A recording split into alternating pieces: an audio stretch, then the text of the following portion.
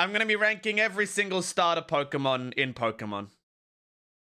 Now, this is a very contentious list. You'll be surprised how annoyed you will get. Alright, and we're going to play... What's a game with a good soundtrack? What's a game that I've played with a good soundtrack that I can just play in the background? Does anyone know? Does anyone have a good Mugenics? Yeah, it's good. It's good. Mugenics is solid, but I'm worried it's going to go into... Celeste is good. Celeste OST. Celeste will be perfect. Okay, I need to play it on a channel that isn't going to play copyrighted music. That is not the Celeste soundtrack. Alright, there we go. There we go.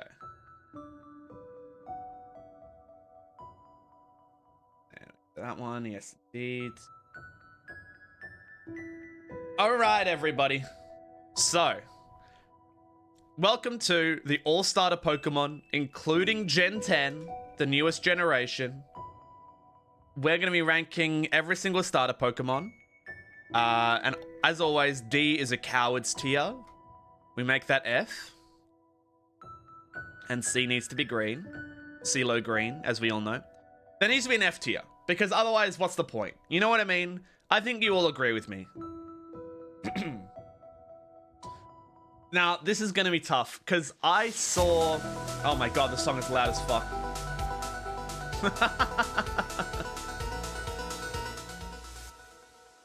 Let's turn this one down, shall we? Umi, you were too late. You were too late. Alright. So, now the Clips channel can start. So, welcome everybody. We're doing a tier list today of all starter Pokemon. You will get annoyed at me because I'm gonna disagree with you guys. Okay, I've got some contentious ideas about Pokemon. Let's turn that down even more. There we go. Okay, so first of all, Bulbasaur. Now, I like the Gen 1 starters. I think they're so close to being really cool. I will say, Bulbasaur is A tier. He's a cool little guy. He's a funky little guy. I'm not a big, like, dinosaur fan. I'm not like super big on dinosaurs. But he's a fun little guy, and I watched the show when I was a kid. He was a fun little guy. He was a cool guy. Now Charmander. I will say that Charmander, as in pure design ideas, normally I would put in B tier. But in the Pokemon anime, when I was a kid, when he's like crying in the rain and like his fire's about to go out, that shit made me tear up, man. That made me tear up. And it's like, man, don't die, little Charmander. Don't die. Keep your tail away from the rain or else you'll die. And it's like scary. So I'm putting him in A tier because of that emotional connection. Now, I'm also gonna put Squirtle in A tier. Dude, remember how incredible the second Pokemon movie is?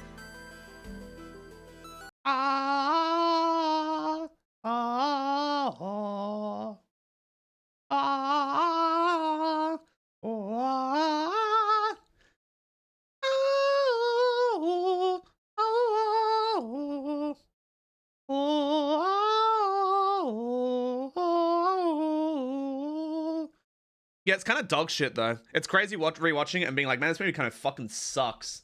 But God, the Lugia song is good.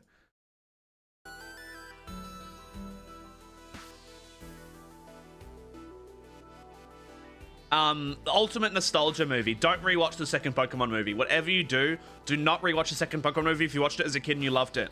Keep that memory in your heart.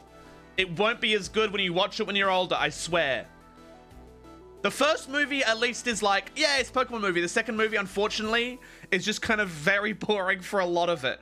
The first movie has some fun bits in it, and I can see you really liking it even on rewatch. But the second movie is just a little bit too boring until the song. Just rewatch the song on YouTube, okay? Just rewatch the song on YouTube. I really want to rewatch the third Pokemon movie this year. Jay Walker, can we please watch the third Pokemon movie? It won't be as bad as the second one, I swear it. It has Entei. Okay, now into Gen 2, everybody. Gen 2 is where things get funky. If we watch the Digimon movie first, okay, agreed. Okay, guys, I gotta ask you something.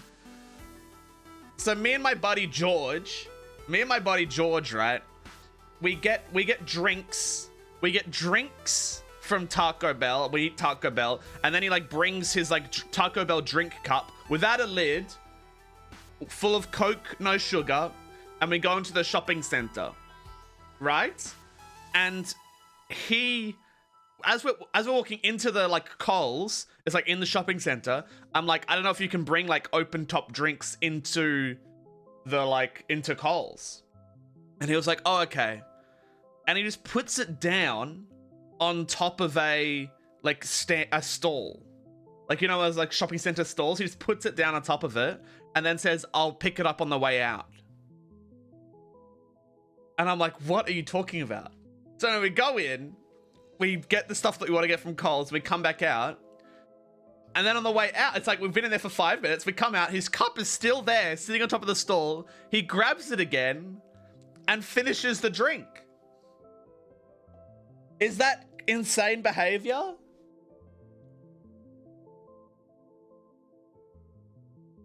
Now, a bird was shit. No, well, it was inside. It was inside a shopping center. So, like, that was good.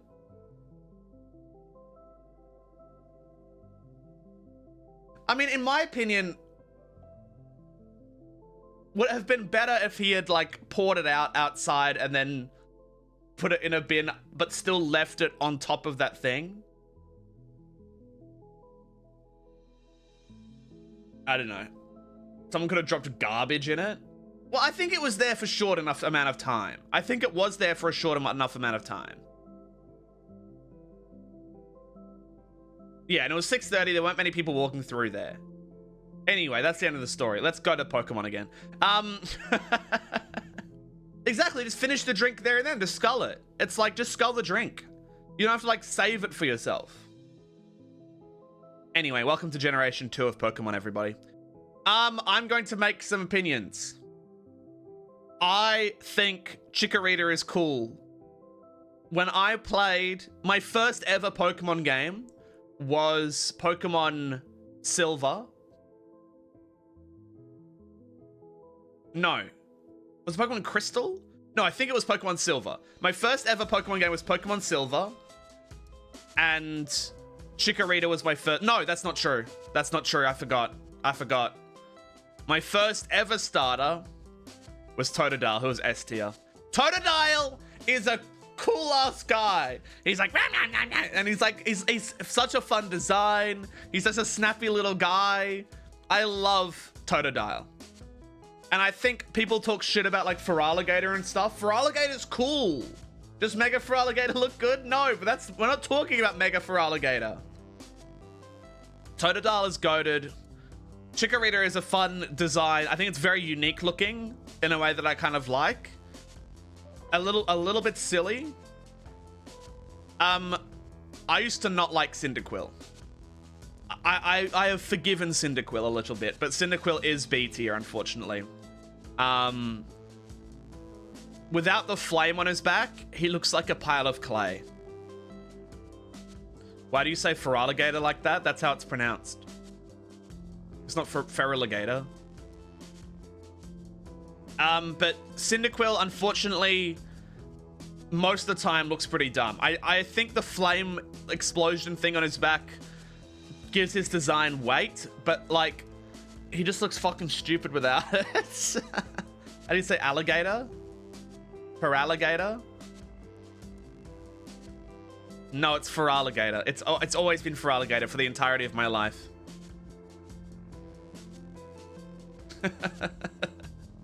And also after all that, after the lore came out about Typhlosion, I just don't know if I can trust this guy anymore. I've never been a fan of him. I've just never been a fan of Cyndaquil. To be honest, I've never really been a fan of fire types. I think most of the time the fire types aren't that good. Now I will say, my boy Trico, easy S tier. I've never played Pokemon Emerald, but I like or any of that generation. I've never played Generation 3. But Trico is cool as hell. And also, like, his evolved forms, like Goragle and stuff, look so cool. They're like funky guys that jump between the trees. And awesome stuff. Like, he's just the coolest guy ever. He's the coolest guy ever. He's like a cool, it's like, he's the guy who has like a piece of straw in his mouth and a cowboy hat. He's so epic. He's the most epic guy ever. So he has to go in S tier. Torchic is lame. Torchic's lame. Torchic's lame. What else do I even say about this guy? Yeah, he's a little chicken. Who cares? Blaziken looks like a little bit cooler, but the first part of the line, so bland. So dull. He's cute? Yeah, he's cute. He doesn't look like a Pokemon at all. He's boring. He's boring. They actually it's like they actually started doing character design when they made Combusken, and then they're like, oh, this is what it should look like. That's just a guy, chill out. He's a war criminal. Listen. He belongs here. He's not the worst. He could be worse, but he's boring. And that's the biggest sin a Pokemon can do. Mudkip. I think Mudkip has easily, like, the internet completely sold Mudkip. Mudkip became Mudkip because of the internet.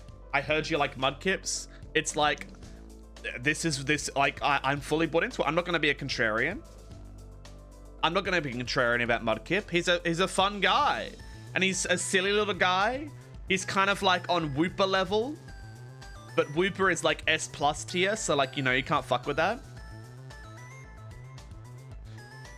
I love Mudkips. I heard you like Mudkips. And it's like, what else do I even want to say about it? There's a billion memes about why Mudkip is awesome. Let's be real. Now, Gen 4 is my first gen after, because I never finished Pokemon Silver on my dad's, I played Pokemon Silver on an emulator on my dad's laptop, and I never finished it. I didn't get super far. No, I did. I got really far. Did I finish it? Maybe I did. Because I remember the ice caves. I don't know, maybe. But Gen 4 was my first, like, I have a brain and I'm playing Pokemon. Because I got a DS and I got Pokemon Pearl and it was awesome. Now, my first playthrough of Pokemon Pearl, my starter Pokemon was Turtwig. He's not S tier.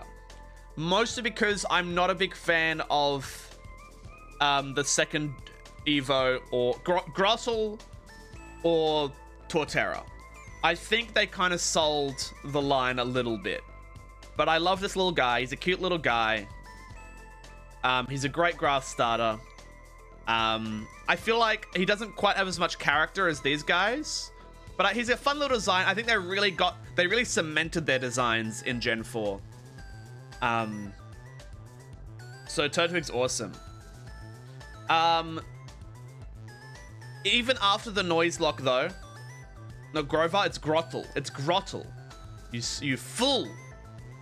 I like Piplup. I think Piplup has the best name. If Piplup didn't have the name Piplup and it was a worse name, this would be a lower tier. But I'm also going to put Piplup in A tier. Ee-oo-ah. Ee-oo-ah. Cute little guy. Ee-oo-ah. It's like that. What a lovely sound. What a lovely sound. I love Ee-oo-ah. Very cute. I to be honest, I think from memory, Piplup was like the fan favorite when the games were released. Everyone was like, "Oh, Piplup's the cute one. I'm gonna get Piplup." You know what I mean? So it makes sense. Fuck this guy. I don't know where to put it. You know what? The noise lock somewhat redeemed him. I will put. No, what is it? No, that's... What was your name? I don't even remember what your name was. Ooh, eek! That was it. Ooh, eek! Ooh, eek, this is the Throat Destroyer. Although I would say that Infernape is the Throat Destroyer. But I don't really like the monkey. He's grown on me because of the noise lock.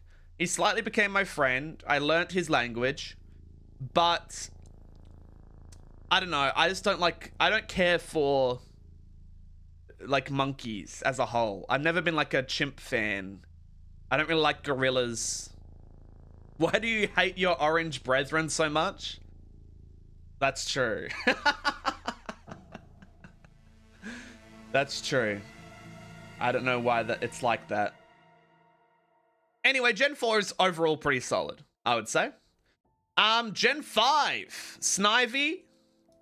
Honestly, I'm not a big fan of Servine Superior. Snivy, S tier. What a goated design. What a fun guy. What a cool, smug, cool-looking guy. I hate that they took away his arms and legs.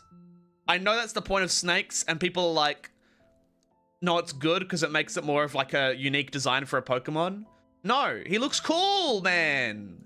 It's like he's got a cool collar jacket on. His eyes are big and cartoony. He looks so cool, like he struts around, man. But even though the future evolutions aren't that cool, Snivy just prevails, man. Just one of the coolest starter designs, in my opinion. I don't really care for Tepig. I like the, I want to say, like a bit of a fan base, like a cult following has arrived for Tepig. But he just does nothing for me. It was very funny that they added him to Pokemon Legends ZA as one of the starters. I don't know. I don't care for pigs. I'm not a big pig guy. Snivy just has a cool design. This guy's just like, I'm a character. And this may piss you off. This little otter guy is washed. He's boring. He's got no character. He's just holding a little shell. I don't care for him. No, actually, he's not C tier. He's B tier. He's basically the same as Tepig. I don't really care for him. He's not terrible. He's at least got ideas behind him. But Oshawott, I don't even remember his evolutions. Horrible Oshawott opinion. I'm unsubscribing. Thank you for the 7-month suck freak. Oshawott's just like a little bit mid. Like, I just feel nothing for Oshawott. So that's Gen 5. Duot and Samurai are awesome. No, they're terrible. Oh my god, I just remembered. You told me their names. They're terrible. Duot is okay. I like Duot. Samurott? Terrible. Terrible Pokemon. Terrible design. I hate Samurott. Let's make a real opinion. First ever SF tier. Chespin is dumb. Gun him down in the street. Gun Chespin down in the street. Fucking Nepo baby Pokemon. Chespin just sucks. I don't know what it is about him. He just looks stupid. He just doesn't work. I don't know what it is. It's like Uncanny Valley. It's like you look at him. Stormy, thank you for the 13 months. Unfollowing for this god-awful Samurott take. No, Samurott's bad. Chespin fun. Yeah, all the Evos for Chespin are bad. It's just all bad. I don't know how they did it. It's just all bad. Gen 6 is a weak generation, man. It's a weak generation. Let's go to this is Gen 7 now, right? I don't know what fucking numbers is going on. Fennekin's cool. I like the evolutions going into like a kind of character design thing. Like, I like that it's like a little fox and then it's like becomes a witch. And then it's like becomes like a witch mage thing. It's actually, that's like a cool idea for like, instead of just like, oh, what if they get bigger and stronger? It's like, No, they become like a magician. It's like, that's so cool. Have you seen Mega Delphox? I did. I searched it up one time. So I think the evolutions are better. Like, I think Braixen and Delphox would probably be S tier, but Fennekin is just A tier. Just because they haven't really started on the fun, like, witch design yet. Delphox fully embracing the Noita path. Exactly. But there's no Noita to be found in Fennekin. So very cool. I think it's just a good design. Foxes are generally just good, easier to draw. I would say the ears are a bit too big. I think the ears are uncharacteristically big, which is the only reason it might be A tier. Froakie. It's crazy how big Greninja got. Don't you reckon? Greninja, like, I don't know if that's like a industry plant or what. Froakie's okay. I don't hate Froakie. I think Froakie's just fine. I don't really feel anything for Froakie. I think Greninja, again, this whole generation, it's like Froakie becomes a ninja. Sorry. Froakie becomes a ninja, but we don't see that in Froakie's design. You know what I mean? Like, a frog is cool, but he's just kind of like chilling. He's just kind of like chilling, waiting to become his evolutions. So that's my opinion on that. Nothing much else to say. Now,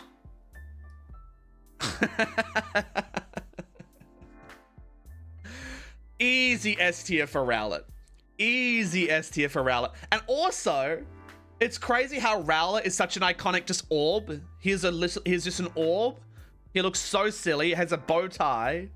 It's awesome as hell. And then you see his evolutions, and his evolutions are like, oh, he starts as an orb and he becomes awesome. He becomes such a cool looking guy. What are his evolutions called again? I can't remember. Decidueye. But the middle evolution I think looks the coolest. I don't remember what the middle evolution is called, but that one looks the coolest for sure. Dartrix? Okay, it's a Dartrix. That's a terrible name. I didn't know that was the name, but it looks sick. And also, what is it? It's like a ghost bird, right? It's like ghost flying or something like that. It's sick as hell. What a cool starter.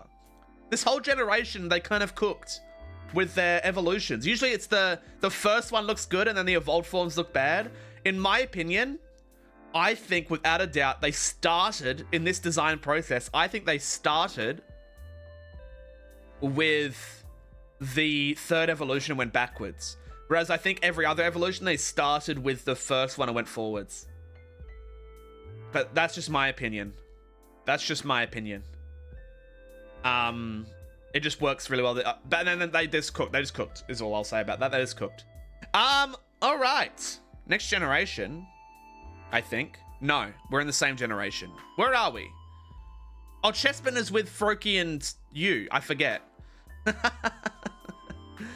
Okay. So we're in Gen 7 now. This cat, Litten. Terrible name. Yeah, we're in a Lola. Litten could have been better. I really want to put Litten in A tier. I really want to put Litten in A tier, but it just doesn't grab me. Why does Litten become bipedal and beefed up? I mean, that's any Pokemon. Why do they do anything? To be fair. But I would say that Litten... I like Incineroar. But not as a starter. And I don't like the Incineroar line. I don't think it works very well. Furry bait? I wouldn't even call it furry bait. Because then I would like it. I think it's just B tier. I don't know. It doesn't do anything for me. You know what I mean? I don't know. It's missing some design element. I don't know what it is. It just doesn't hit. I think it looks fine. Doesn't really work as a starter. Poplio. I don't like your evolutions, buddy. And even though you're a funny seal, I like seals now. I prefer real life seals to Poplio. I hate to say it. I just prefer real life seals to Poplio. Poplio doesn't have seal energy to me. I think he looks too sentient, in my opinion. I think Primarina is silly. Popplio shouldn't look sentient. His eyes have too much life. Popplio should be like one brain cell, and this is not giving one brain cell, and I think that just makes me... I'm not a fan of Popplio, unfortunately. He's a Pokemon? Yeah. Fucked up. I don't know, Popplio is just like... they want him to be liked too much, and it just didn't work for me. I also don't care for the circus vibes anyway. Grookey. I don't know what it is. I don't know what it is about Grookey, guys. I kind of fucking love Grookey. I think his evolutions are terrible, but my god, Grookey's just like a little guy. In the trailer... Okay, hold on. What generation is this? This was for Sword and Shield, right? Was this Sword and Shield? If I go Gen 8 starter trailer, June 8. The reveal trailer. Okay, hold on. When he's just like fucking running around.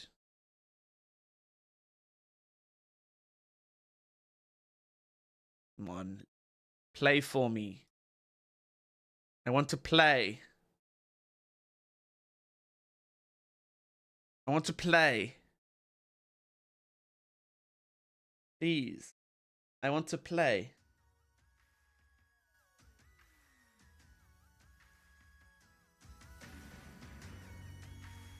I never played this generation, by the way. I never played this generation. But the reveals, okay.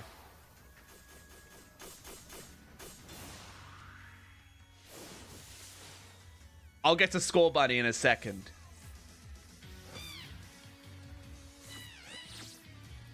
Whoa, he's fire. That's crazy. And then here's Sobble. Again, I'll get to Sobble in a second.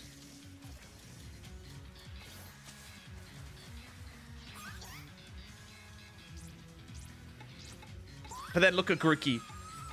Look at Grookey. He's hitting rock. He's hitting rock with a stick. Look at him running around, man. He's jumping around.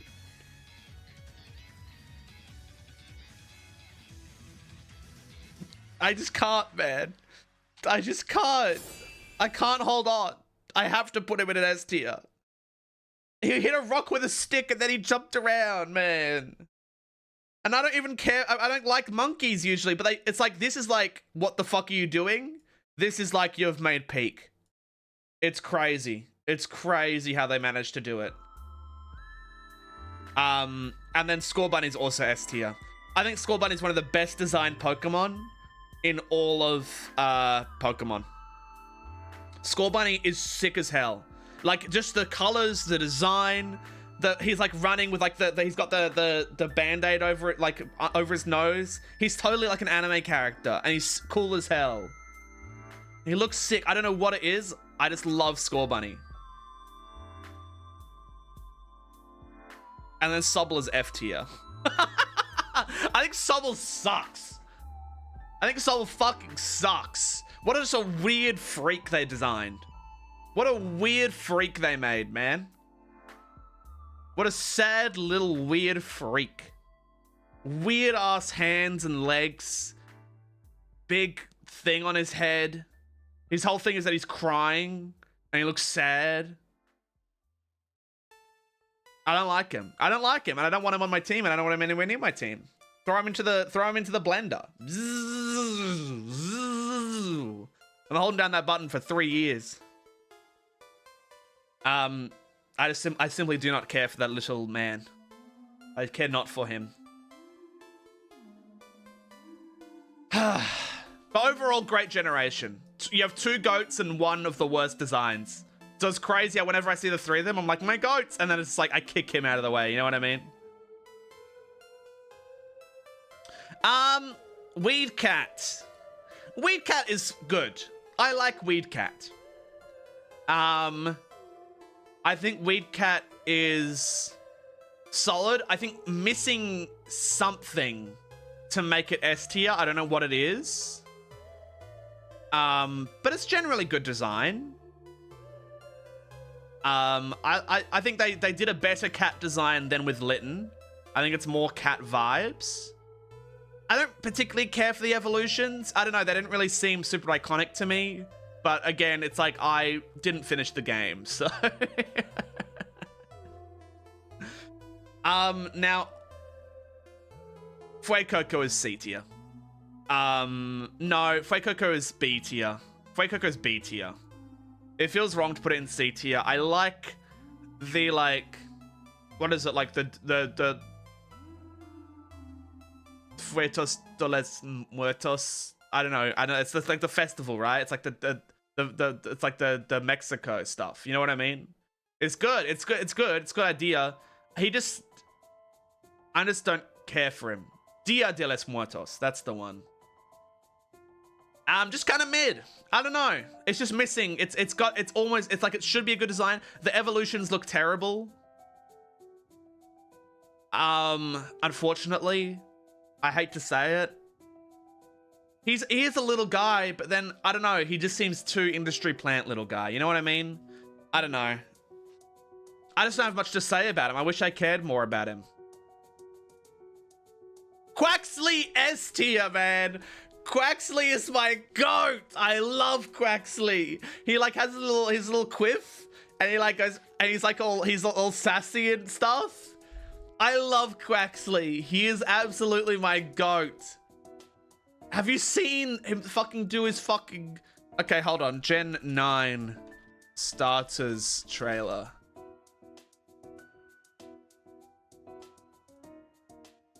Is it gonna be this? So let's do Gen 9 trailer, I guess. Scarlet Violet announcement trailer.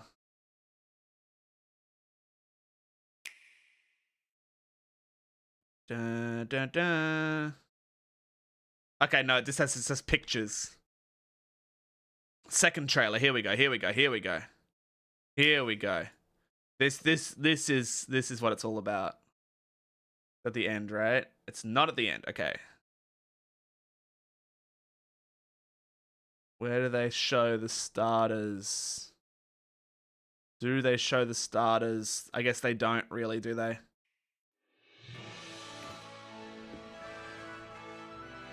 God, this game was bad.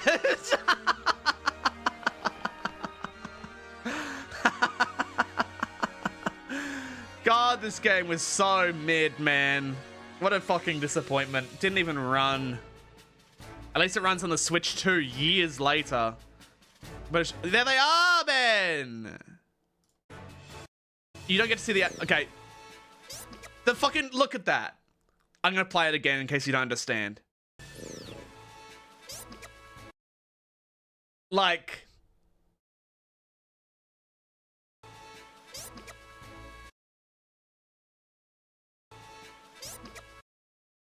The fucking... He like fucking... Oh, it's perfect. It's just perfect in every way. It's just perfect in every way. Keep playing.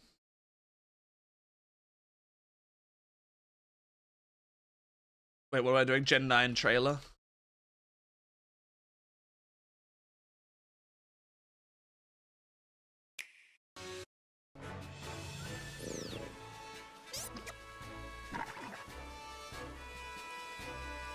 He jumps for orange. He does jump for orange.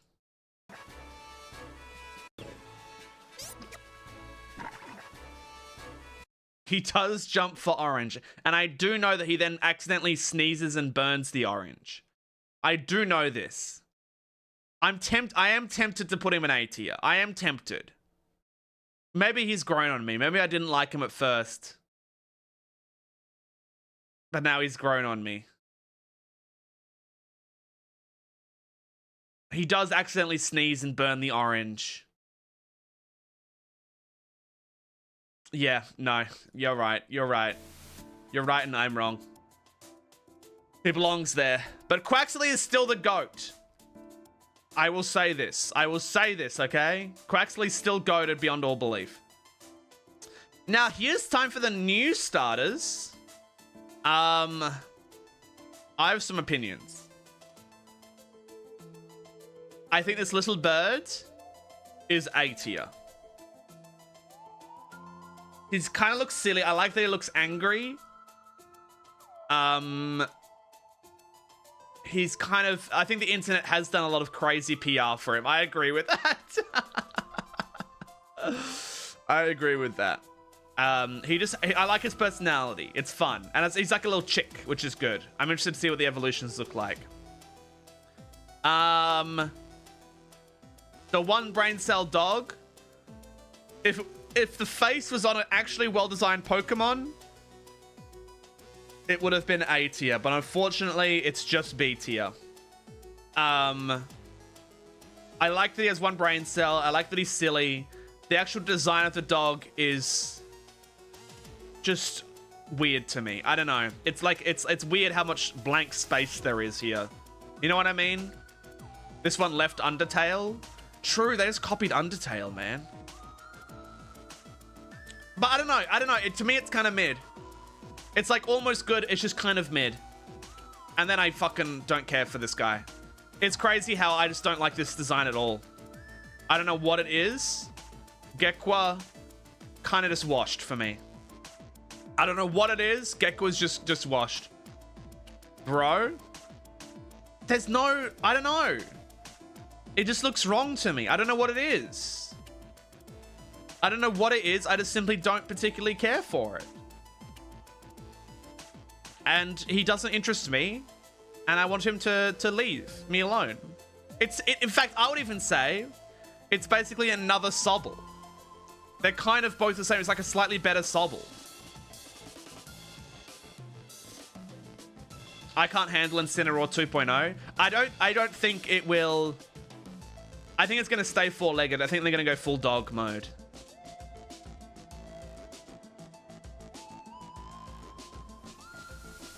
But yeah, guys. This is my official Pokemon starter tier list. Do I want to make any changes now that I've done the other ones?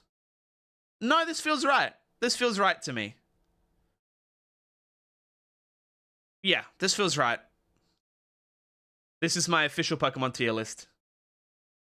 And if you disagree with me, you're wrong.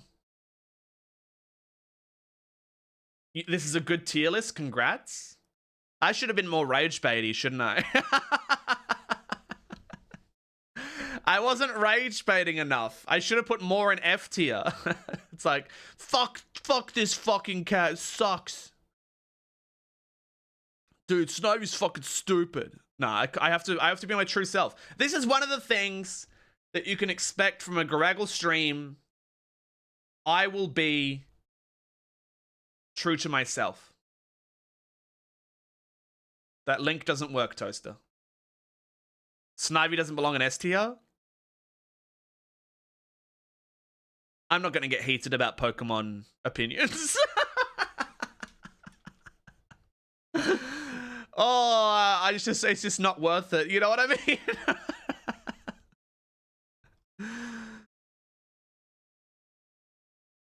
All right, time for a real... And if we're staying on kids' properties, I'm going to be ranking every Pixar film. I'm sure a lot of you here have watched children's films. Movies for children.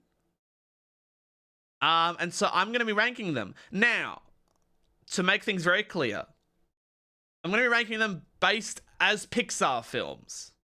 So even though I don't think I've ever given a Pixar film like 5 stars, compared to other Pixar films, one is going to be S tier and one is going to be F tier. You know what I mean? It's like, I'm not saying these quality as films as a whole. I'm saying the quality of these films compared to the other Pixar films and other films of the same kind of genre, okay?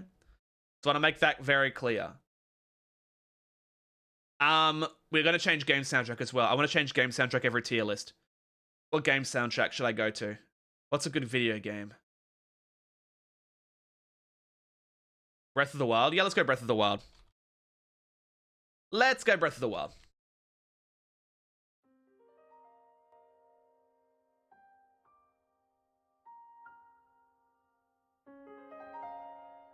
All right. And yeah, it looks like we're going to be going chronologically as well.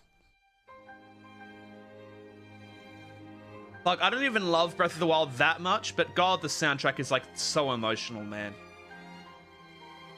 It's so good.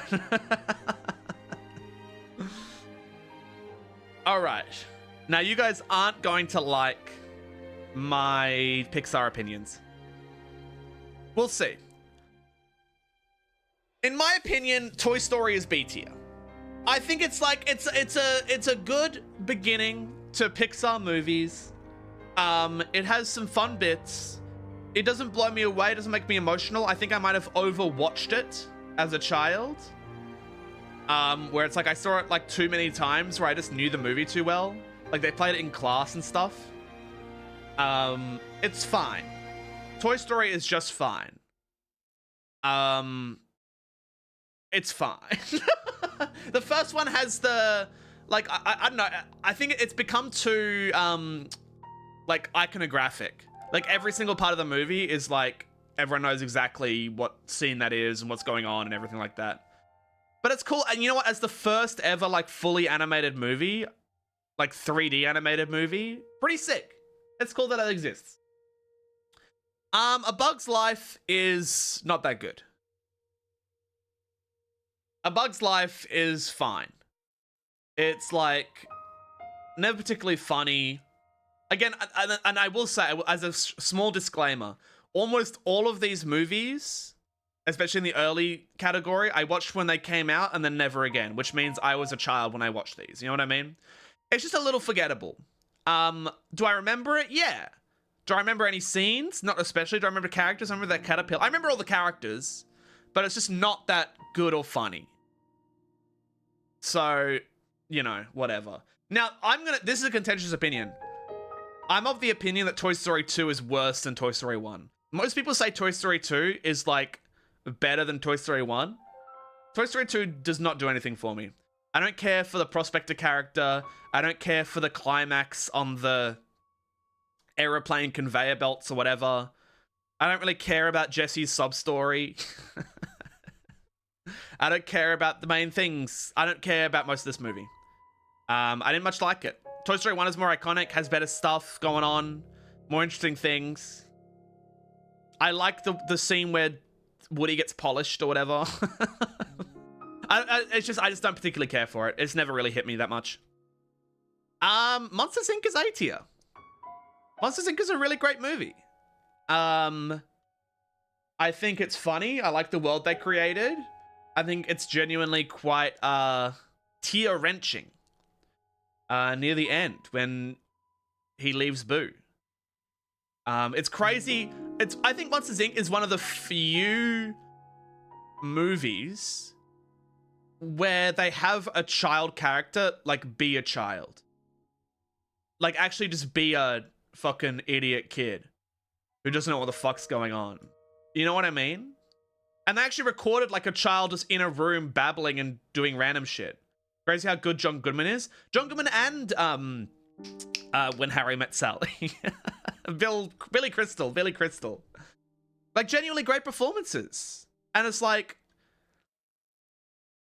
iconic. Like, the thing of, like, oh, I don't, like, I'd rather torture, like, I'll torture, I'll kill 1 million kids before I let this company die. And it's like, you know, introducing children to anti-capitalist ideas. Maybe not anti-capitalist, maybe just anti-child labor, I guess. I don't know what they're doing. But in any case, I think it's really solid. I watched it a lot as a kid. I liked it. They had the bloopers in this movie. I remember the bloopers. And I like this is the era when Pixar had, like, I don't know how to describe it, like the kind of like 60s drawings. I don't know how to describe it, but like the doors and stuff. You know, if you've seen it, you know what I mean. And it's hard for me to explain it. But genuinely pretty good. I think it gets kind of boring in the snow section. I remember every time I watched it as a kid, the snow section with the snowman, I just didn't really care for it. But the rest of the movie is pretty good. Finding Nemo, easy S tier. Finding Nemo is the first Pixar movie, in my opinion, to truly actually capture a melancholic vibe for children. Like the beginning of the movie, the Finding Nemo theme, and when it's like his wife dies, and it's like genuinely quite sad, and like the vastness of the ocean in this movie. It's weird how much they actually managed to capture just like looking out into the deep ocean, and it's so like lonely, and it's like, man, honestly, it's crazy what vibes they capture, and it's funny. Finding Nemo was a funny movie. Like, even though Dory's kind of washed now because she's got overplayed because they made Finding Dory, it's crazy how Finding Nemo just works in every way. Is it perfect? I don't know if it's perfect. Some bits aren't as interesting as others. Some bits aren't as funny as others. I think the My Seagulls got fucking overused as shit when you're on the playground. Holy shit. Fuck those seagulls. They just ruin people. Everyone just be like, oh, it's funny if we go, my. It's like so annoying. Making an annoying sound isn't funny. Okay, you know what's crazy? In my opinion, with comedy, making annoying sound isn't that funny. Making sound that genuinely makes you feel like you're dying, the height of comedy. So going like, my, isn't that funny? But playing world's loudest static ever heard by man is funny. Also, it's Australia. Well, you know, the main characters aren't Australian, but then they go to Sydney. They go to 42 Wallaby Way, Sydney, and it's like, yo, it's Australia. And I felt like, you know, I felt represented on screen. It's solid. And it has vibes to it. They actually managed to have vibes in a kids movie. And I know all of you guys are gonna fucking be like, if I criticize a fucking dogshit kids movie like K-pop Demon Hunters, you know, you go, oh, you just hate animation. You think children's movies are all fucking terrible. And it's like, no. Remember when children's movies had vibes? They still can. And this isn't me saying it was better back in the old days when I was a child. Okay? Because you'll see later on that's not an opinion I hold, even though obviously nostalgia does play a part. You can't help it. But this has vibes. This is melancholy. This is sadness. For real, rather than fucking automatic fucking script processed into the fucking musher. Press it down. Make sure it's exactly the same as every other movie. Okay? So don't get me fucking started. Incredibles is also S tier. The Incredibles is probably one of the few superhero movies to make someone like me who doesn't really care about superheroes be like, fuck, it'd be so cool to be in a superhero family. You know what I mean? And it's like the mystery is really engaging. Incredibles is better than Bird's Mission Impossible movie. I think as a whole, probably yes. But the Burj Khalifa scene, in my opinion, is better than The Incredibles. The Incredibles is goated. Like, you actually feel the mystery. And like that when he's in it's memed to hell because it's good. When he's in the room with the computer and it's going like eliminated, it's going through all the prototypes and all the superheroes that died. It's like, fuck, that's actually like huge. And then the fucking black orbs are terrifying, man. The black orbs are terrifying.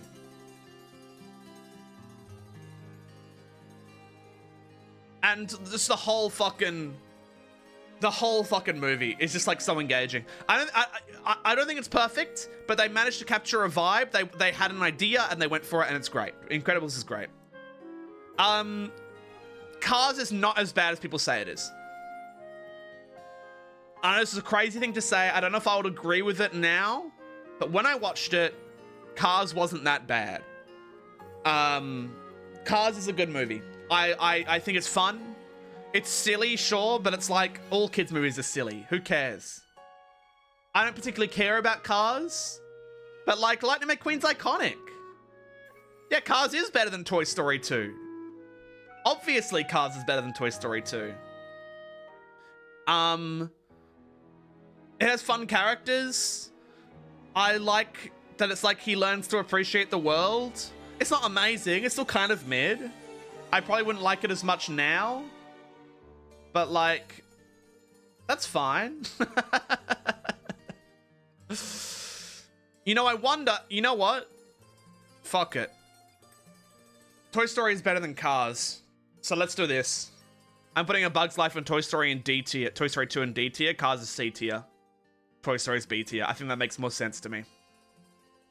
No, because there's some real fucking stinkers, aren't there? I'll just put the stinkers in F tier. Yeah, no, this makes sense to me. This makes sense to me.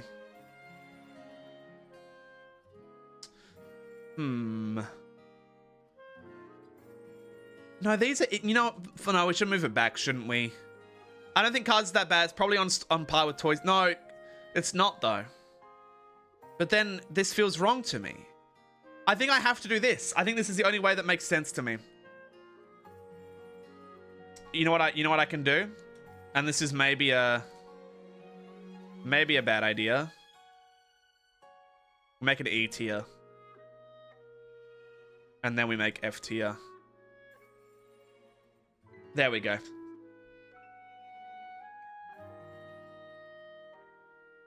This makes more sense to me. It's just, there's too much variance, you know what I mean? There's just too much variance. I need a wider spectrum, in my opinion. Okay.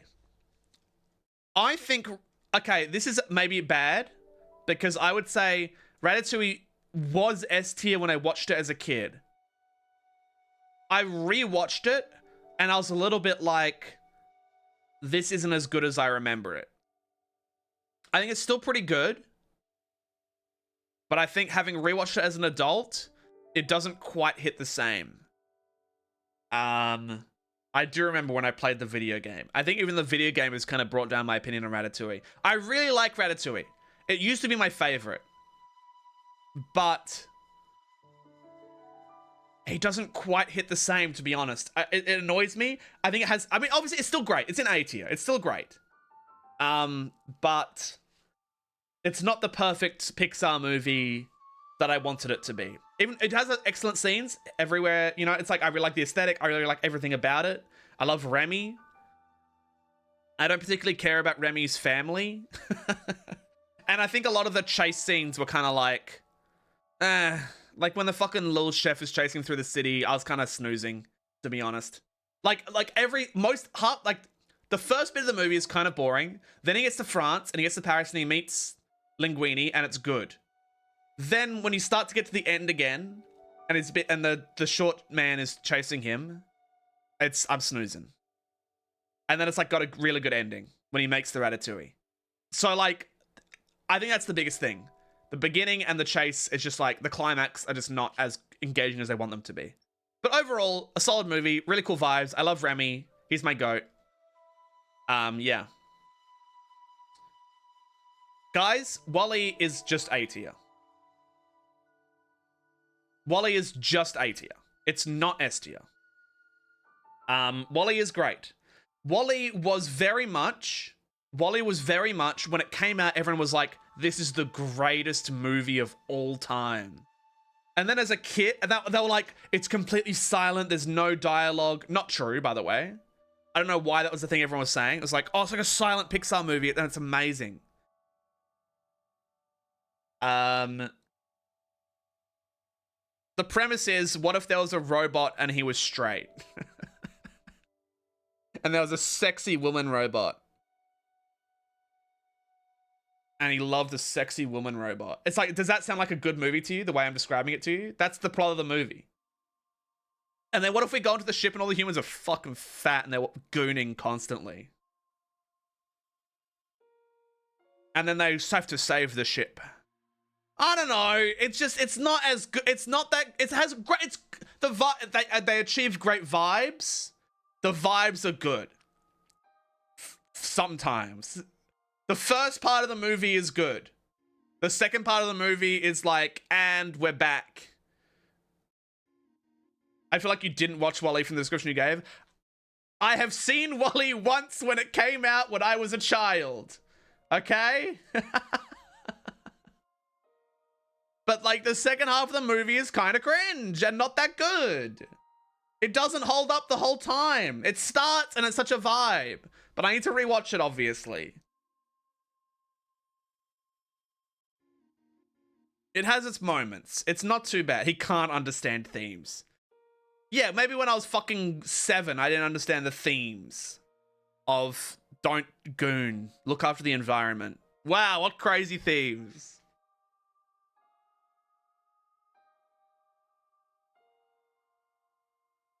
Stop watching The Office, go plant a tree. Understood. It's good, it's still good. It's not like it's a bad movie. It's just not as goated as these two iconic things, okay? Wasn't about the robot being straight, it was about the robot being lonely. I was being facetious for the sake of getting the clips.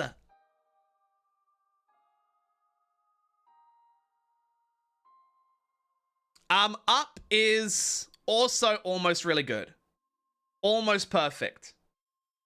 Almost perfect. I know the joke, the first 10 minutes of Up. Obviously really good.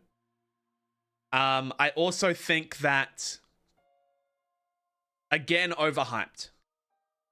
People talk about it. It is quite sad.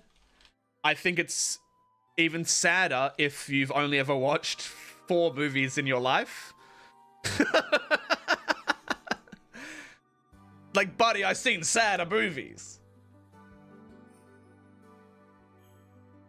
You ever watched fucking Wolf Children? That shit makes me cry. In any case, Up is fun. I like the characters. I think it's a really good movie. Up fans should watch Jerry. True. I would say Up is a fantastic movie.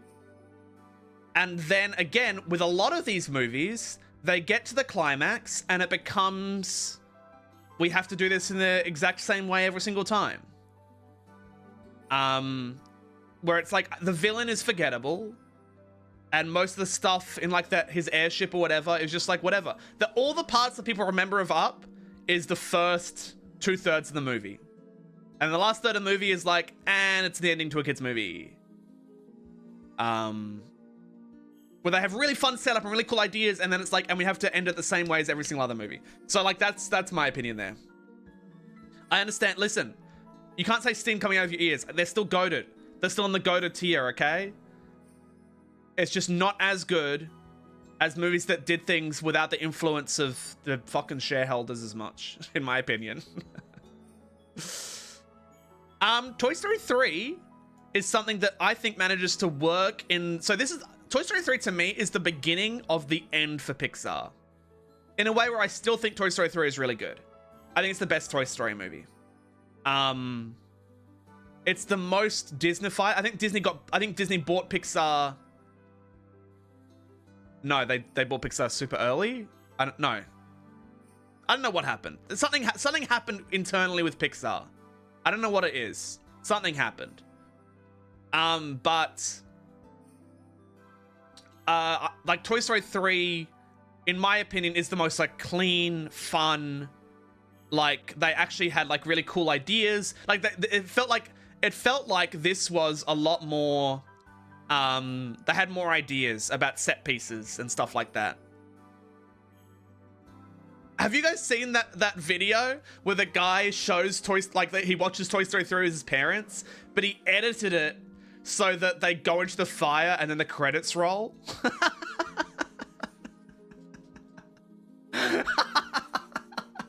It's so good. It's such a good bit where it's like, and then the parents like, what? That can't be how it ends. No. It's too good, man. It's too good. They all hold hands, go into the fire together, and then credits roll. Oh god. But no, I really like this movie. And also, I think I watched it at the perfect time because it's the story of Andy being like, I've grown past these toys. They're not for me anymore, but I can pass them on to the younger generation, which is something that I think the majority of people have not done. They haven't gone, I can move past my childish toys, but I can pass them on and still bring joy to others. Instead, they're like, no, I have to have my toys forever. And no one learned a thing from this movie. They're like, we have to make another Star Wars movie. We need more Star Wars movies, please.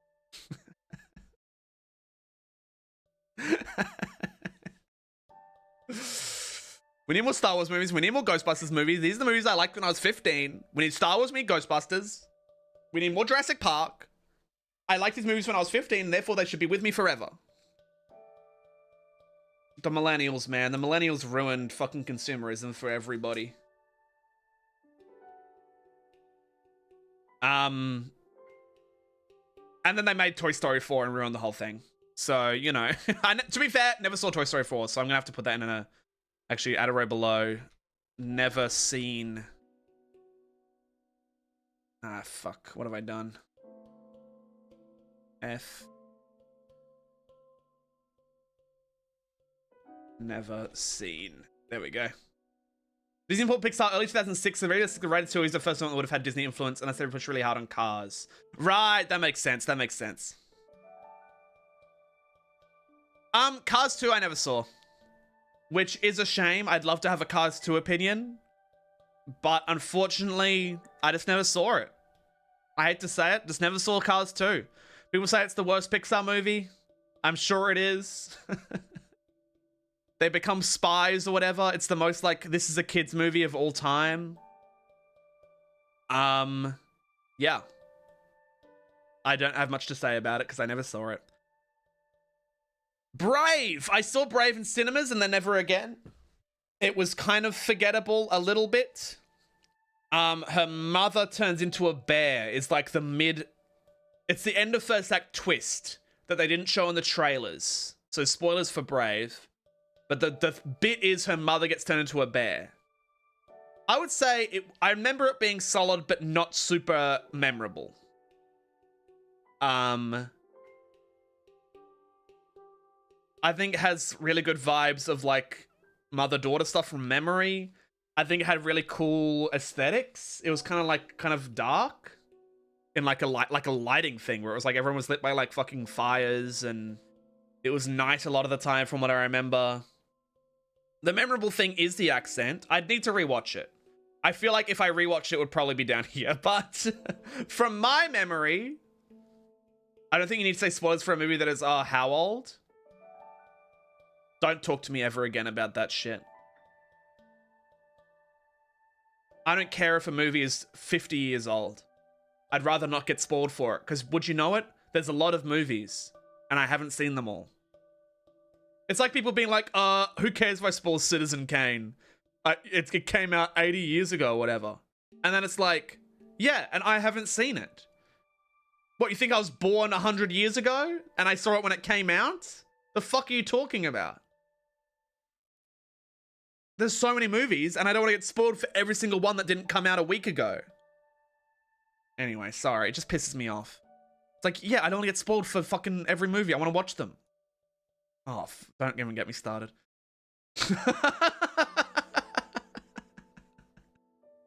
There's so many movies. I don't want to watch them all. And then people will just be like, oh, but it came out a while ago. Who cares? Is spoiling it a part of the conversation? Then I'll move away from the conversation. Otherwise, don't spoil it. Monsters University fucking sucks. Boring movie. My God, what a disappointment. My God, what a disappointing movie. It has like 2 funny jokes. One of the jokes is like the mum drops them off and then she winds up the window and then it like plays heavy death metal and it's like, oh, it's funny, she's listening to death metal. And then the other one is like the guy who's slow and then he gets to school but it's already over or whatever. Wow, it's funny. The rest is just fucking dog shit. Atrocious movie. The most boring, it's like this was the end of Pixar. This is the end of Pixar. This is where everything fucking falls apart. God, Monsters University is such a boring fucking movie. Oh, I hate it. I was snoozing the whole damn time, man. I'm never spending a sub on you ever. Watch any of these, Justice. Watch one of these. These are the good ones. You don't have to live with this. And then, so Monsters University came out and Pixar were like, oh, we really fucked up on that one. We really fucked up on this. The worst movie, one of the worst movies ever made. Let's make something solid. Let's make something good.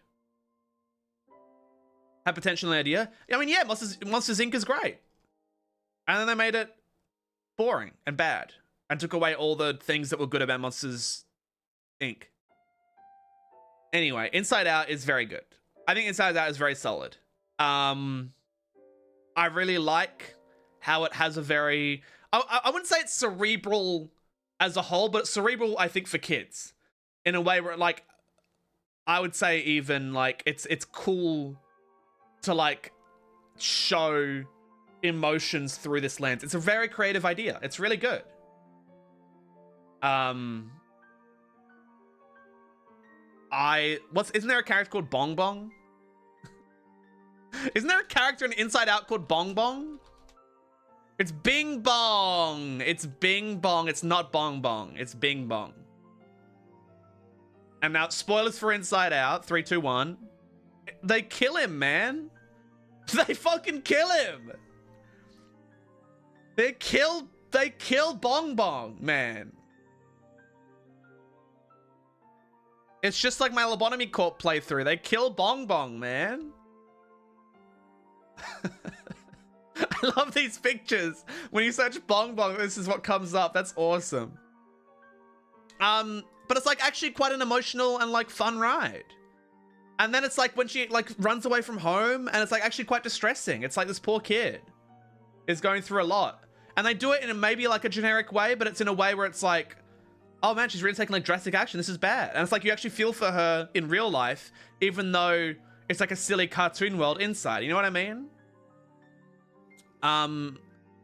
It's really cool that they, and then it's like funny at the end when we see inside the parents' heads and stuff.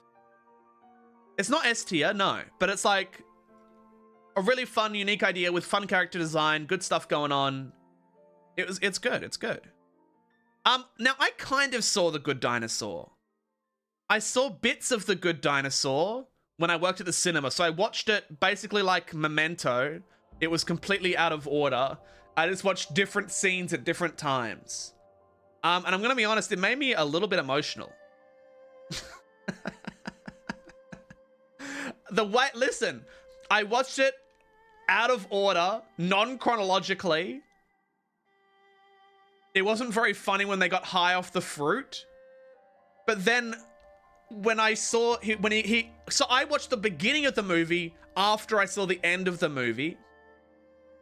And the end of the movie, I was like, oh yeah, this makes sense, he's coming home. Then I watched the beginning of the movie and it's like, oh, these characters are his parents. And then I saw the end again and I was like, fuck, he's coming home to his parents. So if I watched the movie in full, I'd probably fucking hate it.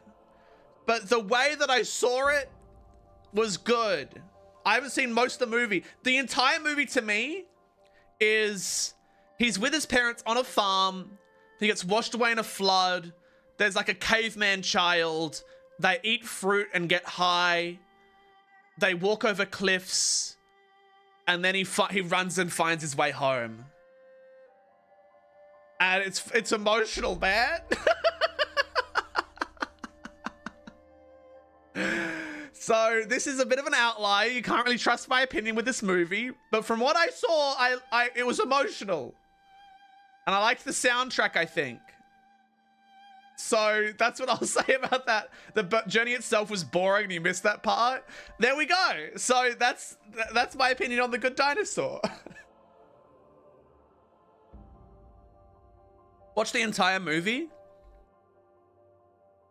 I'd rather get hit by a train of fun playing video games. Finding Dory is E tier. Not quite as bad as Monsters University, but that has completely lost the vibes of Finding Nemo. No, actually, it's D tier. No, it's D tier. I liked the octopus character. I very much liked the octopus character. He was fun. Almost the entire rest of the movie is boring, unfortunately. They lost the melancholic magic that came with Finding Nemo, and they turned it into, I would say, kind of slop. The ending is kind of fun. I like when they're driving the car. But most of the movie is just like, I don't care about this at all. It's like I zoned out during it. It's the ultimate zone out movie. You zone out, and then you come back into reality and you're disassociating for a while, and then it's like Dory says like a funny thing and you're like and then you go back into the haze. Yeah, Finding Dory is bad. It's just mid, I would say. It's a bad to mid kids movie. It could have been so much better, but at this point they'd kind of lost the exact kind of magic that made Finding Nemo so special. Cars 3 I did watch. From memory, I remember how the trailer went so hard. Remember how hard that trailer went? And then the movie was just like, it was a Cars movie. Like, oh my god, he fucking crashes and dies. It has a good character arc to it. It's nothing special, though. Is it better or worse than the first Cars? Honestly, I remember the first Cars more.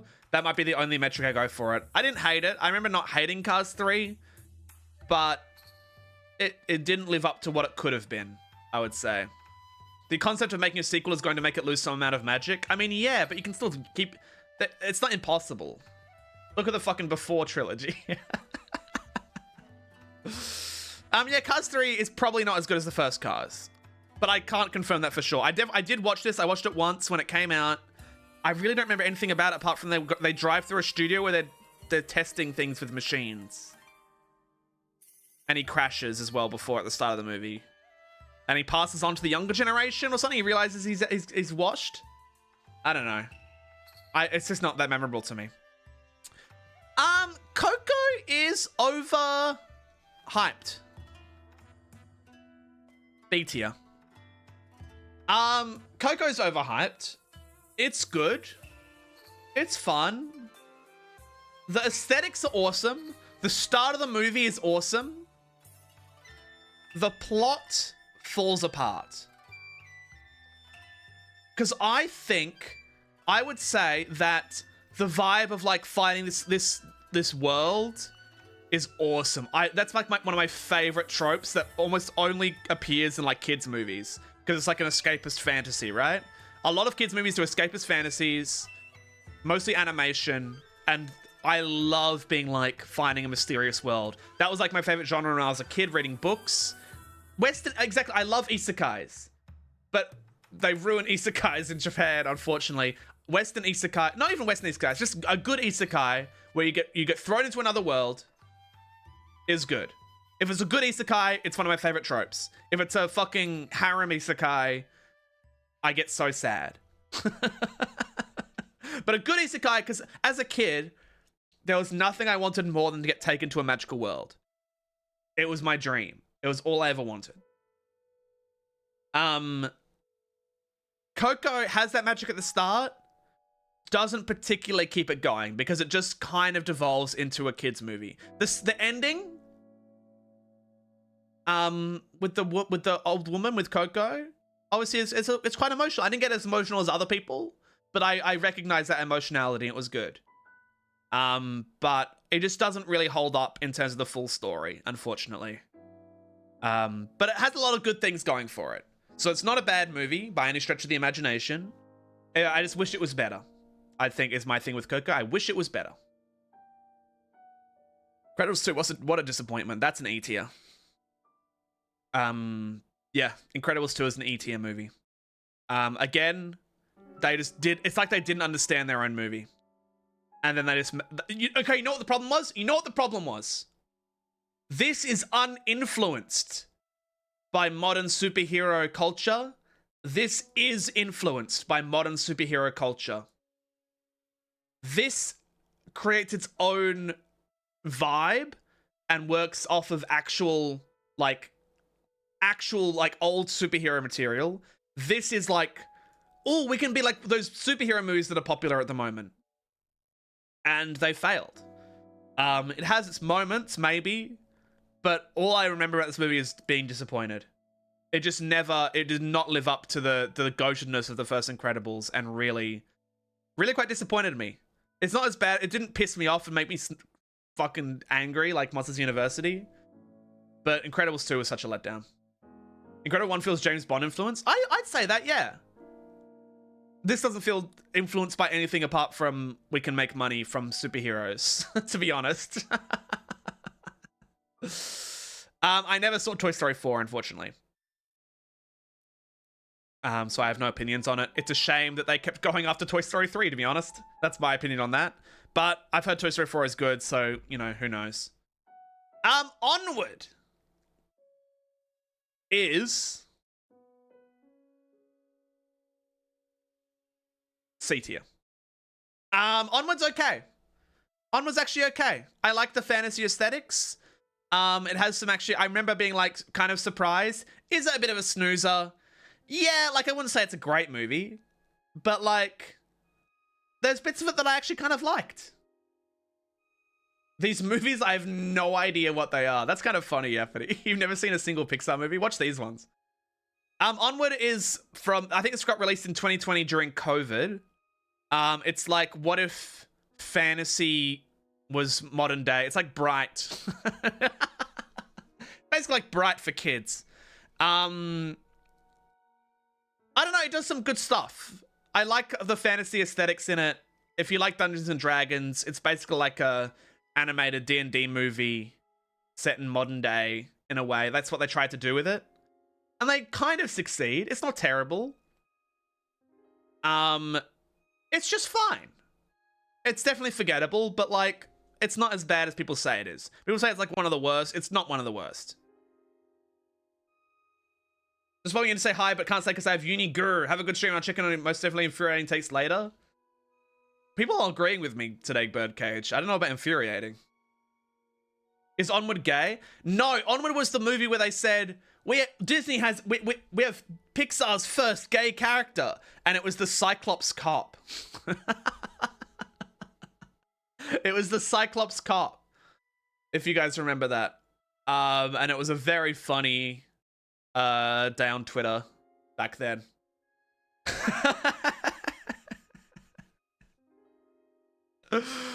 I never saw Soul. I wanted to watch it, but I just never saw it. So I don't have any opinion on Soul. I heard it was good, but not as good as it could have been, but still like a solid Pixar movie. Guys, now here's where I'm gonna go big mode. Luca is A tier. I think Luca's great. People just kind of like they say all modern Pixar is bad. I think Luca was great. Luca made me tear up. I loved the story. I loved a lot of the visual gags. Loved the animation. And it just felt like very like this was the melancholic Pixar that I had missed. Like it's crazy how like kind of melancholic and like kind of lonely it is. And it's Italian, which is sick. But no, this was actually quite an emotional movie. Like it's crazy how it's like they almost went into Pixar pastiche. But even Pixar pastiche is better than trying to be something you're not.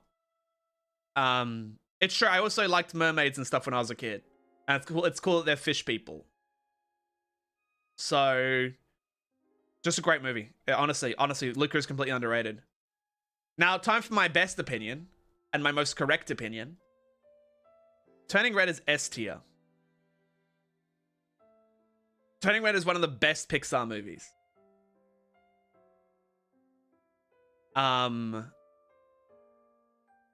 It's goated.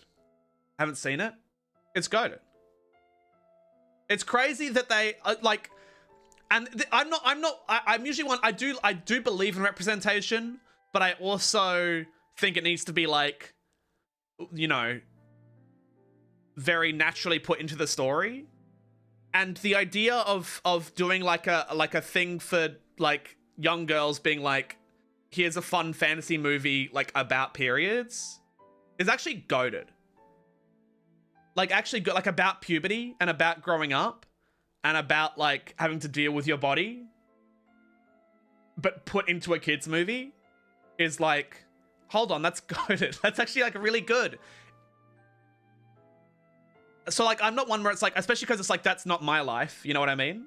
But it's like they basically use, oh, what if you randomly turned into a big red panda as like as basically an allegory for going through puberty. Because also it's like she turns the big panda and then she's like, oh, and I have a crush on this guy, and she goes outside the guy's house, the guy's workplace, and she's like, awooga, awooga. But then it's also like her mother is very like repressing, and I don't even know, I don't know how to speak. Very like repressing, and it's like, no, you're not allowed to like boys. You have to stay a child forever. And then it's like because she also used to turn into a panda when she was a kid. Spoilers. And it's like, yeah, because they all went through puberty, and it's like she's forgetting that it's like she went through these emotions as well. It's actually good. Like, it's like thematic power of it is really good. And it's also a really funny movie because instead of it being like, oh no, this is such a problem, she starts like fucking doing it for money. She's at school being like, hold on, I can profit off of this so we can go to the concert for this boy band. It's good, man. It goes in funny directions. The characters are great. The themes are great. It's emotional with like the mother and everything. It's a goated Pixar movie, and it was so maligned, especially online, because it's like, it's fucking annoying people being like, oh, I don't relate to women, so I don't like this movie. That you haven't cared about relating to any other Pixar movie, but suddenly it's about a girl and a girl's experiences, and you're like, actually, I don't really care for it. You know, you don't have to relate to, like, appreciate good themes and good writing and funny humor, okay? Anyway. Pissed me off, man. Pisses me off. It was funny when that one guy was like, how come this is set in 2002 and yet there's no mention of 9/11? That had a big cultural impact. And also, for anyone in Canada, it's set in Toronto, I'm pretty sure. So it's Canadian as well. I never saw Lightyear. I didn't care for it. I didn't see Elemental. I didn't care for it. Obviously, if I'd seen it, just for the sake of Claude, I would have put it in S tier, but you know, I haven't seen it, so no opinions on Claude. Inside Out 2 is E tier. Inside Out 2 is bad. I watched it on the plane. It's got the sequel problem of what if we made the first movie, but we made it more like fun and like, oh, what if this happens? And it's like the most boring plot of all time. And I don't know, it just is bad. I like the inclusion of the character, like the anxious character, but it's like, instead of being like a sad story about a young girl who runs away from home, it's a sad story about a girl who fucking cheats at hockey or something and has panic attacks. And it's like, it goes from like sad to just like, this is the most generic thing of all time.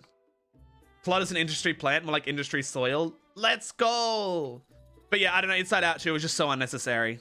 They just wanted to capitalize off of Inside Out 1, and then they made a boring-ass kids movie. That kind of sucks. So that's my opinion of that. And then I never saw Elio either. So I have no opinion on Elio. But yeah, guys. See? Now, who's saying I'm rage baiting now? This is a true and real tier list of Pixar movies.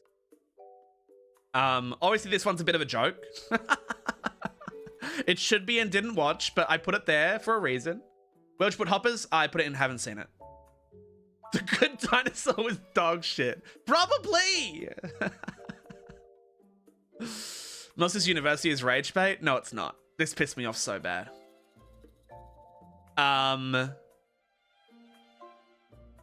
Yeah, this is a solid tier list. This is a solid tier list, man. You gotta watch Hoppers. I just rather watch something else that's made for adults.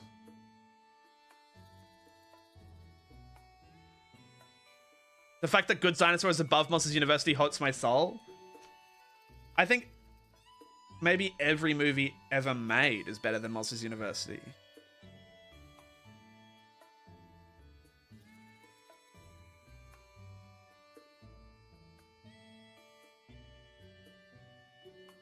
Wall-E is not as good as you all think it is. Watch it again. No, don't watch it again because you'll just say it's good.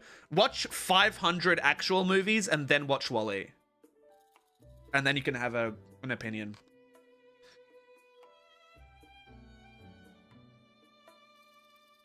But yeah, guys, this is true and real. Watch Turning Red. Turning Red underrated. Watch it.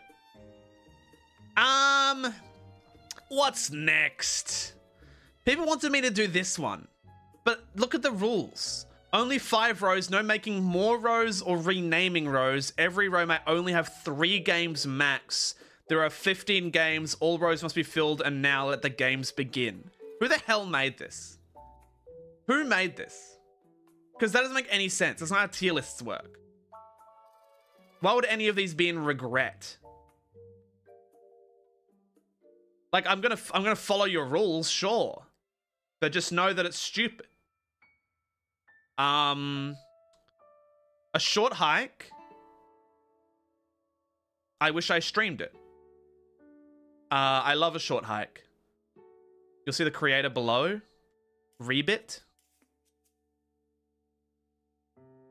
I wish I streamed a short hike. This game is a short game. It's a beautiful game. It made me cry at the end. Like, unexpectedly cry. I probably, you know what? I probably wouldn't have cried on stream, to be honest. I think it was because it was a very personal experience before I started streaming. It just made me emotional. But I probably wouldn't have cried at it now. Wall-E is like one of the only Pixar movies with actual cinematography in it. Sophocles, watch a movie. I'm on my hands and knees begging.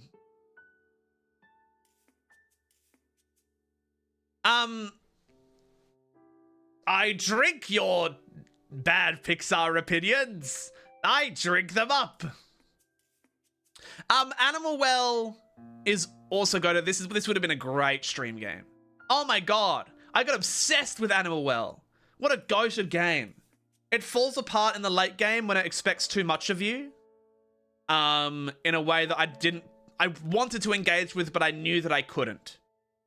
And so I had to start, like, basically just giving up and watching other people play it. But the actual, the experience of playing it and figuring stuff out and learning things, oh, what a joy. What an absolute joy. I just wish there wasn't puzzles that needed other people. I mean, slight spoilers, but there's puzzles that need other people for, or you just look it up online. And then there's some puzzles that are just, like, so impossible you're never going to get it. And it was made for a community to make, which I don't really like that being in games. I want to be able to solve everything myself. I don't want to, like, join a community to figure out the secrets. You know what I mean?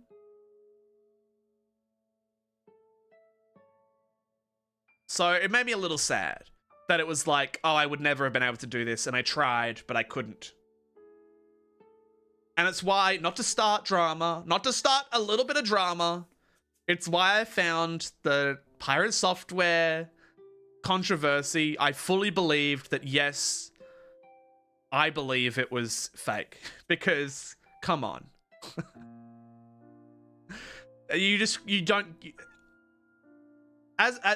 I'm a genius. I'm a living genius.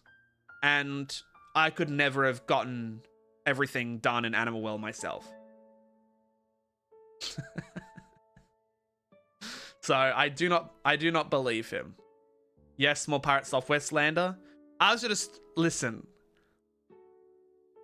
I don't really care about the roaching thing. I don't care about MMOs at all. It's just, in my opinion, if I've obviously, okay. If we're talking about this, you know, I've played Noita. I have been accused before of, you know, looking things up beforehand. But it's like, it's so much more complicated than just looking things up beforehand, which I didn't do, first of all. It's like, I've got a chat that, like, even if they don't directly spoil me, I would say generally have reading comprehension. And if I'm like, I wonder if I can go past this wall, and then the chat is full of smiley faces, it's either funny that I can't go through this wall, or I definitely can go through this wall. You know what I mean? So it's like, obviously I can't have a fully blind playthrough of something if there's a chat telling me things, any information at all. And it's like, yeah, you can call that like a non-blind playthrough, but then, okay, your ultimate blind playthrough is someone who recorded it and didn't stream it. And that's not what I am doing right now. I'm sorry that I'm streaming and not just recording it with no chat. That's my bad. I don't know. This is what I love about Oliver. He just doesn't read chat, does he? But I like reading chat and I like engaging with you guys. That's one of the reasons that I like streaming. So that's my opinion. In any case, it's very obvious to me, at least, that Pirate Software definitely looked things up. But in my opinion, if I looked things up for a game, I would probably be truthful about it. I think it's better if you get, even if I like look things up without telling you guys. If someone asked me, "Hey, did you look this up?" I would be like, yes, because in my opinion, the important thing isn't making yourself look like the smartest person ever. It's making something entertaining for an audience. This is an entertainment job. So it's like, I'll say, you know, oh, chat basically told me this, and then I pretended to not know. You know what I mean? That's happened a lot of times, where I've seen something in the chat that's basically spoiled it for me, and instead of calling them out and putting the show to a halt, I would much rather pretend that I didn't see it and then keep it as an entertaining stream. So it makes sense what Pirate Software did, because it's like, you don't want to halt the stream being like, I don't know what to do here and I'm just stuck and this sucks. It makes sense to look something up to get past it for the sake of entertainment. But the fact that it became such a big thing and he didn't just go, yeah, I did it because I want to be entertaining. You know what I mean? I don't know. It's just crazy to me. If you're called out to that extent, just be like, yeah, I'm entertainer. I cheat to make things entertaining. I think that's perfectly reasonable. As long as you're truthful about it when called out. Thanks for the hydrate. I actually don't have my water here, so I have to BRB. Just pretend I'm thinking really deeply about her story, okay? I'll be back in a sec.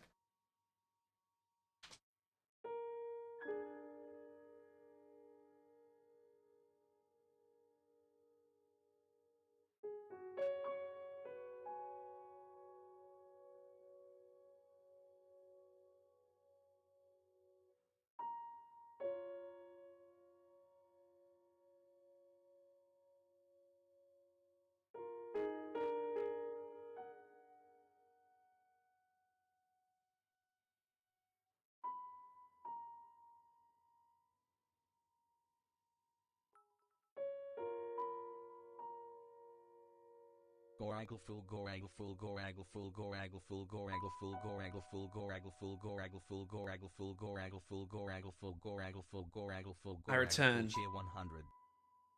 Thank you. Thank you, Brick, for the 100 bits. I'm not a fool. I'm not a fool. I need to make another bit reward, actually.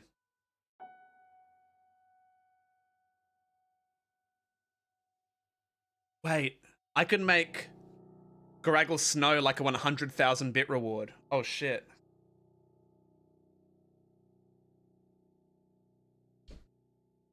All right, we're back. Her story. Her story is good. I really like her story. I think it was a great time. The fact that I can only put 3 in each category, I would put it here. I don't think it would be a fun stream game. Maybe it would. It's a great game. If you haven't played Her Story, I highly recommend it. To be honest, I think Immortality is better than Her Story, but Immortality takes a while to really get it understood. Really wish I could see your playthrough too. Me too. It's one of those games that I wish I had streamed it. It's so good. It's so fucking good. Would have been a great stream game for sure. If His Story is good, so good, why is there no serial? They should do a remake of this game with a man. But Immortality is just Her Story, but better. So I'm gonna put this in It Was a Game. Hollow Knight. I played Silksong.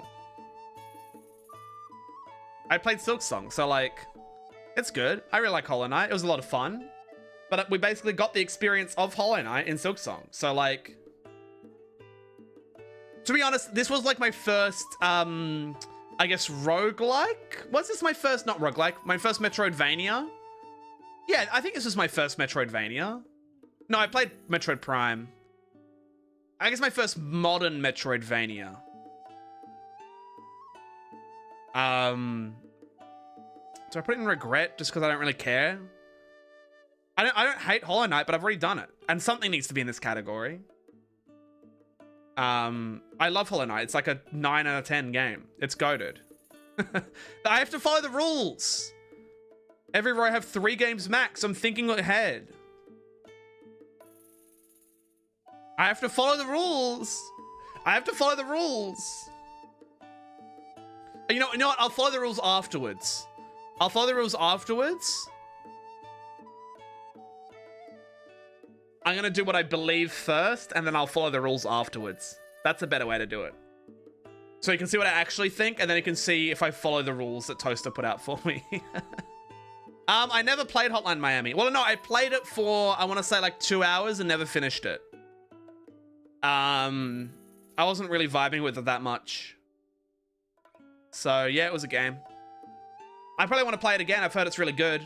Apparently the ending is really sick. But I just never... I played it and was like, yeah, I played it when I was younger and I found it really difficult. That was a big problem. I genuinely had trouble with it. I kept dying in this one level, so I gave up. I'd probably be able to play it now, but... Yeah, it was good. Now, this is funny. I could technically re-edit my streamed Inscription playthrough. I can't put it... I love this game. I can't put it in I wish I streamed it because I did stream it. But it has my face cam. So I could re-edit it so that my face cam isn't in it. But the quality of this playthrough of how I played it probably isn't very good. Because I'm just drinking the whole time and just getting drunk. I played this drunk as fuck. I was very drunk when I played this, when I streamed this whole game. And it was also before I knew how to be entertaining. So I'm probably kind of quiet and... Oh yeah. Yo, that's awesome. Like, do you really want a whole stream where I talk like that? Like, no, you don't. Maybe I'll unlist it. No, I can't unlist it. I have to download the VODs, edit my face cam out of it, and then re-upload it. But, like, it's a great game. I love it. I think the first part is so good and so well designed that the next few sections of the game are disappointing. Will probably be hard to edit stuff from back then without something that I said in chat being doxing potential. True. And also when it comes up with my game files and it opens the explore window, would probably just have my full name there somewhere. So maybe not, but just know that I did stream it and none of you were fans. No one liked my stream of Inscription. I played in 2021. No one liked it. Little Nightmares is a game. It's fun. I don't think it would have been fun to stream. Like, I would have been scared a little bit, I guess. I don't know, it's fine. I don't think Little Nightmares is, like, amazing. It's just, like, a cool little game. Has cool vibes to it. It's good. Act 1 of Inscription is great, but the main selling point of the next 2 acts was the shock value and implications, not the game itself. Yeah, and like I liked the meta story, but I wasn't like engaged with the meta story of Inscription. I liked what it was doing, but I didn't particularly care that much. Also, this is a fake ass list. Where the fuck is Hypnospace Outlaw? Hypnospace Outlaw should be on this list, and I would put that in the top level. I love Hypnospace Outlaw. If you haven't played Hypnospace Outlaw, you have to. It's one of the best games ever made. It's so good. You basically explore like a fake internet. Back in like the 2000s or whatever. It's so good. I highly, highly, highly recommend Hypnospace Outlaw. I love this game. Neon White. Do I wish I could have streamed it? No. I don't think I do. I had a great time with it, and then I played it basically. It was only me and Jaywalker competing for the scores. And then I had a resurgence recently when a lot of people in the Discord got addicted to it, and we were all racing each other, and it was a lot of fun. I had a great time with it. Streaming it would have been boring as fuck because we're doing the same level over and over again. You know what I mean? Like, it's fun competing with chatters. Awesome experience competing with chatters. But streaming it? I don't know about that. And then erase my memory? No! I've worked so hard for those memories. Absolutely not. Just chatting stream? No, because I would have had to be locked in. It would have been terrible as a stream game. Maybe it would have been good when it came out. But now it wouldn't work. It just wouldn't work. I liked Night in the Woods. I'm not as... I really liked it, and then I didn't particularly love the ending. I think it's a great game. I think it's in the middle of great experience, and it was a game. It's not as bad as these ones. It's definitely up here. There should be a category in the middle, to be honest. I don't care for it as much as these games, but it's still very good. And I liked it. I think for me... I didn't love the writing. It felt a little too over-polished, in my opinion. Like, I liked the characters, but I didn't really get attached to the characters. I liked May. I liked Greg. I didn't really care about anyone else. You know what I mean? And it was very American.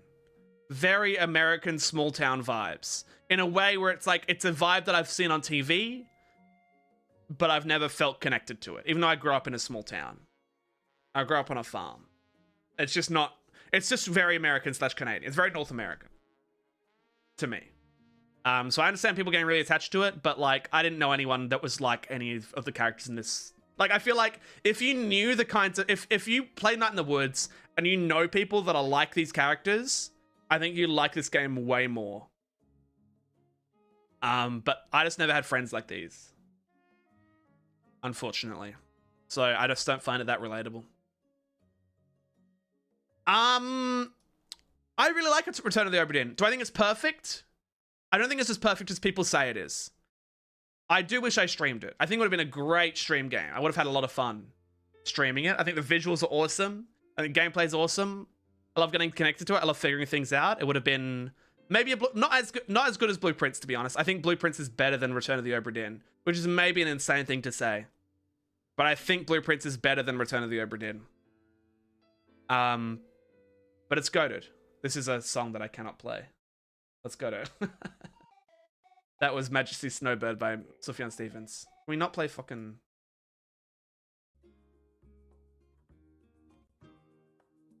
There we go.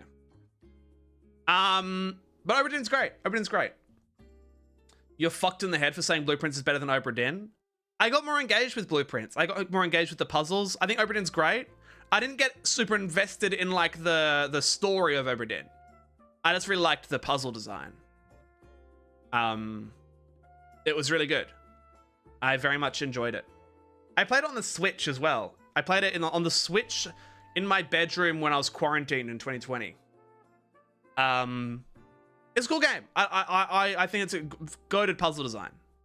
But I didn't get, like, emotionally connected to it. I got emotionally connected to Blueprints. And, like, the story of Blueprints and the vibe of Blueprints, I got very, very emotionally connected to. And you have to learn the lore to even understand Blueprints. You know what I mean? It's like, I don't know. I just got way more emotion. And that emotional investment is the thing that really makes or breaks a game for me. Yeah, obviously Outer Wilds is in top tier. Including the DLC. I want to make that very clear. I think the base game is goated when you first play it. I think the DLC adds so much for me that I love Echoes of the Eye. God, I love Echoes of the Eye. I got so connected to Echoes of the Eye. And honestly, I cried a lot at the ending of Outer Wilds. I cried so much. And then all those emotions got brought back with Echoes of the Eye. And I was just like crying so much. And I'd watch other people play it and cry more. And I'd listen to the soundtrack and cry more. And the only other game that has made me cry as much as Outer Wilds is Rain World. Specifically the Saint campaign. Because then I listened to Halcyon Memories again. At least for the next few weeks after I finished the Saint campaign, I listened to Halcyon Memories and would just tear up at the thought of what happened in the Saint campaign. It really hit hard. And I want to play more games on stream that make me cry, because fuck, I love feeling emotions, man. I love it. It's my fucking lifeblood. Papers, Please is fine. Papers, Please is fine, man. I don't know, it's a cool game. Play Spiritfarer then. I played the start of Spiritfarer. I don't really like the art design. And it's like, I know what it's gonna do. You know what I mean? It's like, I know exactly what it's going to do. I didn't really like the writing or the character design or the art style. And it's like that, I feel like I'm gonna have a disconnect, so I won't really feel that emotional to it. But that's my opinion. I don't know for sure. I teared up at Stray. Unexpectedly, I teared up at Stray. I wish I had streamed it. Stray was a great experience. A little too video gamey for some sections, but weirdly made me emotional. I was not expecting it to. I think just maybe animals being in pain makes me sad. But yeah, unexpectedly really good. I was genuine. It's fantastic emotional manipulation. Also really cool soundtrack. I did not expect to like this game at all. I was very surprised by how much I liked it. Gameplay is I think the platforming is good, but when it gets into like the different types of gameplay sections, I'm a little bit like, eh. It's imperfect. It's an imperfect game, but it would have been a great stream game. I was surprised by how good it was. The Witness. I love the puzzles in The Witness. I love it. What a rage bait game. What a goddamn rage bait game. Oh, the puzzles are immaculate. And then, oh, it makes me want to tear my eyes out, man. There's no point. There's no point to playing it.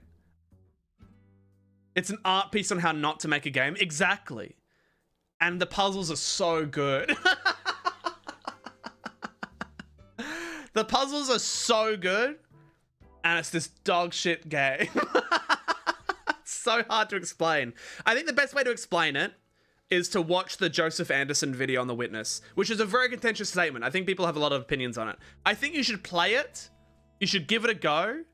Do the best, absolute best you can. Where does Indigo Prophecy fit? Indigo Prophecy fits...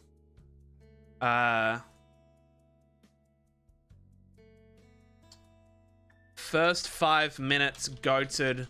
The rest is the worst video game of all time. There you go. That's where Indigo Prophecy fits.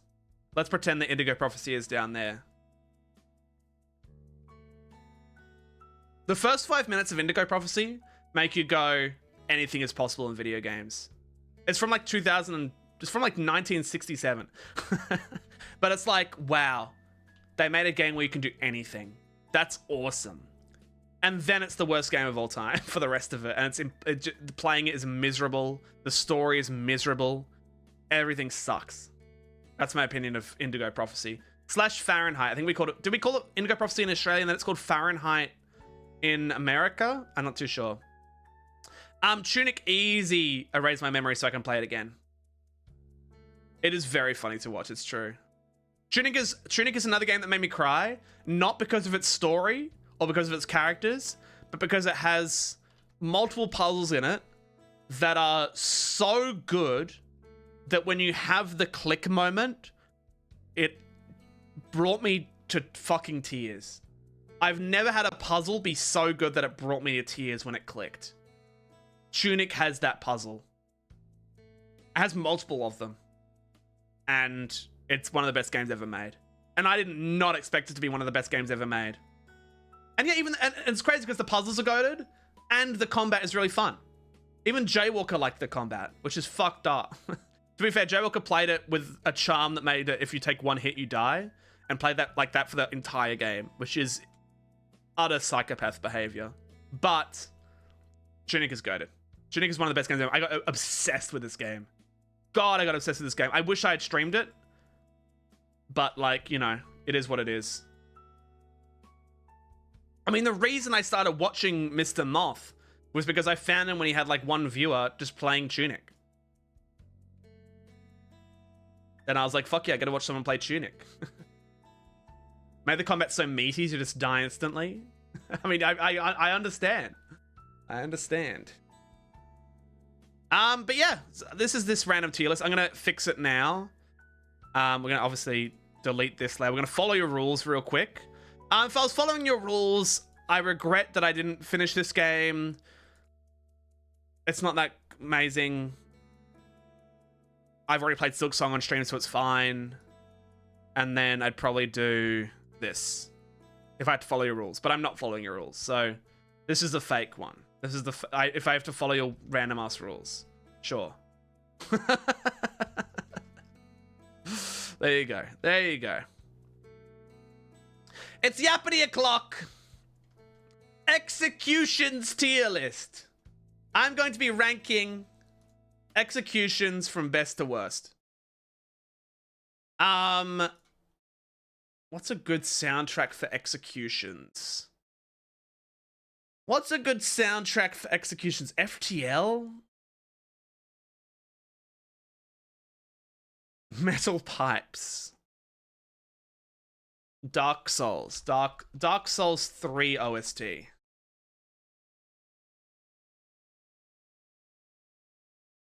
Relaxing Soulsborne music. Here we go.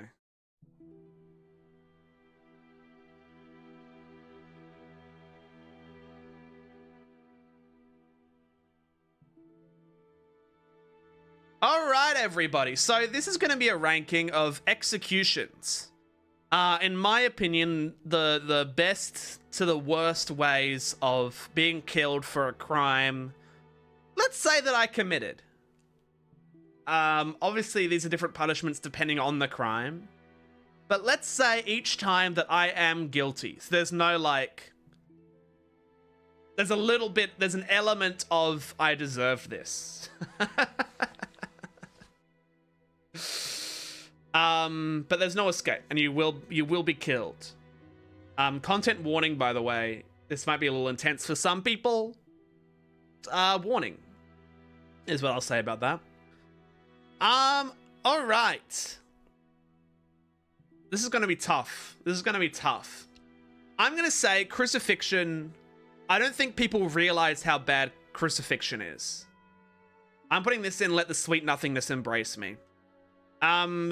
It's a slow and painful death. You're being basically lauded in front of the people. You die of starvation, you die of blood loss, it's just all these things. And you're up there for ages, and it goes for a long time.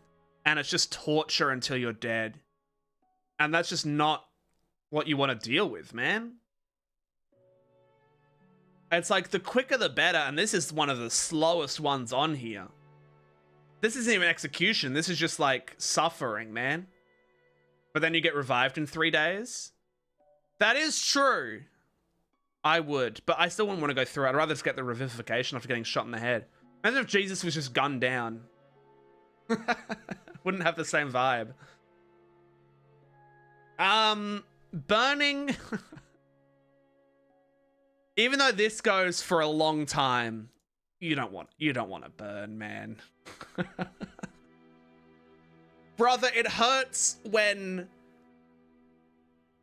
a bit of oil jumps out of the pan and lands in my hand. I wouldn't be able to handle this at all. This hell is a better alternative than burning. Hell is literally burning, mate. I didn't name the tiers, okay? Hell doesn't have to be burning. That's your idea of hell. You don't know what hell actually looks like. Hell could just be fucking misery beamed into your brain. Hell is burning? You don't know anything. Hell could be frozen. You don't know anything, man. I've watched The Good Place. So shut the fuck up with that. Burning would be horrific. And it's just the worst. It's just the worst. If you like, just recently, this is actually quite dark. There was a nightclub in, I want to say, some European country that started catching on fire, and everyone was just there taking videos of it. And then all of a sudden it hit something, and just the whole nightclub was engulfed in flame. And then they didn't have enough time to evacuate, and heaps of people died. And it was horrific. But they were just standing there fucking filming it. And it's like, if you see anything on fire, I don't care how funny you think it is. Fire is bad. Just get away from fire, no matter what. Hit an alarm. Get out of there. Do anything you can. I went to a party the other day, and they had a fire pit, and really close to it was a big branch. They were putting the leaves into the fire to keep it burning. And it was too close. And I felt very uncomfortable. But I had an escape plan. At least it was outside. If there's a fire indoors, get out of there. You don't want to burn. It was in Switzerland. The nightclub was extremely badly built. Switzerland is crazy lax when it comes to security norms. Yeah, goddamn. It was a tragedy, man. And it just freaks me out. Because, like, what if I was there and I was just, like, in the corner and I didn't see it? It's like, well, you're gone, man. Fuck, this is a sad tier list. It's giving me bad emotions, man. What is breaking wheel? Is that just saying if you're on a Ferris wheel and the Ferris wheel breaks? Is that what this is?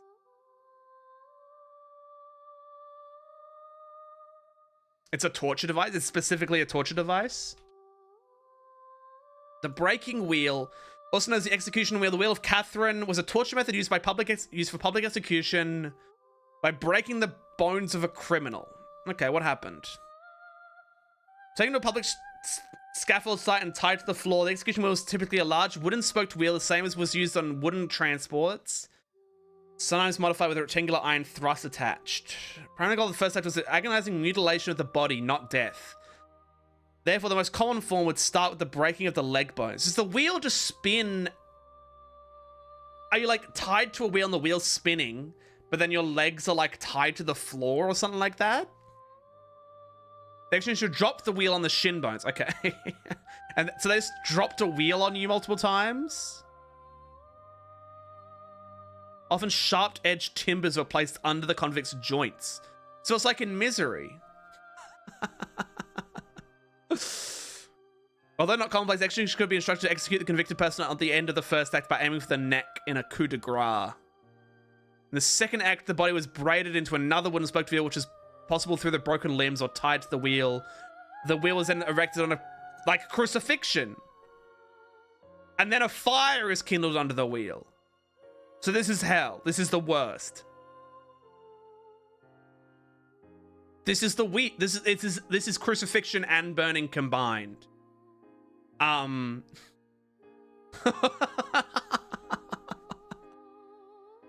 Yeah, no thanks.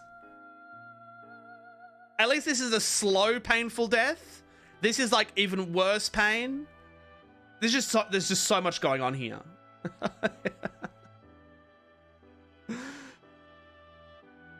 That's horrific. The chair. The chair is acceptable.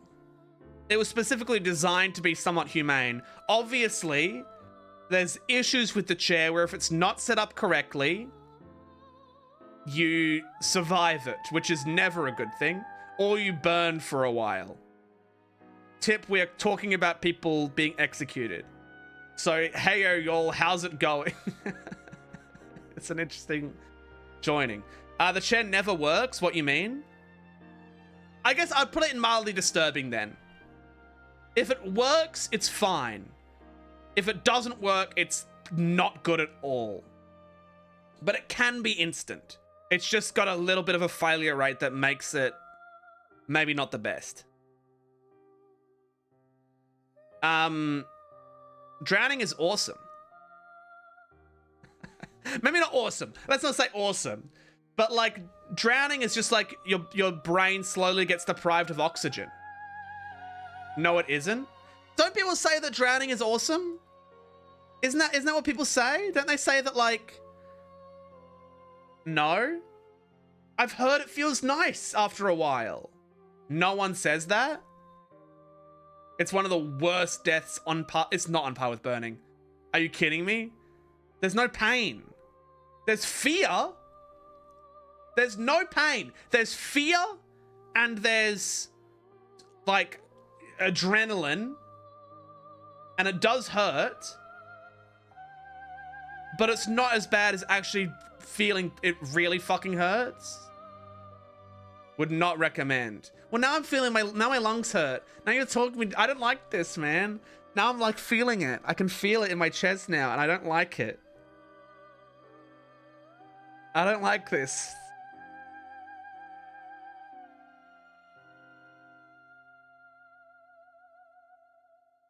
Okay, well I'll put it in mildly disturbing then. Okay, don't stop talking to me.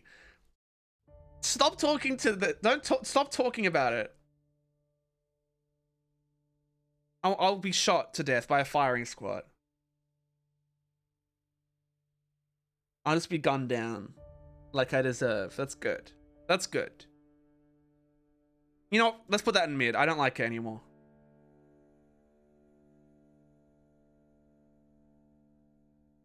I don't want to do this anymore. Like gas chamber? Is this from The Office? I'd rather watch The Office. That's bad. It's probably the same as drowning, right? It probably hurts. Probably like, it's probably a similar thing. You're just choking in pain. Guillotine's quick. Probably. Fuck is keel hauling? I ain't built for this, man. I ain't built for this. The sailor is tied to a line looped beneath the vessel, thrown overboard on one side of the ship and dragged under the ship's keel. So it's like drowning, but worse. Because it's like you're also getting waterboarded until you die.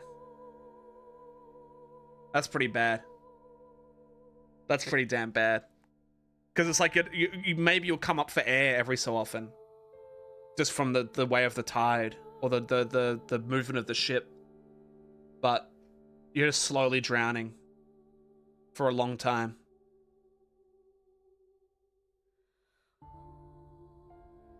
I don't like that. Lethal injection, obviously goated. Obviously. I even say guillotine probably mildly disturbing. That's too much, like, head chopped off. The guillotine might not go all the way through. And it's like, there's a failure rate. That's why we stopped doing guillotines. It might not be quick, is the thing. You know what I mean? It could just slice the fuck out of you. But this is like, this is quick. This is fucking way quicker and way less failure rate. What is a Poena Coulee?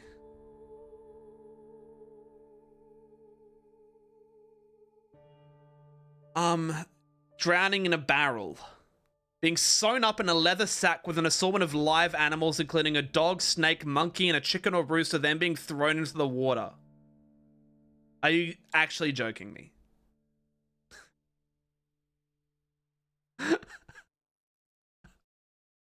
Are you kidding? A viper? No, man. No. That's drowning, but worse. And there's other animals needlessly being killed as well. And you're just in a sack, and you can barely even fucking. Honestly, it's not long. It's not long enough of a painful death to be in hell. Unfortunately, it's just worse drowning again. I like quartering. Why does it have a picture of BoJack Horseman? Oh, because the horses pull you. So quartering is when they tie rope to 4 horses, and then they tie each of those other ends of the ropes to each of your 4 limbs, and then they make the horses run in opposite directions, and they pull your limbs off. This is why we're enclosing the horse.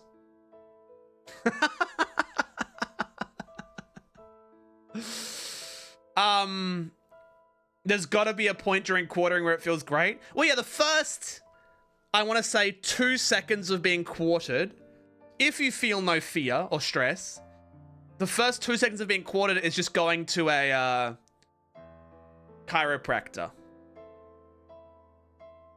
Then I don't think a chiropractor would pull your limbs off. And you probably wouldn't even... Would you die from this straight away? Probably not. You'd probably just get all your limbs pulled off and then die from bleeding out.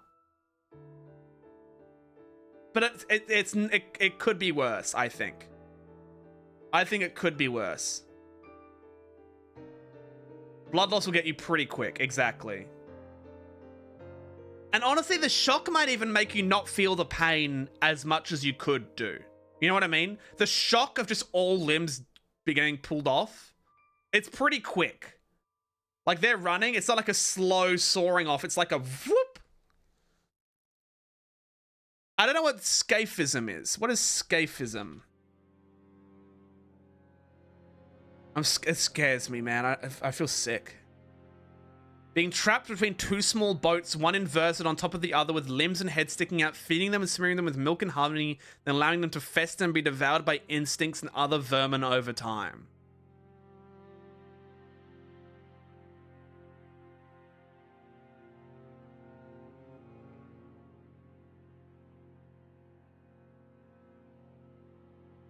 I can think of nothing worse. I can think of nothing worse. That's like my greatest nightmare. I'm eating right now. Why don't you put some honey on that food? Yeah, it's horrific. I hate an ant on my arm. So I'm gonna stop talking about that. Stoning kind of sucks, but you're just getting beaten to death. Like, get a grip. You know, it's like you're getting stoned. How bad could it be if we now talk about it like smoking a joint? You're just getting beaten up and then you die from internal bleeding. You know? And then also, if it hits your head, you're out. Death by brick. Yes, death by brick.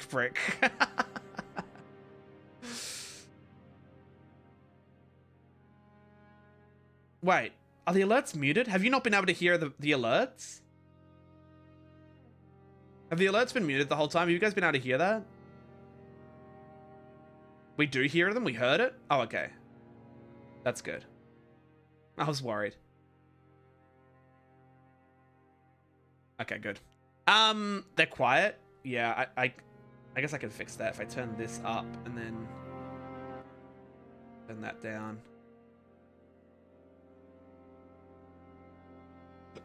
There we go. Yeah, stoning could be worse. If it hits you in the head, you get knocked out or just die straight up. So it's actually not too bad. Hanging would kind of suck, but wouldn't be the worst thing ever. It can be quick, because a lot of the time you get hung. You get hanged. Sorry, you get hanged. It can just snap your neck straight away and it's done. And then if you're losing air, I'm sure that feels fine. I don't want to be boiled alive. Boiling alive would be horrific. I don't want to, that's horrific. It's burning, but with water as well. Oh my god. And it's like, I don't even know how long you would last. It will be bad. It's the most pain anyone can feel. And the brazen bull is kind of very similar. That's where you're inside the bull, and then they light a fire underneath, and so you're just cooking in a steel cage where you can't even see the light. You can't even see the sunlight.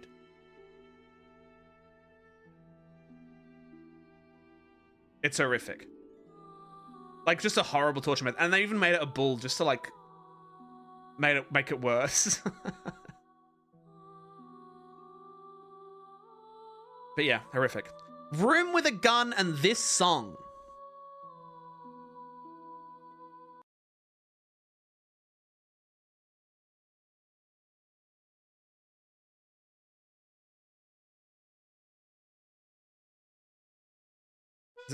This one? Oh, it's Delfino Plaza, but it never starts?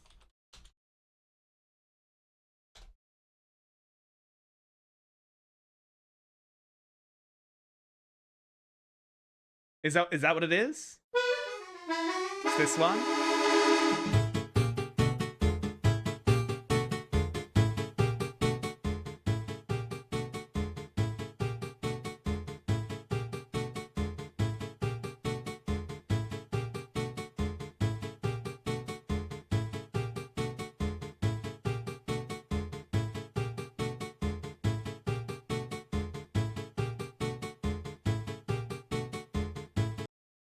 Hold on a second.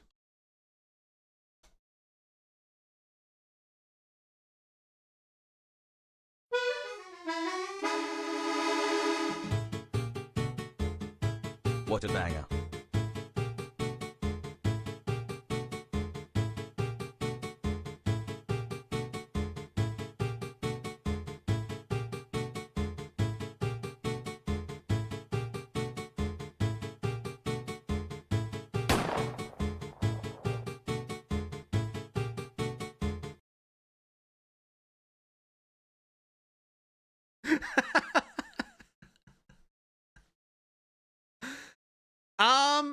I mean, it's great.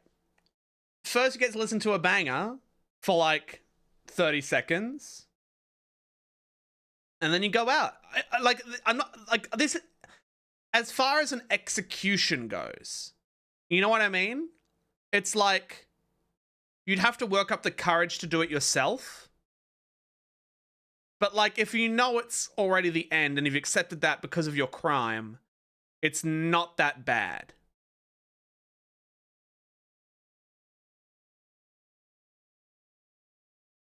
Honestly, it's not that bad. What's your crime?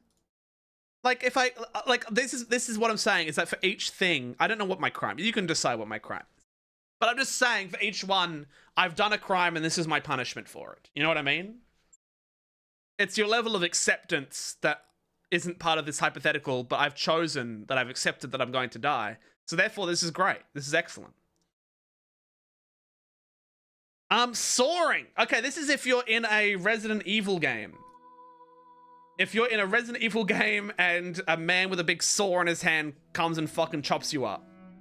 We've seen it happen to Leon. It's not great. I'd say it would be quite painful. I'm going to put it in Let the Sweet Nothingness Embrace Me. It would be quite painful. It somewhat quick, but this doesn't define quickness. It just means you're sawed in fucking half. It'll be pretty bad and very painful. So, you know. Okay. More tier lists. My goat is washed. I'm doing this. Do you not like it when I do tier lists? What is this? It's very painful and there's a lot of blood. It's very messy. Your nerve endings would feel terrible. You won't waken up well in the morning, is what I'll say about that. Starvation does suck. But like, you're not getting fucking torn apart. You know what I mean? You're not getting torn apart. It's pretty bad. It's very long. You're quite... You know what? Let's put it in mid. It's not quick enough to be mildly disturbing. It's mid. Because it takes so long. And yeah, the mental toil of it is very tough. Fuck, I'm feeling hungry now. That sucks. Every single one of these, whenever I get... If I think about any of these too much, I start feeling like phantom pain, man. Like when you guys were talking about drowning, my lungs started hurting.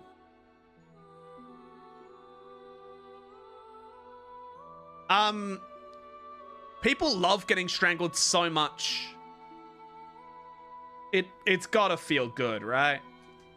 It's gotta feel good. Like, it's gotta be one of the best ways to go. Like, this doesn't even say whether it's consensual or not. It's like, I've never tried it myself. I want to make this very clear. I've never tried it myself. But like, it's gotta be good, right? It's gotta be good. People are doing autoerotic asphyxiation. How bad can it be? And if there's a chance of it being a pleasurable experience, could it not be in the top tier? Quickly turns lethal? Well, this one specifically is lethal.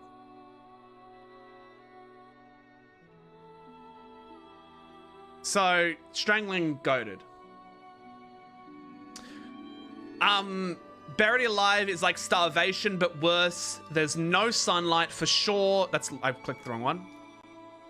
There's no sunlight for sure. You're underground. You're slowly suffocating and starving and all of that stuff. You're not in specific pain, but it's just going to get worse as it goes along.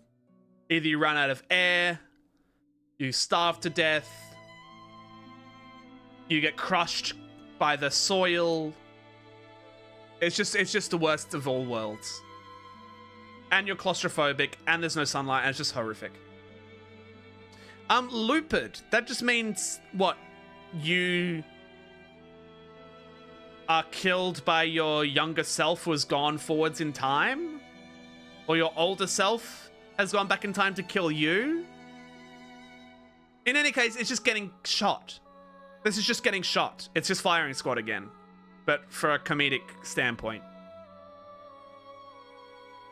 It's fine. You're just getting a shot. Poisoning is probably bad. It depends on the poison. Different types of levels can be different things. Usually, I would say the general movie version of poisoning is you're like for like maybe like 10 seconds and then you're dead, which is like pretty good. Other types of poisoning can be you just get really, really sick for like a week and you feel horrifically bad and then you die, which can be pretty bad. I'm going to say it's the movie version of poisoning. It's not that bad. You're in pain. It could be for like a minute, but then you're dead. And it's not as bad a pain as the other ones here. So I'm going to put that there. Turn into a vampire and exposed to sunlight with no specific period of time mentioned. Yes, please. That's not an execution. That's me fulfilling my dream. I hate that one. I understand where you're coming from, Dracula, but in my opinion, it might also feel good just to fucking disintegrate into dust. And if I get turned into a vampire, you know I'm getting freaky with it. So like, is this not the best universe ever? This is like the best thing ever. No time limit specified.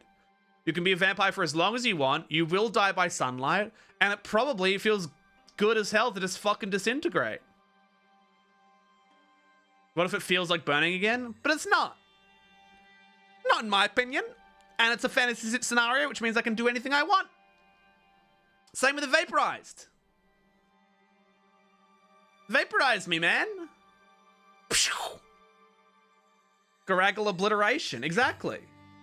I'm just gone. It's in an instant. There's no specific nerve being hit or cut. I'm just gone. This is the dream. Airlock ejection would be bad. I don't think you guys realize, like, I know it's somewhat quick, but I don't think you realize how bad an airlock ejection is. Your blood boils, your body freezes, you're burning and freezing at the same time. All the air is getting pulled out of your lungs in an instant. It's horrific.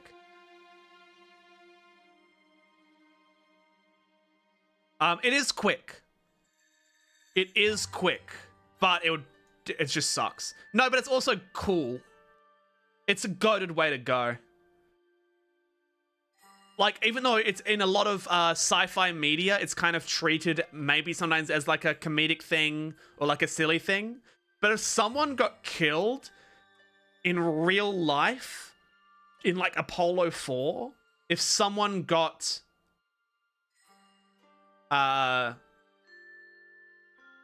like sucked out the airlock in Apollo 4, they would go out in fucking history. So in that sense, it's not the worst it could be, because it would be so crazy if that happened. F tier.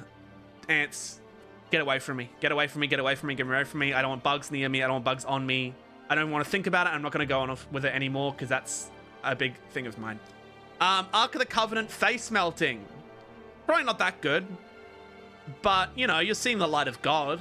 How bad can that be?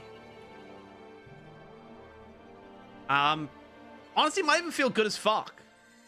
It's a fantasy thing, which means I have a lot more, leeway with it. It would probably suck. Your entire face melting off. You probably want it to end as quickly as possible. But, like, maybe it feels good as fuck. And it's like the light of God. Yay, Jesus. Amen. I'm holy. Maybe he would embrace me in his warmth. I don't know. Blowing from a gun. Is that being, like, launched from a cannon into, like, a cliff or something like that? It's a funny way to go. You'd probably enjoy the flight and then just, like, get your head crushed when it hits the fucking rock, you know? So it can't be that bad. Has whimsy and humor. You'll be ripped apart on shot. Yeah, so, like, you'd be hurt when you're launched and then you die when you land.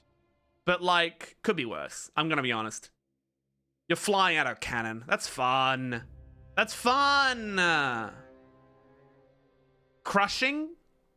Crushing is slow and painful. Crushing would be bad. If your head was getting... Like, no. It's all bad. Just being crushed would just be bad. Like a bookcase falls on top of you. And then like rubble is falling on top of you. In like an earthquake or something. And you're slowly being crushed by the weight of it. Be horrific. If an anvil to the head is quicker, this looks like he's being crushed underneath weights. And his head is not being crushed. This is a crushing via your body getting crushed. Not an instant anvil to the head.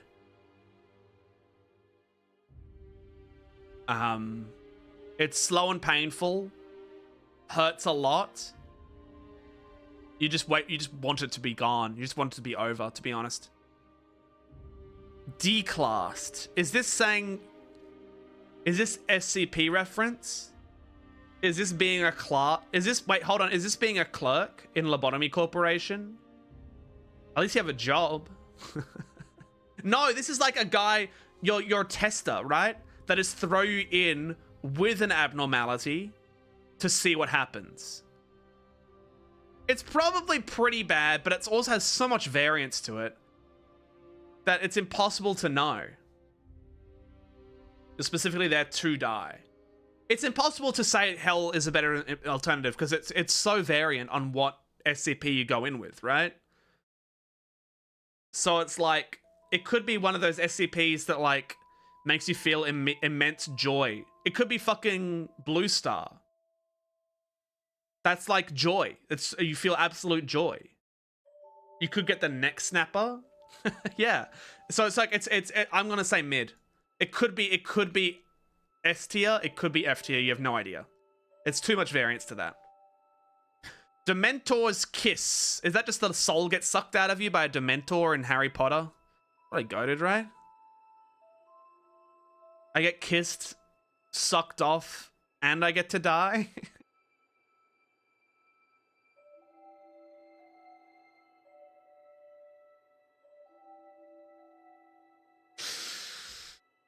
How bad can it be?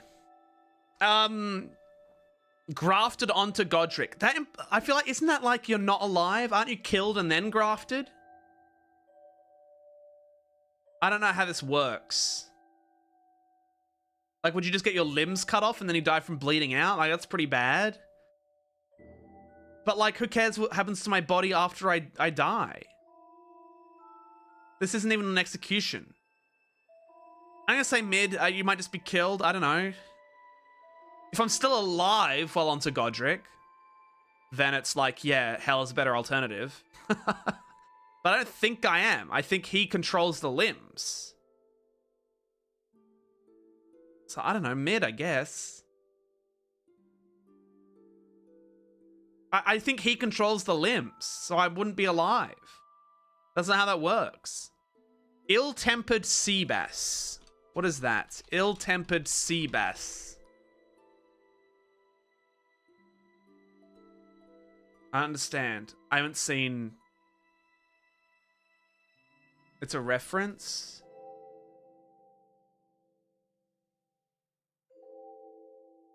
Okay. What am I doing with this? Does he get killed by a fish? I don't know. Who gives a fuck?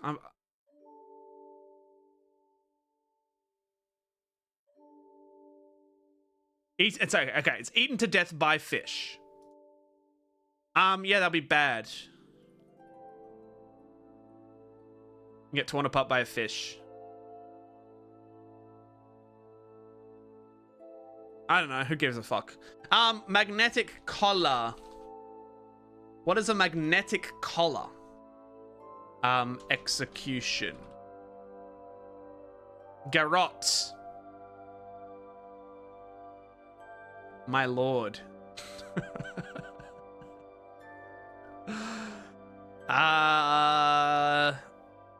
It's intended as a more merciful form of execution than death by burning.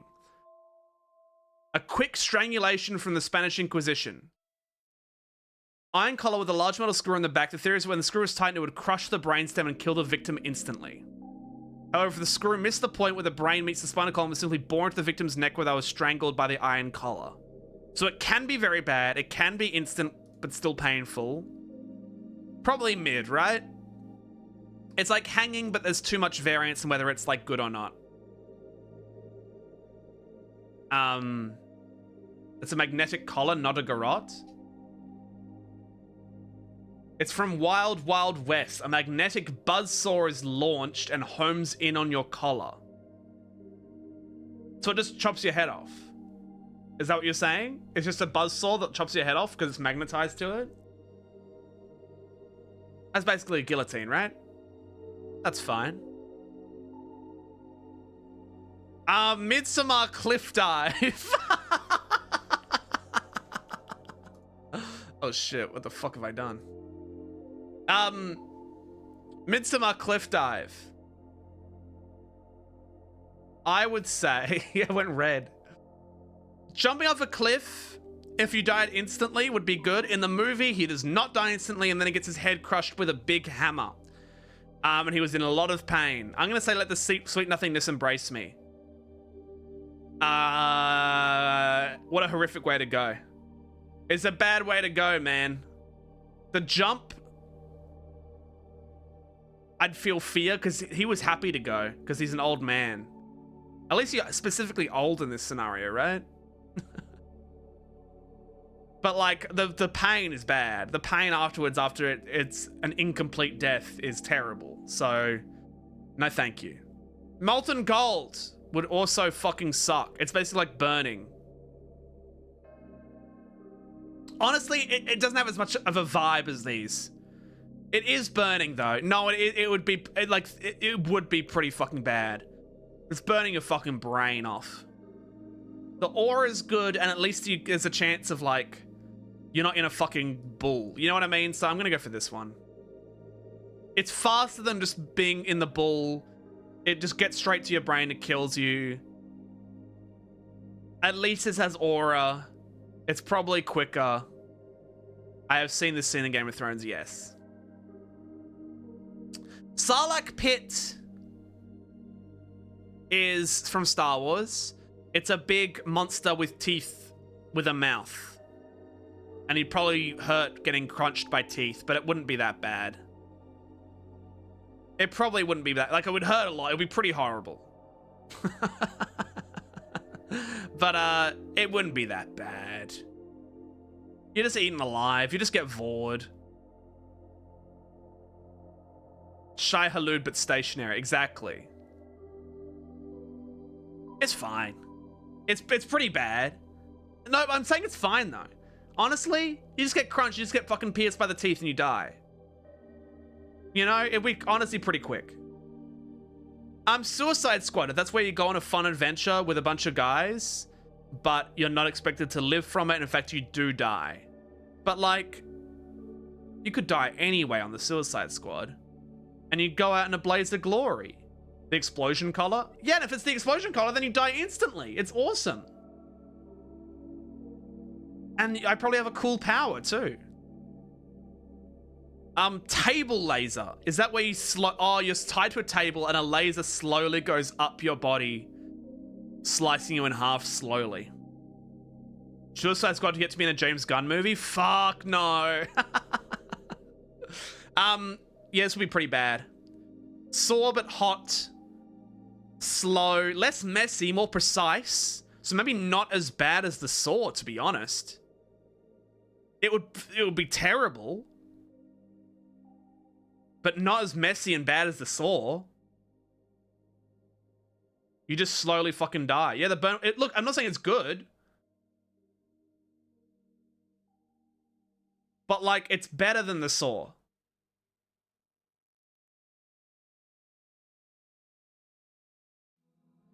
You wouldn't die easily? Oh, I guess it would be bad. Okay, maybe same tier as the Saw, but not as bad as it. Maybe same tier as Saw, but not as bad as it. And then that's it. We need to move off this. I don't want to talk about this anymore. But there you go, guys. Execution tier list. We did it. Hooray. My God. Ice cream. I like ice cream. I like ice cream. Ice cream. Ice cream. Woohoo. I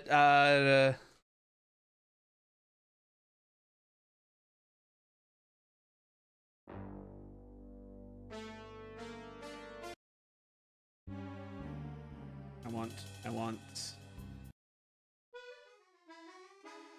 ice cream, ice cream, ice cream, ice cream, you scream, we all scream for ice cream. Today I'm gonna be ranking ice cream flavors. This is a crazy list because what the fuck is Dinosaur Crunch? I have no idea what Dinosaur Crunch is. I've never heard of that in my entire life. Mint chocolate chip is goated beyond all belief. I love mint ice cream. To be honest, chocolate chip is fine. I wish it was like cookie. I wish it was mint and cookie. I wish it had cookie pieces in it, like Oreo. But chocolate chip's also still goated. I love mint ice cream. I don't know what Dinosaur Crunch is. I'm sure it's probably fine. I have no opinions on Dinosaur Crunch. I don't know what it is. Chocolate. You know what's crazy? I like really, really high quality chocolate ice cream, but I would never choose it. I would never, if I had to choose between every single flavor on earth, never in a million years would I choose chocolate. It's so overplayed. I like chocolate. I'm never gonna go for chocolate ice cream. I just have no interest in it at all. But a vanilla ice cream, a good vanilla ice cream. Now, I would say it's interesting. Vanilla is probably one of those ice cream flavors that has the most variance to it. Like, you can have the most boring vanilla ice cream. It was $5 in a big tub. It's fine. You can eat it a lot. It's really good. But then if you have an actually good vanilla ice cream that actually is vanilla flavored, it's the best thing you've ever had in your entire life. I love an actual vanilla flavor. This is not counting unflavored ice cream. Because there's vanilla ice cream that's just fucking unflavored completely. That it's like, this sucks. Actual vanilla flavor, goated. Rainbow sherbet? Yeah, I like it. I like rainbow sherbet. I really like sherbet flavors. I like it when things are like a very sherbety. Rainbow obviously isn't a flavor, but sherbet is. That's probably really good. I'd go for rainbow sherbet. I love a good rainbow sherbet. I love cookie dough. Oh, I just want to eat ice cream filled with cookie dough. Oh, that sounds so good. Oh, that sounds so good. Strawberry's on par with chocolate for me. Strawberry is just completely uninteresting. I have no interest in strawberry. It's just like, whatever. You know what? I would even say, you know what? I'm going to say C tier. Because I never order it so much.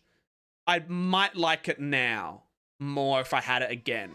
But I'm going to be honest, I would never go for strawberry ice cream. What the fuck? I'm getting scared. This music is fucking scaring me, man.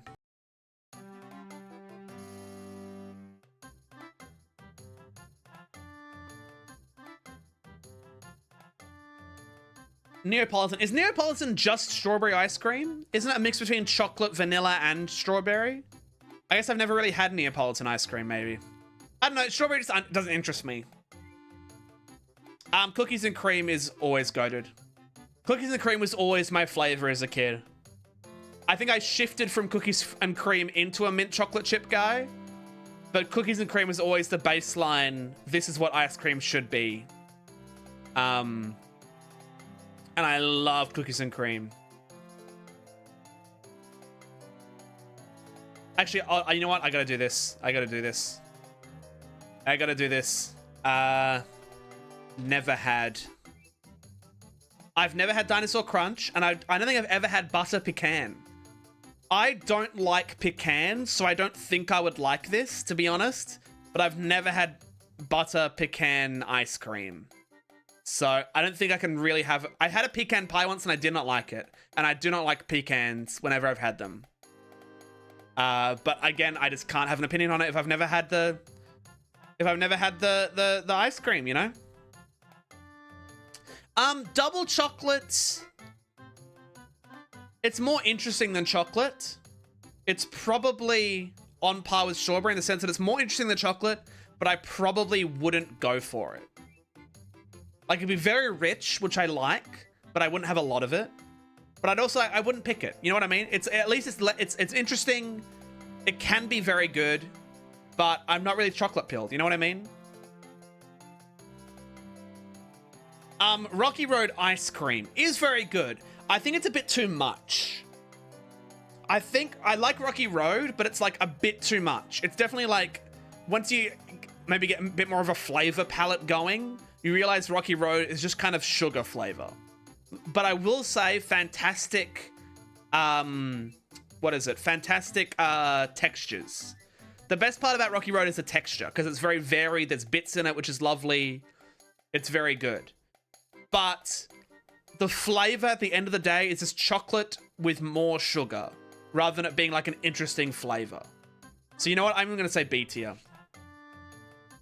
I think the older I get, the less I like Rocky Road. And Rocky Road ice cream is just like, I'd rather have normal Rocky Road. It's just chocolate with more sugar. It's nothing crazy. What is Moose Tracks?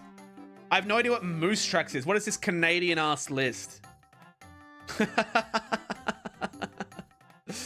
What is this Canadian list? It's just more chocolate. I mean, I don't know what it is. I don't know what it is. I have no idea. This is an insane thing to say. I don't think I've ever had pistachio ice cream. The more I think about it, the more I realize I genuinely don't think I've ever had pistachio ice cream. Which is embarrassing. I think I need to, maybe after stream today, I'll go get some pistachio ice cream. Because I see it all the time, and I feel like I would like it, because I like pistachios. But yeah, I've never tried pistachio ice cream. That's kind of crazy. Vanilla ice cream with peanut butter cups and famous Mistrex fudge. It's got peanut butter on it. I've never had it. Banana. I love banana. I love banana flavored ice cream. I love banana flavored everything. Oh, the sweet banana flavoring is the best. I love banana milkshakes. I love banana ice cream. I love banana. I love banana. I love banana. I love banana. I love banana. I love banana. I love it. I love it. I love it. I love it. I love it. And coffee is also goated. Do you like banana lollies? Yes. Coffee is goated. I love coffee flavored ice cream. Oh my god, there's this great, do you guys know Connoisseur ice cream? They have a flavor called Cafe Grande, which has like coffee chocolate almonds inside coffee ice cream. It's so good. It's so good. It's a shame I haven't had these before, but yeah, here's my ice cream tier list. There should be more flavors here, but I guess they got lazy. There you go. There you go, everybody. No, I'm not going to spoil Outer Wilds. Controllers, no. Goragle emotes? I can do Goragle emotes. But I feel like, because this also has ones that Milo made. I feel bad judging other people's emotes. But I guess, you know what, I'm going to do this quickly. I'm not going to talk about most of them too much. I'm going to do it entirely based on how I feel about them, okay? All right, let's go. A tier. C tier. B tier. B tier.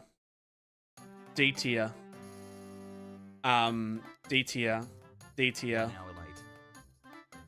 I'm 1 hour late? What do you mean? What do you mean 1 hour late? Goragle Pog is fine. Goragle Big Pog is the way to go when it's moving, the animated one. S tier. S tier emote here. Genuinely just like, I don't know why this face just works so well. I don't know what it is. I don't know how it conveys so much emotion. It's just incredible. I don't know how I did this. I don't know what happened. I don't know how this happened. It's just incredible. And this is almost as good, but isn't the same. It's not quite the same. Goragle Heart I use for every single interaction, ever. I'm always using Goragle Heart. I don't know how I cooked so hard. The face is so lovely. The heart is so pure. I just love it. It's crazy getting the heart emote right, because that's the one people use the most. Cassette made this. I don't know. It's so stupid. I feel bad putting Cassette's emote down here, but like, it's not only a mean caricature. I feel like the color's wrong. I'm sorry. I think Good Vibes made this one. I'm just talking shit about the one. I like the ones that I made. Okay, I'm gonna be very I'm gonna be self-obsessed on this one. I like the ones that I made. Goragle Cry is, it's weird because I do like it, but people use Goragle Rain way more often. Goragle Rain is used way more often for sadness than Goragle Cry. I feel like Goragle Rain is when it's like you're being stoic through the rain. It's like, man, I'm so sad. This is the saddest day of all time. Goragle Cry, I feel like, is used more often when you personally are sad. Goragle Rain is when the chat is sad together. Whereas Goragle Cry is when you're sad. Does that make sense?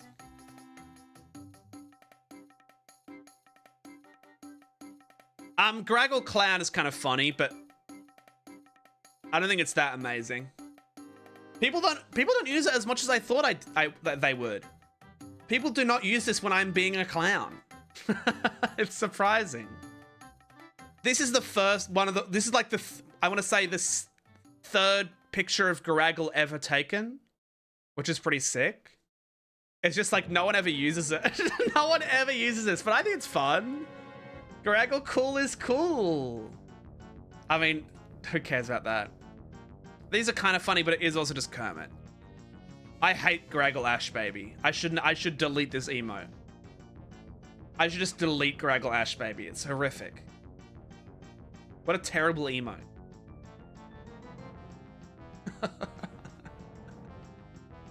What a terrible, terrible emote. Goragle Cry Laughing kind of sucks. It kind of sucks. I like when it's animated, at least it has a bit of it has a little bit of aura to it, but like no one actually uses it when they find something funny. They just say LMAO. They don't actually use Goragle Cry Laugh. It's crazy. I think Goragle Gamba is great. I love the vibe of Gorag Gamba. I like that you have to pay to be able to use it. Brick, are you here? Can you use it, please? You have to be a tier 3 sub to use this emote. It's the gambling emote. It's goated. The hacker is cool. Yes, Brick. Yes. It's so quiet. I'm so sorry. Let's make it louder.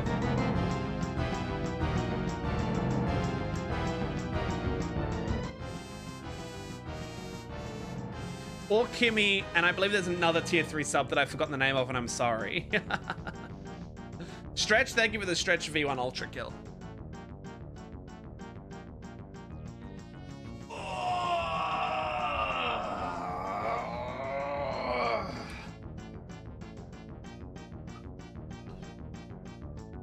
And the hydrate and posture check. Don't mind if I do.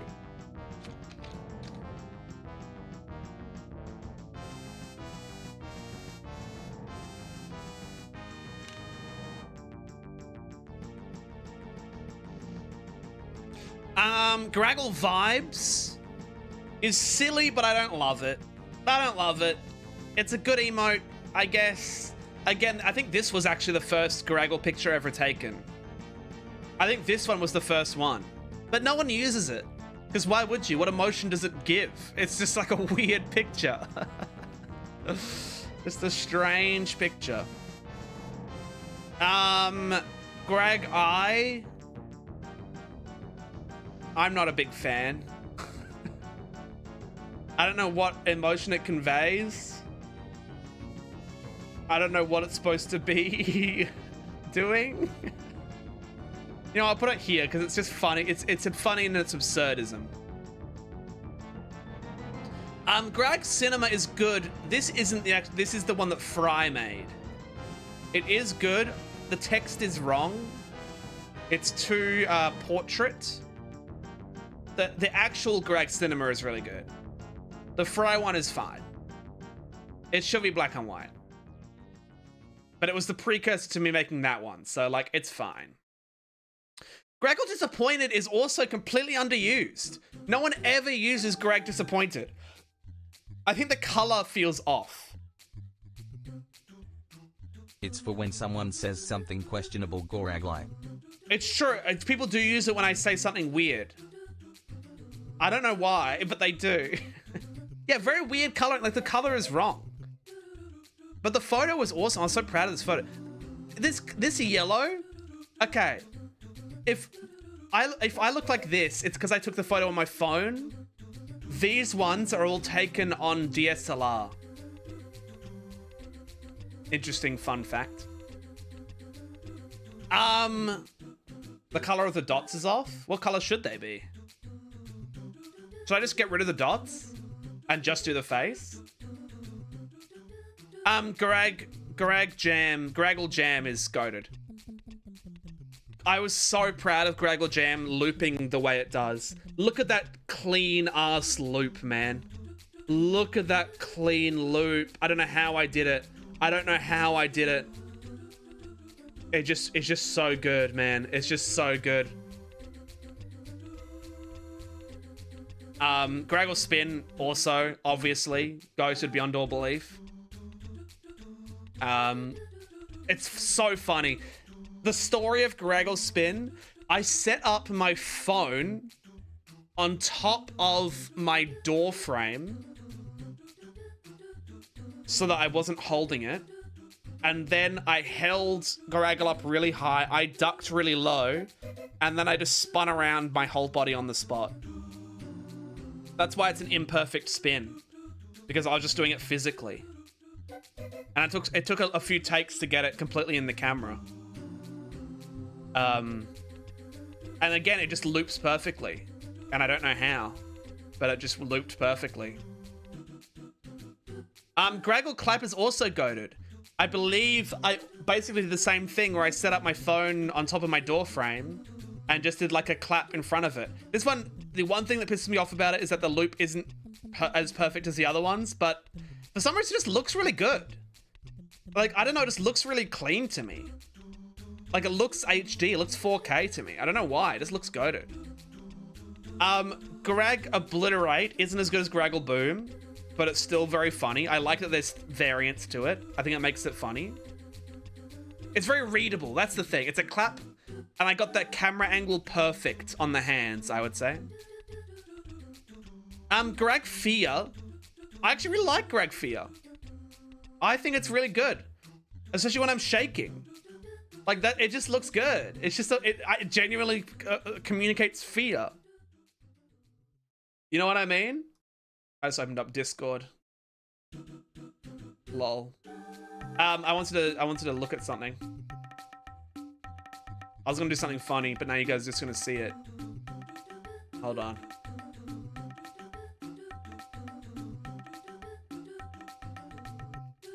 What is my opinion on 130-213-869-317-128-2011_1? I'm not a big fan. Someone asked me to add it so they could give something like 6 big pogs out of 10. Like they could give it like a score.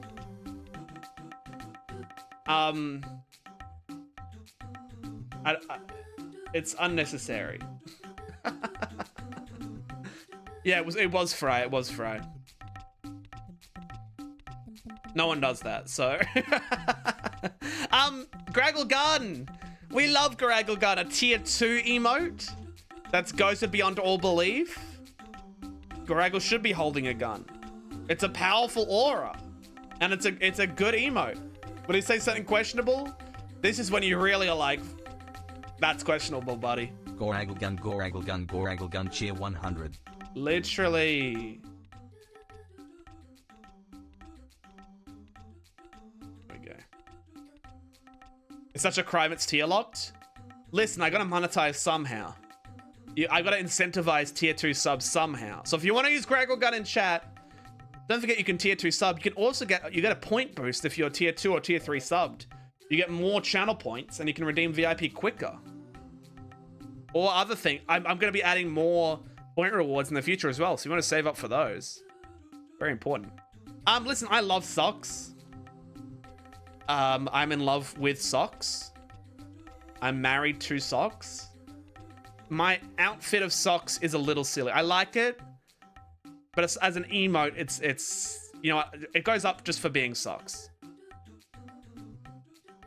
But I much prefer like the fan art that like Cosmic made or Zodiac made or Milo made or Tip made. I just prefer the actual artwork than this silly outfit that I made. Goragle Boom is obviously the best emote in the entire channel. It's crazy how I made Goragle Boom and suddenly it's been used like actually I can tell you. How much has Goragle Boom been used? I can check this. Where do I check this? Your rewards? No. Where do I check this?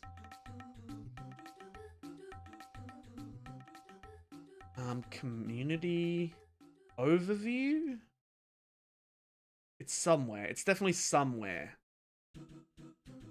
There's like a thing where it says how much each emote has been used. Here we go. Here we go. I increase the usage range.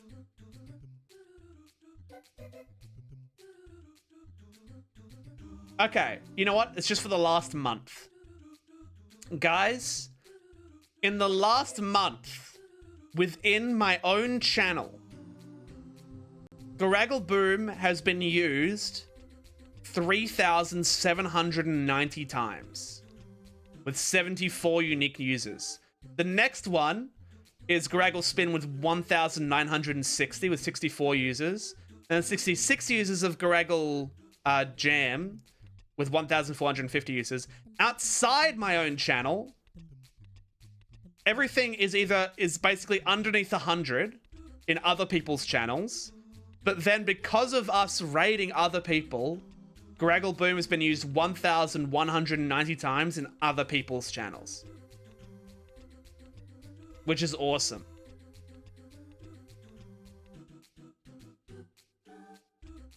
It's very funny. Goragle Chia is also another fun variant. I like that it's like, it looks like Goragle Boom, but then it's confetti instead. I think is very good. I love Goragle Yay. Goragle Yay is very cute. It makes me chuckle. I think the face in that photo is just too iconic, to be honest. It was a terrible photo. Absolutely atrociously bad photo, and yet somehow it just worked for this exact emotion of being so silly looking. So silly looking that you want to blow it up is like the perfect vibe. Goragle Turn is also goated. This is from my one-shot video, if anyone ever watched that. There's like one shot in the one-shot video where I go to real life and it's me turning around and looking directly at the camera. It has so much emotion, it has so much aura. It's very goated. Shut is a bit of an outdated meme. So I'm putting it in B. It's kind of funny. It's a bit of an outdated meme. And I hate to say it. It's still funny for some people. It's just a bit too outdated. Goragle Rain. Somehow S tier, even though Goragle Rain is literally like a preset emote. I literally just got my talk sprite, uploaded it to Twitch, and then they have preset like effects you can do to the emote. So like a billion channels have a rain emote. And yet for some reason, Goragle Rain just hits so hard. I don't know how, I don't know why. I guess Twitch cooked. I guess they just cooked. I don't know how. I don't know what happened. But it's true. Goragle Life, I think is really good. I really like Goragle Life. I like seeing it. It really does make you feel something, huh? It makes you feel like there's hope on the horizon. A lot of people do emotes like this. This is a very overdone emote, but it hits every time, I would say.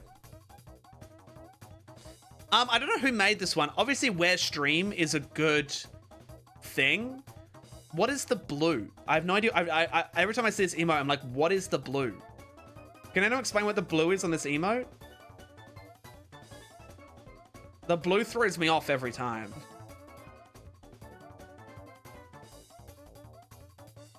So I don't know what's going on there. It's good fan art, but I don't know who made it. Goragle Hammer is just stupid. The proportions of it piss me off. The picture that you used of me pissed me off. The hammer's too big. I'm too small. It could have been a good idea, and you threw it away to make this ridiculous emote. These are all good Goragle hearts, but when are you feeling specifically? Like, I feel like, like, oh, I loved that in a Goragle way and also a queer way. Like, no one's using these. Even though they're really good, it's nice to have pride hearts. Nobody using these.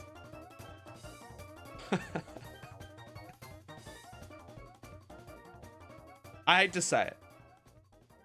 These, I honestly, they are really good. I think Goragle Dance and Goragle Cackle are Discord only emotes that I just use all the time because they just communicate so many emotions. Goragle Spin is in S tier, obviously Waddle. Obviously Waddle. They're from the comedy stream. They're very good. They're just iconic. They're just very, very good. I like Shy. This was gonna be something else. And then I was just like, fuck it, I look more shy than whatever emotion I was trying to convey here. It's good, but it's not, it looks weird to me. And no one really uses it. And it's so distorted. Oh, that's what it was gonna be. It was gonna be Goragle Insane. It was like,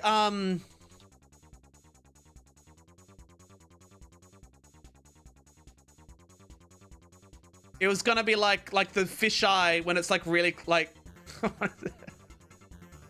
it's gonna be like the fisheye. Like this is what I was trying, the effect I was trying to go for. And then it was just like, this doesn't look insane at all.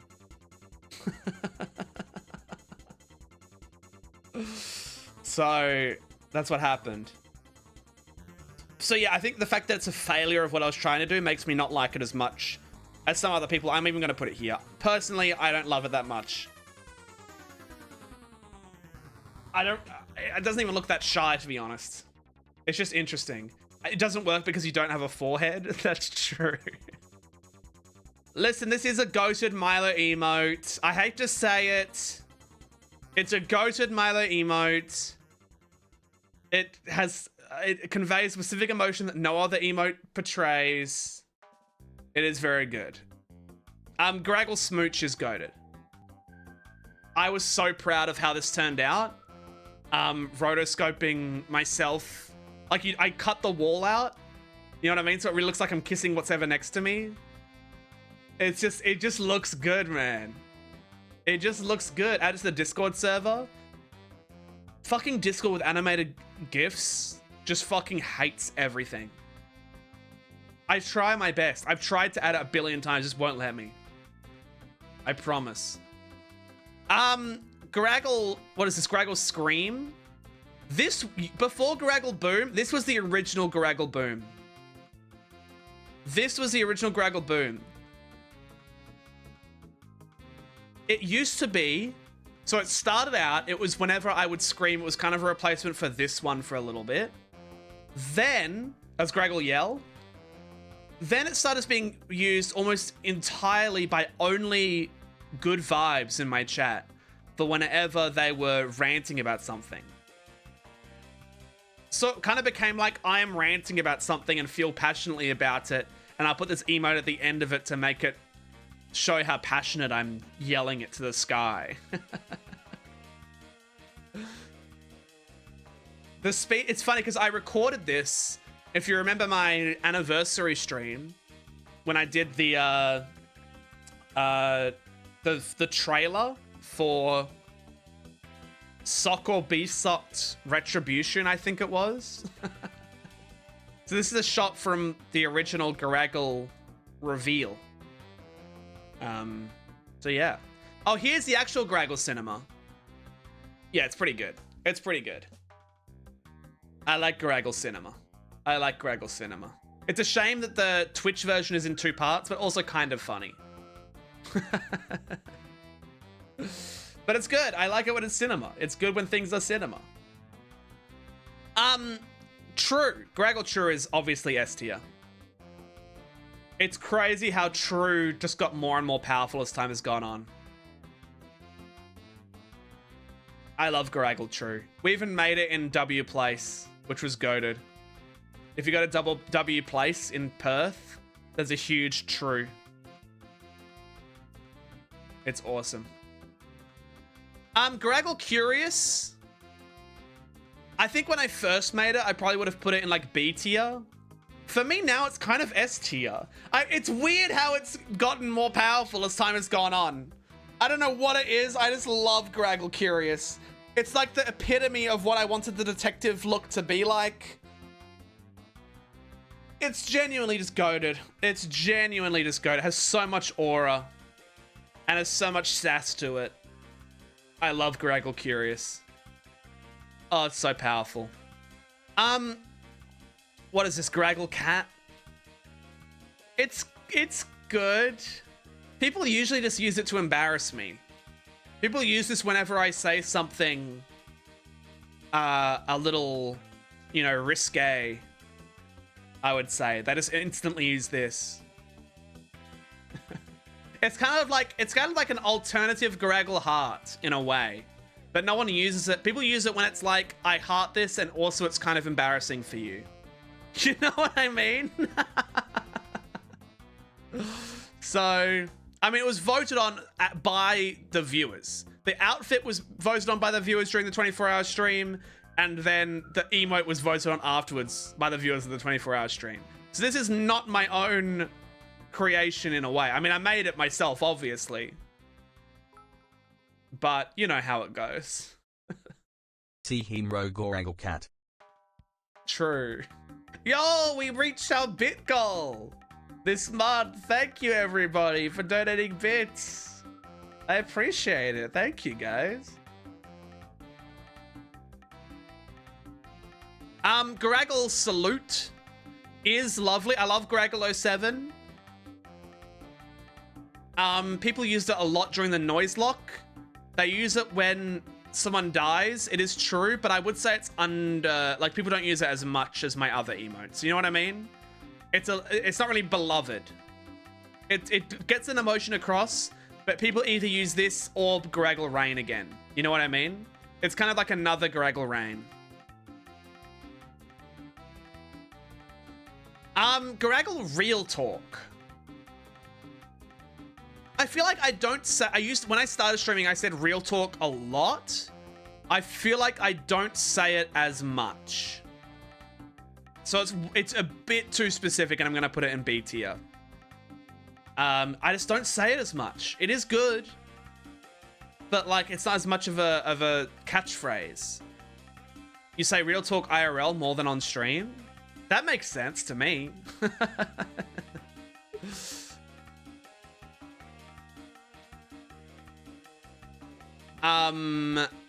Let's go for Goragle Full. Honestly, I want to make a new bit reward emote. I don't think this is very good. I made it very early on, incredibly early on. It's funny, but it doesn't quite work, I don't think. Yeah, Full is a bit reward emote. So Brick can use it, and I don't think anyone else can. Actually, let me have a look. Let me have a look here. If I go... emotes. Where is it? Emotes. So, yes, only one viewer has donated 25,000 bits. And that is Brick. So one person can use Goragle Full. 3 people hit the bit goal for Vibes. That's 10k bits. 5 viewers have hit the 5k bit goal for Ash Baby. And the 1k bit goal of Real Talk, 35 viewers have hit. That's kind of funny statistics there. That's kind of funny. 25,000? Yeah, so this emote costs $250. Correct. Wait, no, it would cost more than that because the amount that you're paying for the bits is more than that. So it probably costs more like $400.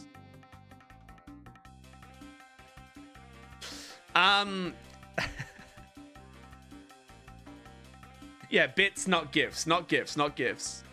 Goragle Learn is also underused. I like Goragle Learn. I completely stole the idea off. I was like, oh, that's a good emote.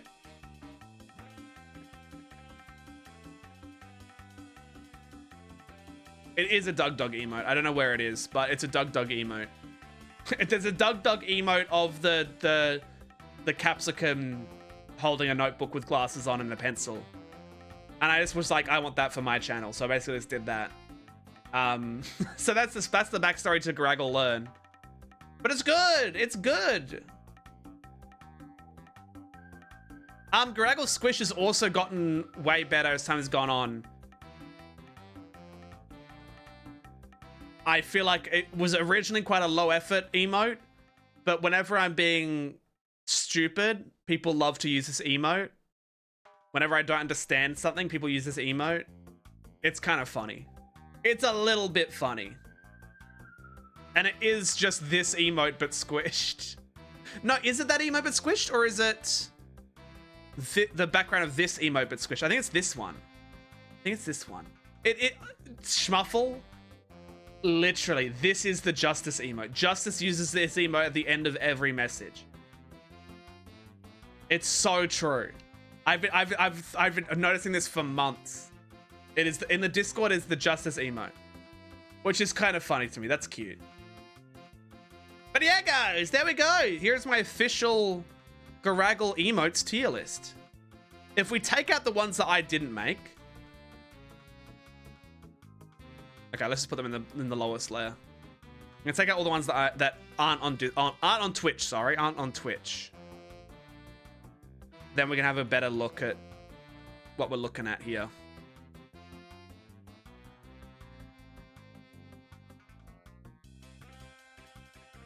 Because then it's like, okay, actual just Twitch emotes is its own thing.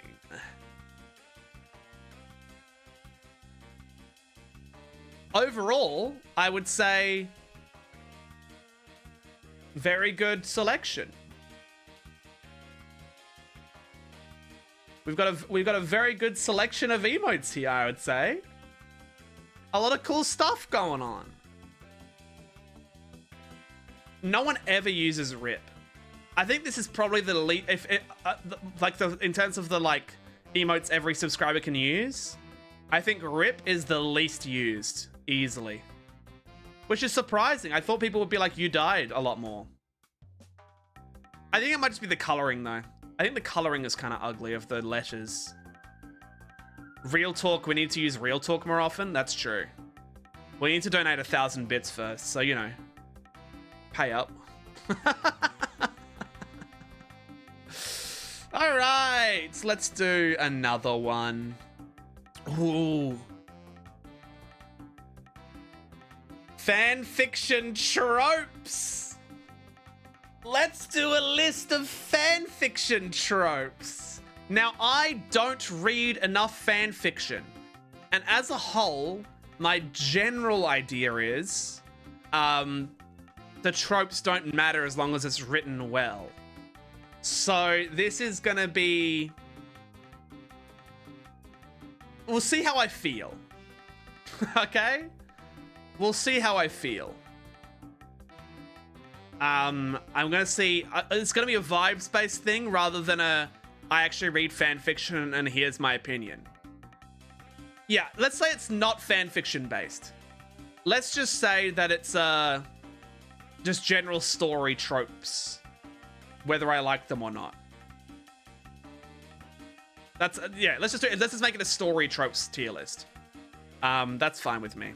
And okay, I yearn for this content. Ew. I yearn for this art, man. Why are you talking yourself down like that? I yearn for this art, man. Don't call your fucking artwork content. Ew. Get a hold of yourself. Very enjoyable uwu with a little tilde there. I'll give it a shot if I have some time energy. Oh, it's so cringe, man. Oh. The most annoying person you know wrote this. Indifference, not really my thing. Squicksville. Oh, fuck off. You know I never... Mortal Kombat. You know I never Mortal Kombat. Your kink is not my kink. I see.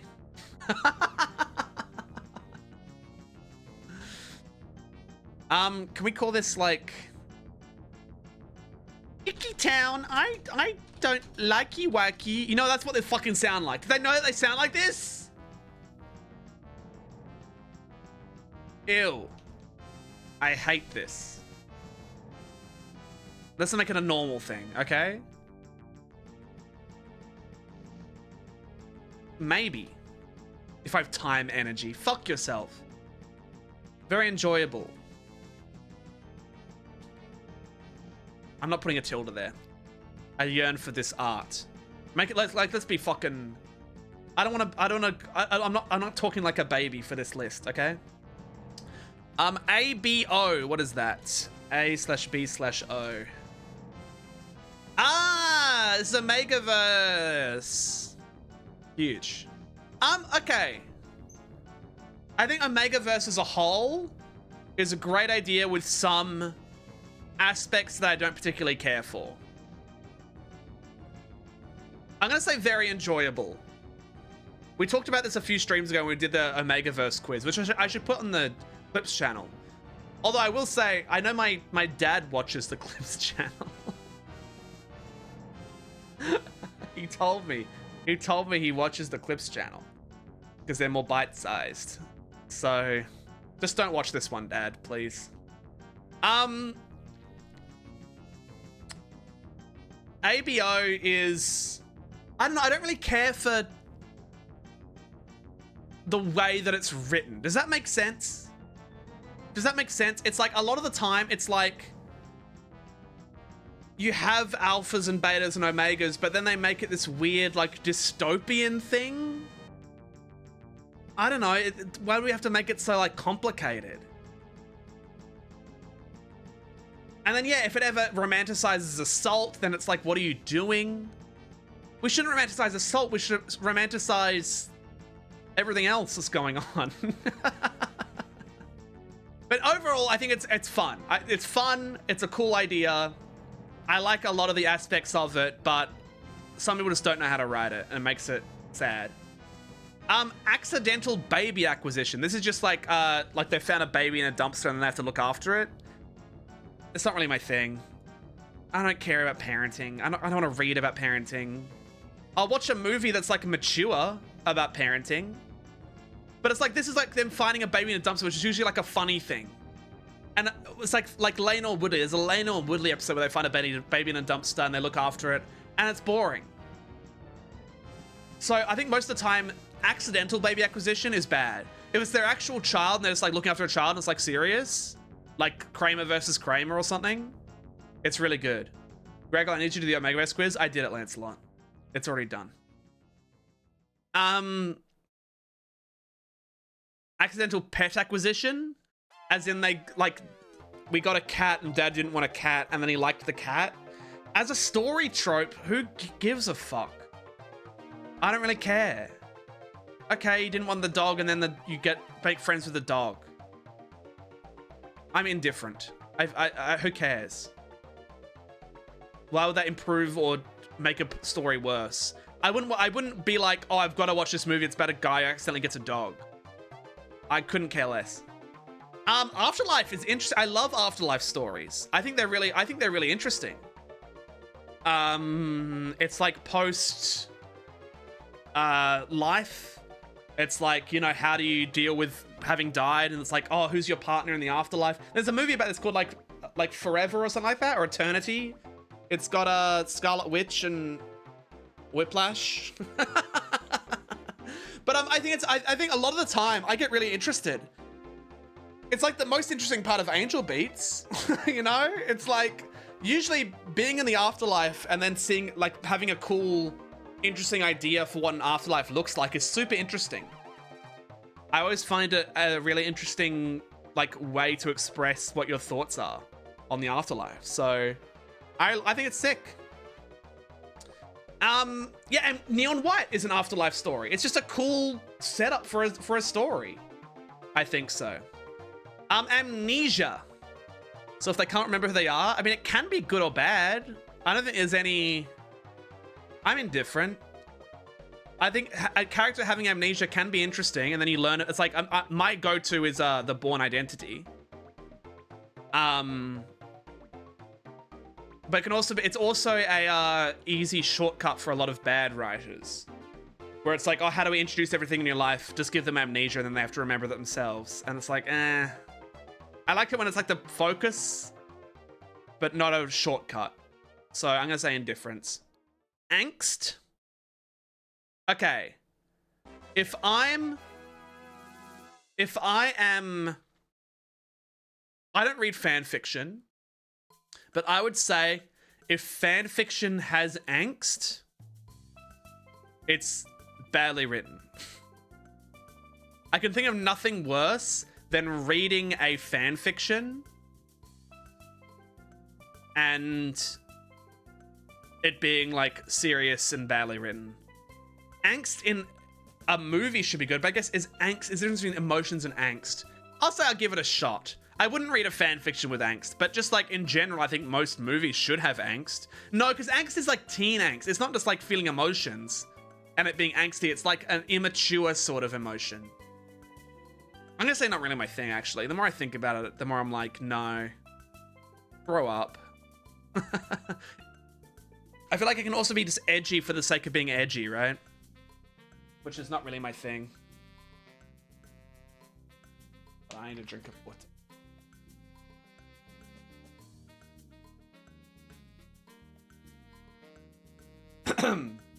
So yeah, I'm gonna say not really my thing. I think it's never done well. Like Donnie Darko is kind of angst. I don't know. It's hard to describe. I feel like the vibe of angst specifically is not good. Animal transformation, like werewolves. I mean, I love werewolves. That's basically on par with Omegaverse. This is just for furries. This is a furry thing. So like, of course it's good.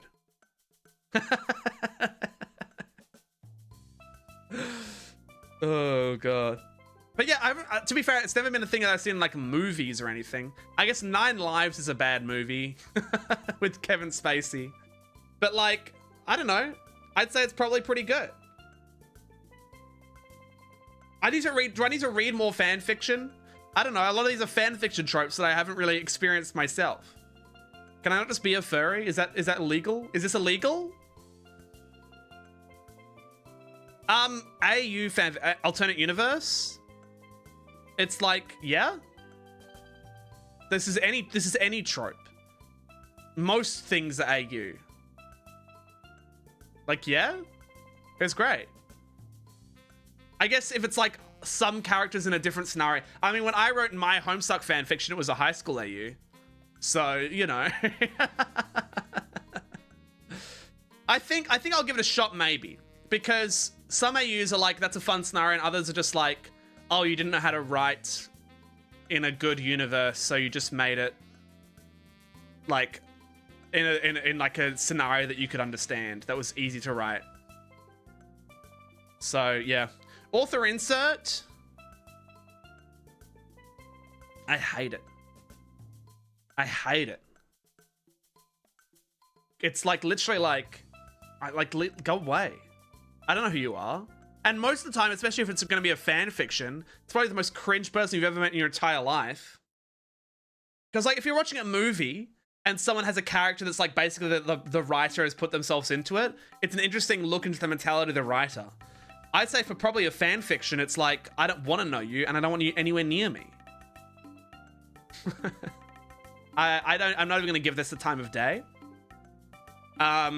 Basically married. That's cute. It's like they're not married, but they're basically married. Like this is like a buddy cop. You know what I mean? They're spending all their time together. They're totally in love, but they're not married and they're not romantic, but they're basically married. It's like that's always a fun trope. I mean, that's literally what I was talking about with Detroit with Connor and Hank. It's basically married. Bathing together. I don't like bathing together in real life. So, is it going to be a good trope? I don't know. It doesn't add anything. It doesn't add anything. It's just like, okay. Who cares? BDSM. I guess it can be good. Doesn't have to be bad.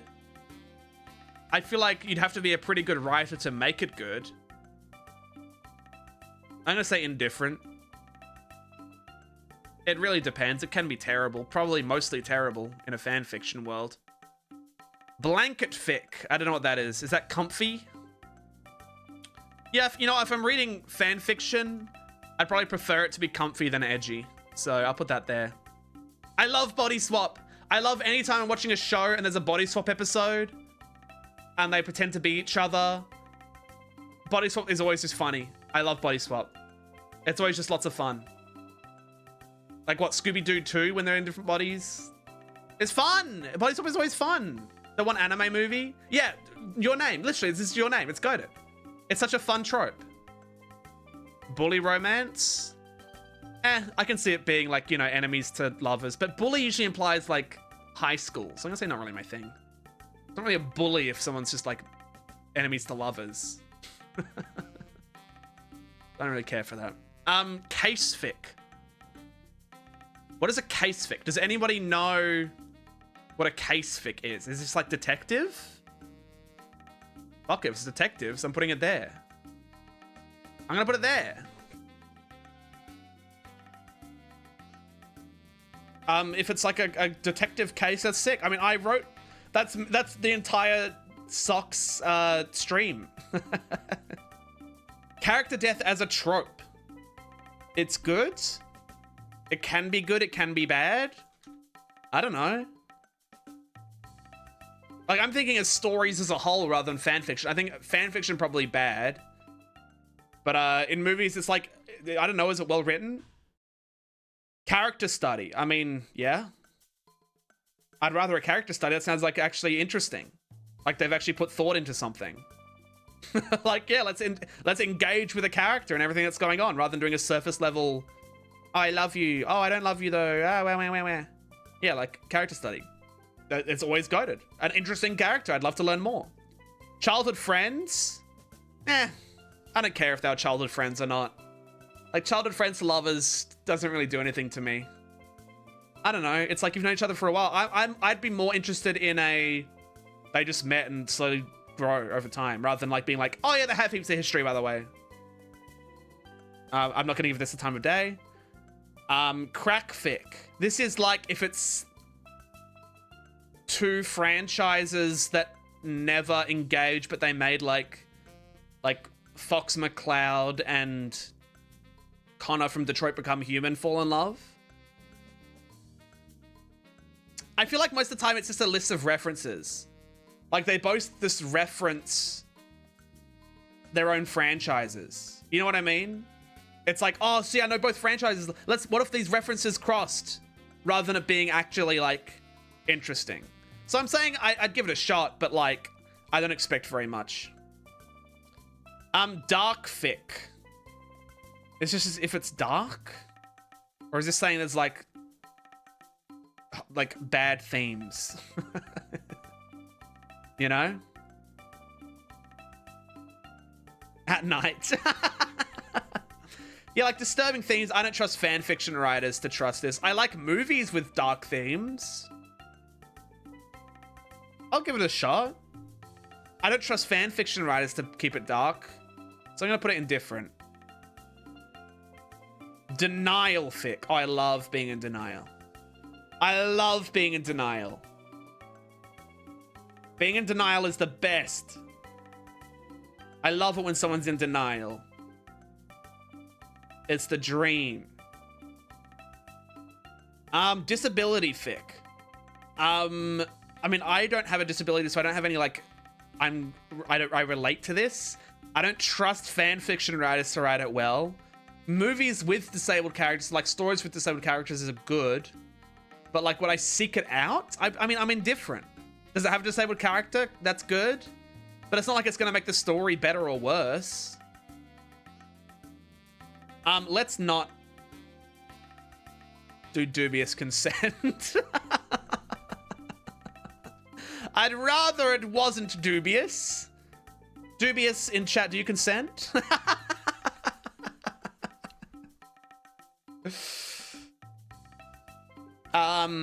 Emotional smut. I mean, it's just gonna be better if it's emotional, right? Like, I want people to feel things. Like, yeah, sure. Enemies to lovers, of course. You know, you got Moriarty and Sherlock. You got Fox McCloud and Wolf, Star Wolf. You got other people. It's goated. There's a reason it's one of the most goated tropes. And I would say overutilized in fan fiction, underutilized in like mainstream fiction. Like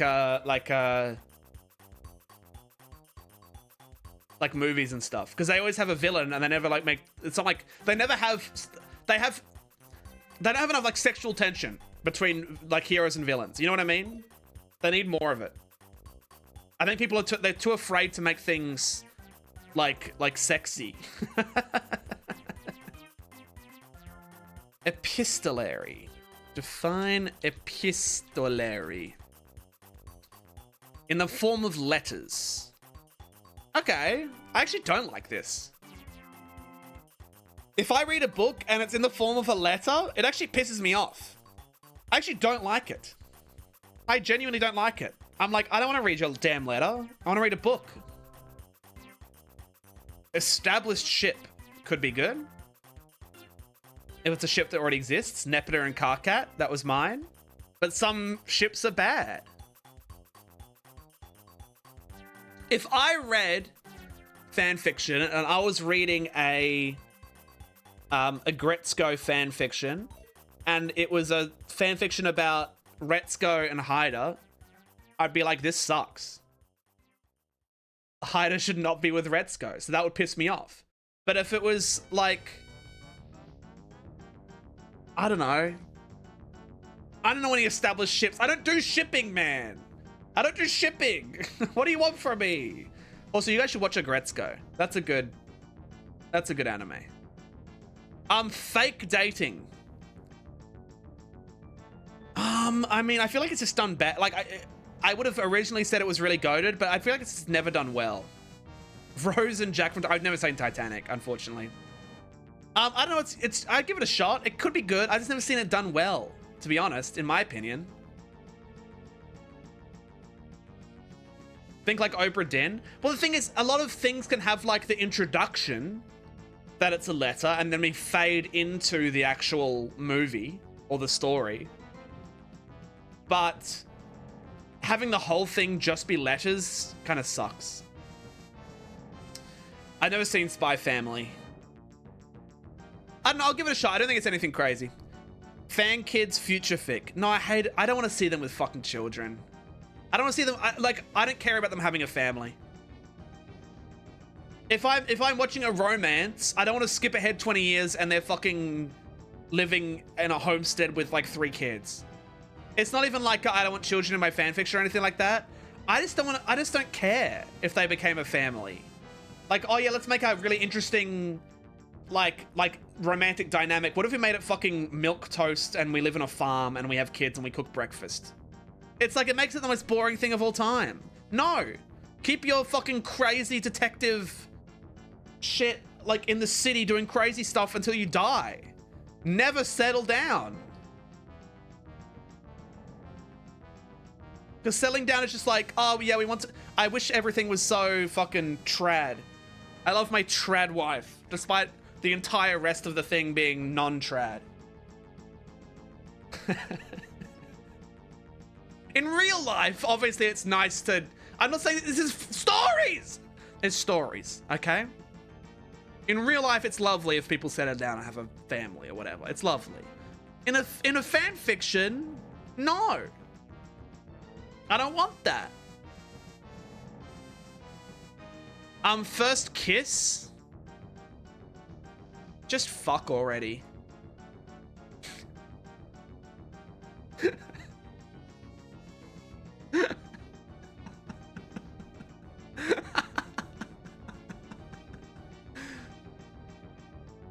First time? Goated. Let's go.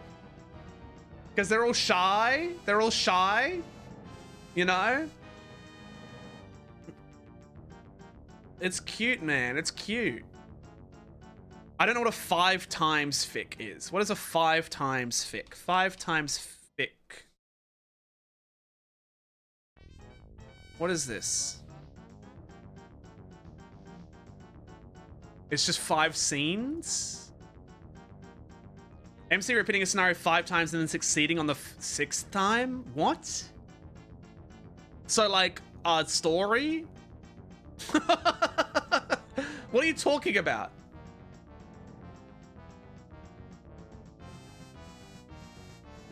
It's a story. I feel nothing. Fix it fic. What is a fix it fic? Is that if someone is like injured and it's like looking after them? Is that what that is?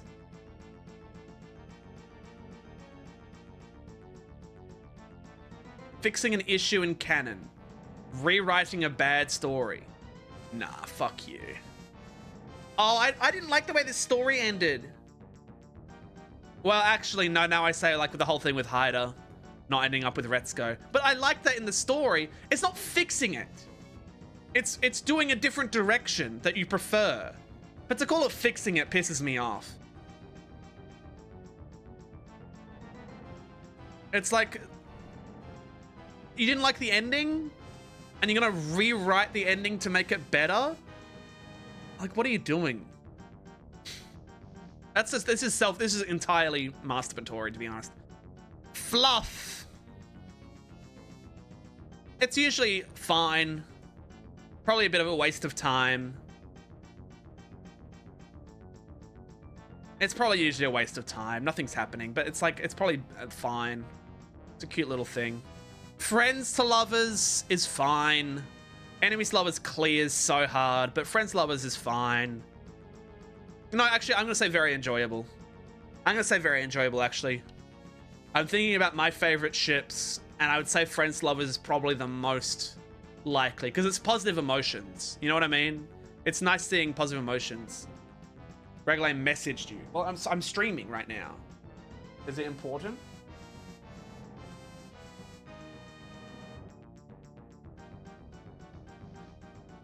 I know. I'm not gonna talk about it. What, should I just take it off the list entirely? I don't know how to delete things. I don't know how to delete things off the list. I don't know how to delete things off the list. Is there a way for me to do that?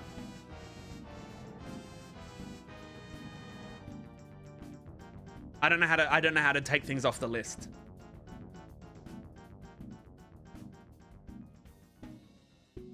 I don't know how to do that. I don't think I can. I'm trying to right click. I know there's bad things on there.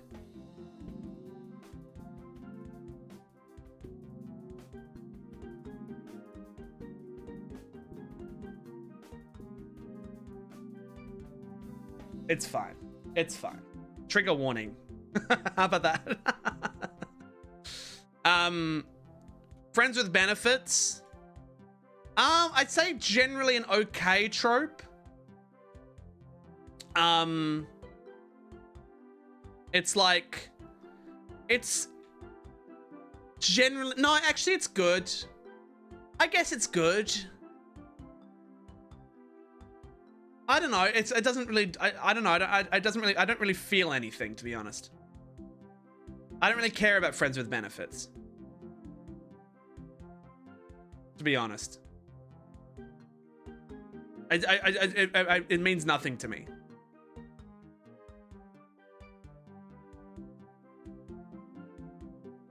Should I just I don't know, should I leave this, like, if there's bad words on the screen, I'm sorry. I don't know what, like, I don't know. I don't think I'm gonna get banned for having those words on the screen. Like, I don't want to engage with it. Yeah, I'm not going to engage with it. We talked about executions.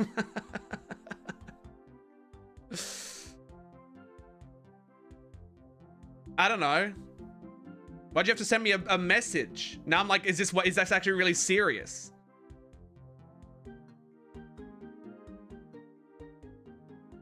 I'll zoom in. And I'm gonna come up later. Well, now I feel weird. Now I feel weird. Now I feel bad. Now I don't even know what to do. Should I stop doing this? But if I make blank tiers, then I still have to scroll down to grab stuff. What happened? There's bad things, worse things later in the list. And now it's like, should I just say, like, is just saying like, hey, there's bad things later in this list? Is that good?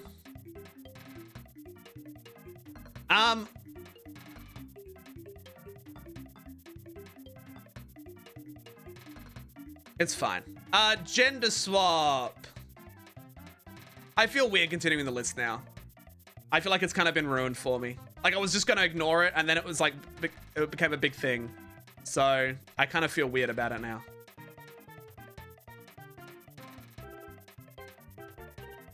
It's fine. You know, I should just keep going. I should just keep going. It's right at the end anyway. But the vibes are kind of ruined.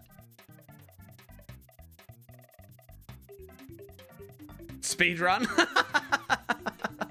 Yeah, you know what, let's speedrun. Let's speedrun. At least then the list is done. Gender swap. I don't particularly care for it, personally. Usually it's not actually all that fun. It's not usually all that fun, to be honest. Like, most of the time, it's just like, what if we become gender essentialists?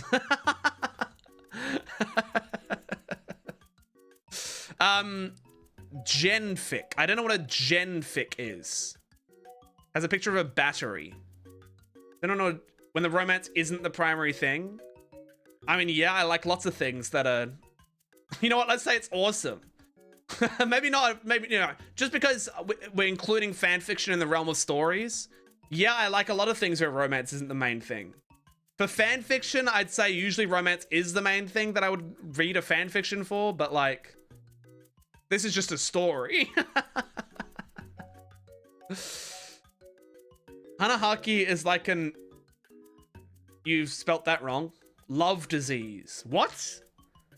A love disease. Like everyone falls in love through a disease?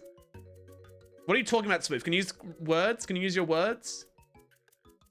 Unrauta. Is it an STD? Unrequited love causes pain and death.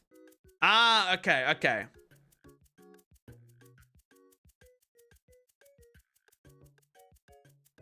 Sorry, Spoof. I forget that English is your second language. I always hate making fun of people of speaking wrong if English is their second language. To be fair. But it also does make for messages that are hard to read. So unrequited love causes pain and death. Yeah, I probably wouldn't read it in a fan fiction, but in a story, probably pretty crazy.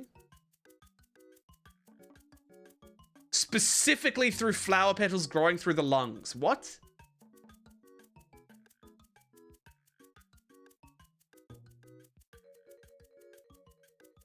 What? What the fuck?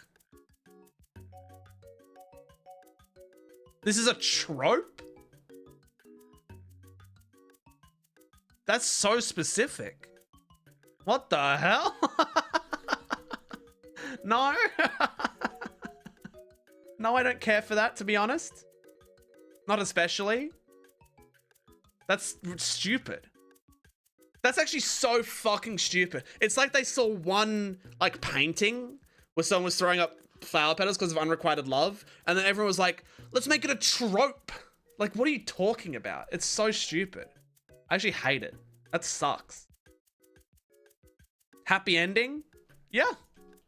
I love a good happy ending. I love people being happy at the end. That's good. Hate sex. Yeah, it's kind of like enemies to lovers, honestly. It's basically just enemies to lovers. Do I love it though? I'll give it a shot. But like, again, it's how well it's written. I feel like it can be cringe very easily.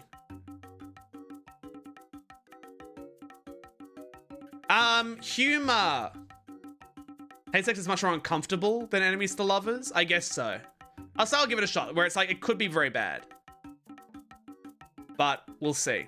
Humor, if it's funny, I'll laugh. If it's funny, I'll laugh. Humor, funny.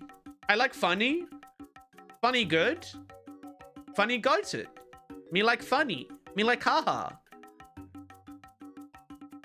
Hurt comfort fic. I don't care for it. I don't care. I don't care. I just don't care about hurt comfort fic. It feels like it's trying to be so cozy. And like it's angsty and cozy, and it's just like it's just a horrible mix between the two. Misery is a hurt comfort fic? No, it's not. Where's the comfort? It should just be hurt with no comfort. And I would like it more. In the. Ah, yes. In the. The fuck are you talking about? In the. Me when I in the. In vino veritas. Is that getting drunk and confessing to people? Is that what that is? Yes. Because in wine, truth is what that means in Latin. So yeah, getting drunk and confessing. I love that. I love that shit. That's a lot of fun. Especially if it's a fan fiction, because it's like you're seeing characters that might not have like gotten drunk in like the show, getting drunk and confessing or whatever. It's like, that's fun. Love at First Sight is a little too smushy, but I'll give it a shot. It's kind of smushy and kind of boring. No, it can be good though. It can be good. I'll give it a shot. Usually it's kind of boring, but thing is, you can have the thing is, Love at First Sight can also be enemies to lovers. You know what I mean? They can be enemies and still fall in love at first sight, but they're enemies. You know what I mean? So it's like impossible to say. Have you seen Kaguya-sama Lover's War? I saw the first episode and I really liked it, but I don't know if I've watched it anymore. Love triangle. No. I don't want a third person involved. I want these two to be focused on, please. It's like, and there's just another person there, and it's annoying. And it's usually just badly written. I want to see a complicated relationship between two people, not, oh, who do I love more? It pisses me off. May December romance. I'm gonna say this is a movie spoiler for the movie May December, and I don't know anything about May December, so no spoiling. I don't want to talk about it. Mind meld telepathy. So this is if they can talk to each other in their minds, and they both like can hear each other's thoughts. It was a little too much. I'll give it a go, but it feels a little too much. Miscommunication. No, it's usually badly written. I'd rather everything is communicating very clearly. Like, it can be good. If it's just like a silly trope, it's good. If it's like a way to cause conflict where there shouldn't be any, it's annoying. But like, a miscommunication that puts you into like a, oh, we have to, I don't know, go to the sauna together because I didn't say that I was allergic to soap. I don't know. I should write more fan fiction. Missing scenes. Like, we don't see everything. Why would I want to see I want to read the whole story, thank you.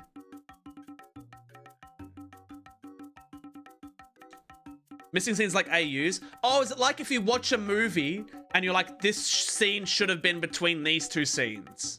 Where they actually secretly kissed, but then they didn't tell anybody. Yeah, at least it's not like saying the movie was bad, like the movie was wrong and I fixed it. It's less bad. Sporking. MST. What is MST? Reaction fix. Mystery Science Theater. What is this? Adds humorous commentary. I can't imagine that being funny. I can't imagine that being fun. Mutual pining is always just goated. I know about Mystery Science Theater 3K. I don't think it would be good in a fan fiction scenario. I never watched Mystery Science Theater 3000 either. Out of character? No, then it pisses me off. If they're out of character, you mean badly written? I think you mean badly written and unable to engage with the thing that you're writing a fan fiction about. Because you're so self-obsessed you think you can do it differently. Fuck you. Original characters, I mean, can be good. I'd prefer to read a fan fiction with characters I know if I was reading a fan fiction, though. Pair the spares. Is this if there's single people in a work of fiction when the other couples are there, but they make the singles get together? Who cares? Like, I don't know. Sure, why not? Who cares? I feel no attachment to that at all. Patchwork fic. What is a patchwork fic?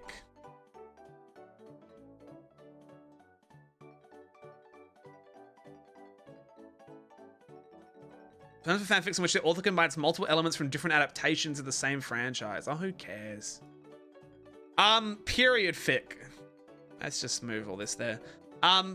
Personify POV. What is this? What is this? Personify POV. Like it's point of view. There's a picture of a horse. Personify POV.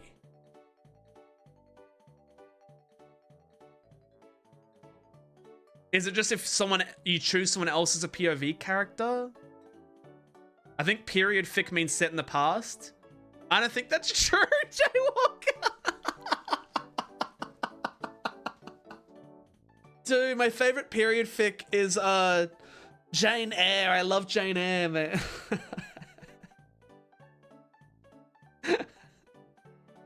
Jaywalker, are you joking? You're not joking, are you? It's a fic where it's like someone's on their period. If I don't know, I don't know what this is. Pregnancy fic, absolutely not. Prequel backstory, sure, it could be good. It's not really a trope, it's just like is it a backstory? Sure. Purple prose. What is purple prose? Oh, so it's badly written. Okay, cool. PWP. Okay, let's just quickly do this and then that's done. I'm assuming this is connected. I don't know what it is. I don't know what PWP is, and I don't think I want to know. Reader insert. You know what? Get me in there, Chief. No, because then they write me badly. I wouldn't say that.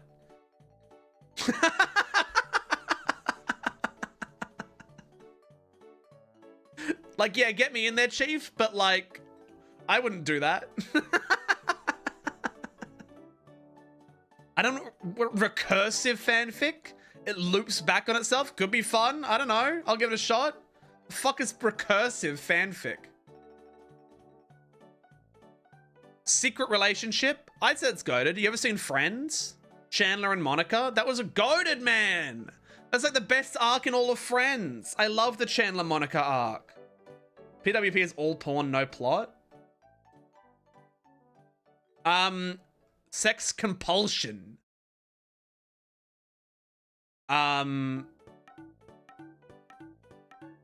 Yeah? I guess. Shared dreams. That sounds fun. I never read that before, actually. I love shared dreams. That'd be sick. Sharing a bed. Ooh, they're sharing a bed. Yeah, that's good. That's good. That's good. Sharing clothes and sure. That's good. Sick fic. I never liked the idea of this. I never liked the idea of a sick fic. It's like, I don't, get away from me, you're sick. Take a fucking Panadol and go sleep. Slow burn? I mean, it's just the best way to do it, right? It's too much to... I wouldn't read a fan fiction of Slow Burn because it'd be 500 chapters, and it's like, I've got a life to live. But if it's good, it's probably good. You know what I mean? If it's too slow, then yeah, there's problems going on. But a good slow burn is like, that's the best you can get. Yeah, I'd say, you know, it could annoy you. It could annoy you. I'm going to put it down one level. Time loop? I'm a slut for time loops. I've said this a billion times. I love time loops. I love time loops. Hello, Strider. Hello, Strider Bites. Welcome, everybody. Welcome. My name is Goragle. We're making tier lists today. Trigger warning. Trigger warning for anybody who does not want to engage with some bad things. I haven't really engaged with them, but they will be on the screen, just so you're aware. Mr. Levi, thank you for the follow. But welcome, Raiders. We're ranking fan fiction tropes. Now, I don't really read fan fiction, so I'm kind of mostly going off vibes and general story tropes, but I'm doing the best I can. But yes, fan fiction trope trigger warning. So beware. We're also almost done with this one. Trapped Together. I don't know about Trapped Together. Yeah, time loops are awesome, right? I'm a slut for time loops. I don't really care if they're trapped together. It's like, yeah, sure. I like it when they're engaging on their own terms, though. You know what I mean? True crossover. Who cares? Whatever. Strider turned into a sock? It's true. It's me, Strider Bites. G'day, guys. It's me, Strider Bites. Hey, Leo, my dog. Hello, dog. Hello. Hey, guys. I have terrible movie opinions, but I'll give them to you anyway. That's me, Strider. I think Green Book is a good movie.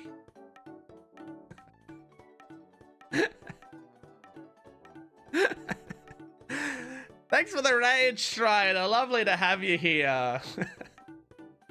Guys, make sure to download, to buy Curse Words off Steam. It's a game I made. Yeah, it's a game I made. You like say curse words into your microphone. It's fun. Wishlist it on Steam and buy it. It's good.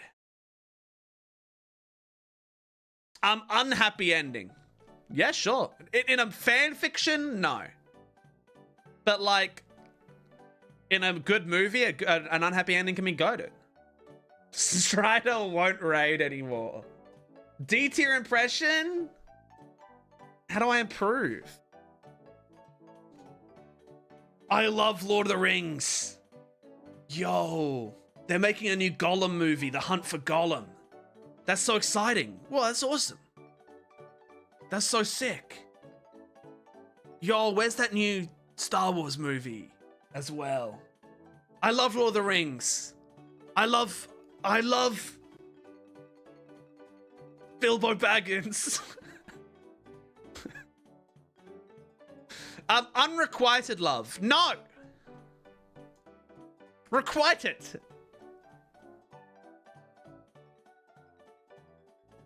Requite your damn love.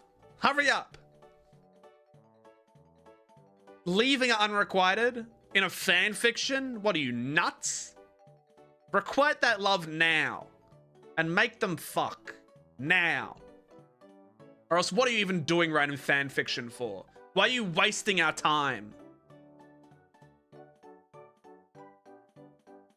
UST fan fiction. What is UST in fan fiction? Unresolved sexual tension. Why is it unresolved? Why is it unresolved? Wedding fic? Oh, I don't want to watch. I don't want to listen to them get married. Writer saying, I'm a big fan of things not happening. Unresolved sexual tension is your entire life? You can change that, Wawa. Woobification. The fuck is woobification?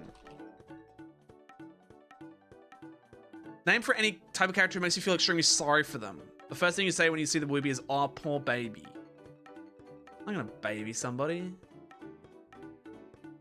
I don't like that. Aww. Oh, I don't care about saying aw to people. Fuck off. All right, guys. Here is the full list of fanfiction tropes. Take it or leave it. This is what I believe. All right, final tier list for the day. Final tier list. What have I not done here? Types of drinks? What is this? No, actually, I love this. I love drinks. I love drinks. I gotta do types of drinks. I'm not doing the fucking goop list. Serasmus, thank you for the follow. Oh, Strider, I gotta show you some of the other tier lists we did. I did starter Pokemon. Here's my starter Pokemon tier list. What are your thoughts on this, Strider? Do you agree or disagree with what I've got going on here? No, I'm not doing the goop. I don't care about Milo's goop drawings, and I'm not going to give them the time of the day.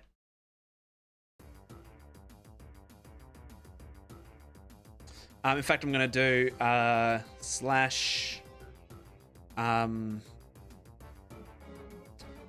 do I like ban a word?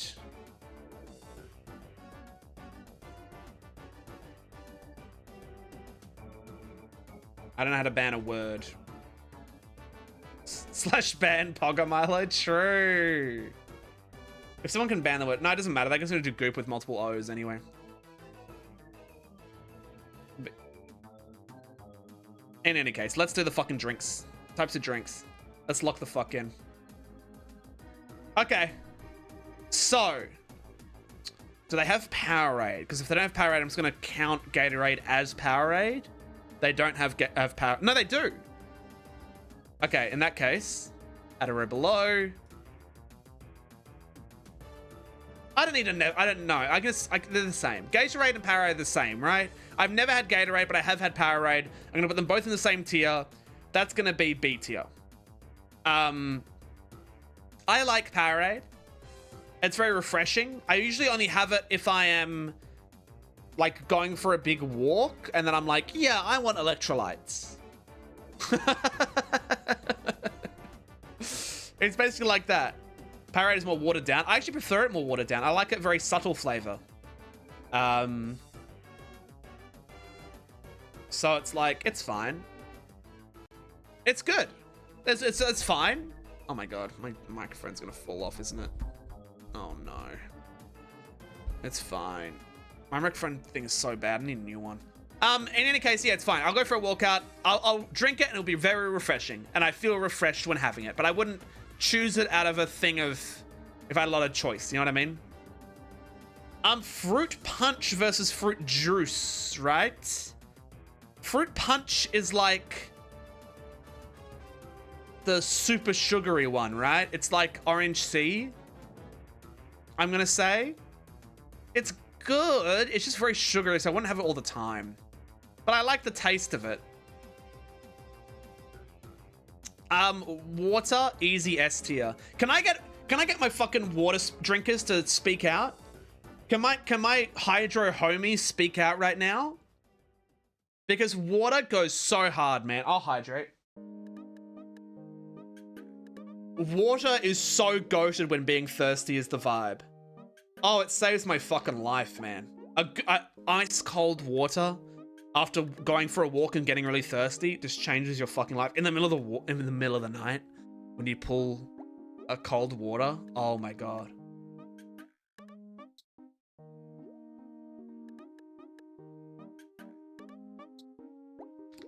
Goes crazy, man. Goes crazy. Lemonade is good. I like lemonade. I will say, Australians don't understand lemonade because to us, lemonade is Sprite. Whereas to you guys, Solo is probably closer to lemonade. So I don't really know what to kind of rank it. I like it, but I've never had like homemade lemonade or anything like that. I've never had like homemade normal actual lemonade. So I've never had it. Based on Australian lemonade, I'm going to put it in B tier. Like Schweppes lemonade It's good. It's fine. I like mixing it with stuff because it's kind of lighter than Coke, but it's good. But yeah, I've never had actual proper homemade lemonade. We're milking it up. I love milk. I love milk. The capabilities of milk are endless. I love dipping cookies in milk. Milk is so versatile, you can do anything with it. I used to drink milk every single morning when I went to school. I'd have a glass of milk with toast. I put it in my coffee now, but milk is just goated. I'm including flavored milk. I know there's chalky milk here. This doesn't include, I guess this should just be like milkshakes and stuff. But yeah, milk as a whole, goated. Energy drinks are great. Obviously, this is kind of just like mixing them all together. I have gone through phases where I'm like, I know energy drinks are kind of bad for me, but every time I have them, it's like the most refreshing drink I've ever had in my life. And the can is always so big. I kind of just fuck with energy drinks. I shouldn't be drinking them. I shouldn't. And yet I do, and I like them. Grape juice sucks. Fuck it, F tier. Ew. At least cranberry juice is better as like a vodka cranberry. But grape juice? Nah. I don't want grape juice. Just thinking about it, I don't like it. I might need to try it again, but like, I don't think I want it, to be honest. Iced tea is goated. Now I know, so in iced tea in Australia is, I know in America you guys have sweet tea, which is very sweet and also still delicious. But the unsweetened iced tea that you get in like Asia and stuff like that, like when I went to Japan, I had so much like bottled iced tea that was like no sugar at all. Goated. It's all delicious. All versions of iced tea are just really nice. I think it's like they made tea, like normal tea is better iced. I like iced tea over tea, I would say. Sparkling water has grown on me massively. I wouldn't say it's perfect for every opportunity, but I've been buying bottles of San Pellegrino recently, and it kind of goes crazy. It kind of goes big mode. The kind of like, I don't know what it is. The minerals in it. I used to not like as a kid, but now, fuck yeah, it kind of goes crazy. Like a good, because also there's a difference between I've learned this recently, which is kind of fucked up. There's actually quite a big difference between soda water and mineral water. Soda water is kind of bad to drink on its own without mixing it. Mineral water is awesome by itself.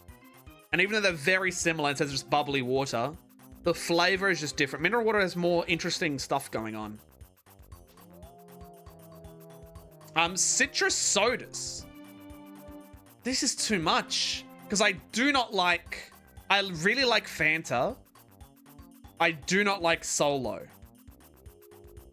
This is looking like it's kind of like lemon sodas specifically. But I love Fanta, but like, I don't know, B tier? There's too much variety. You can't lump them all together. Fanta but not Solo's bonkers. Solo fucking washed, man. Cola's goated. I like cola. I try not to drink it too much because obviously it's kind of bad for you. But like, I always enjoy it whenever I do. Especially with ice and lemon with a cola. It's goated. Have you ever tried grapefruit soda known as squirt? I've never had that. I've never had a squirt.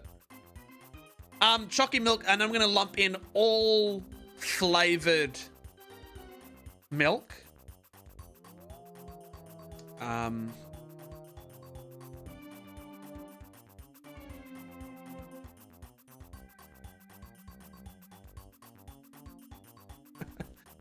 Not specifically chocolate milk. I wouldn't usually go for chocolate milk, but flavored milk is the greatest liquid this world has ever seen. And I would even say if you're not, I went to America, the flavored milk scene is atrocious. You guys don't understand. Like if I go,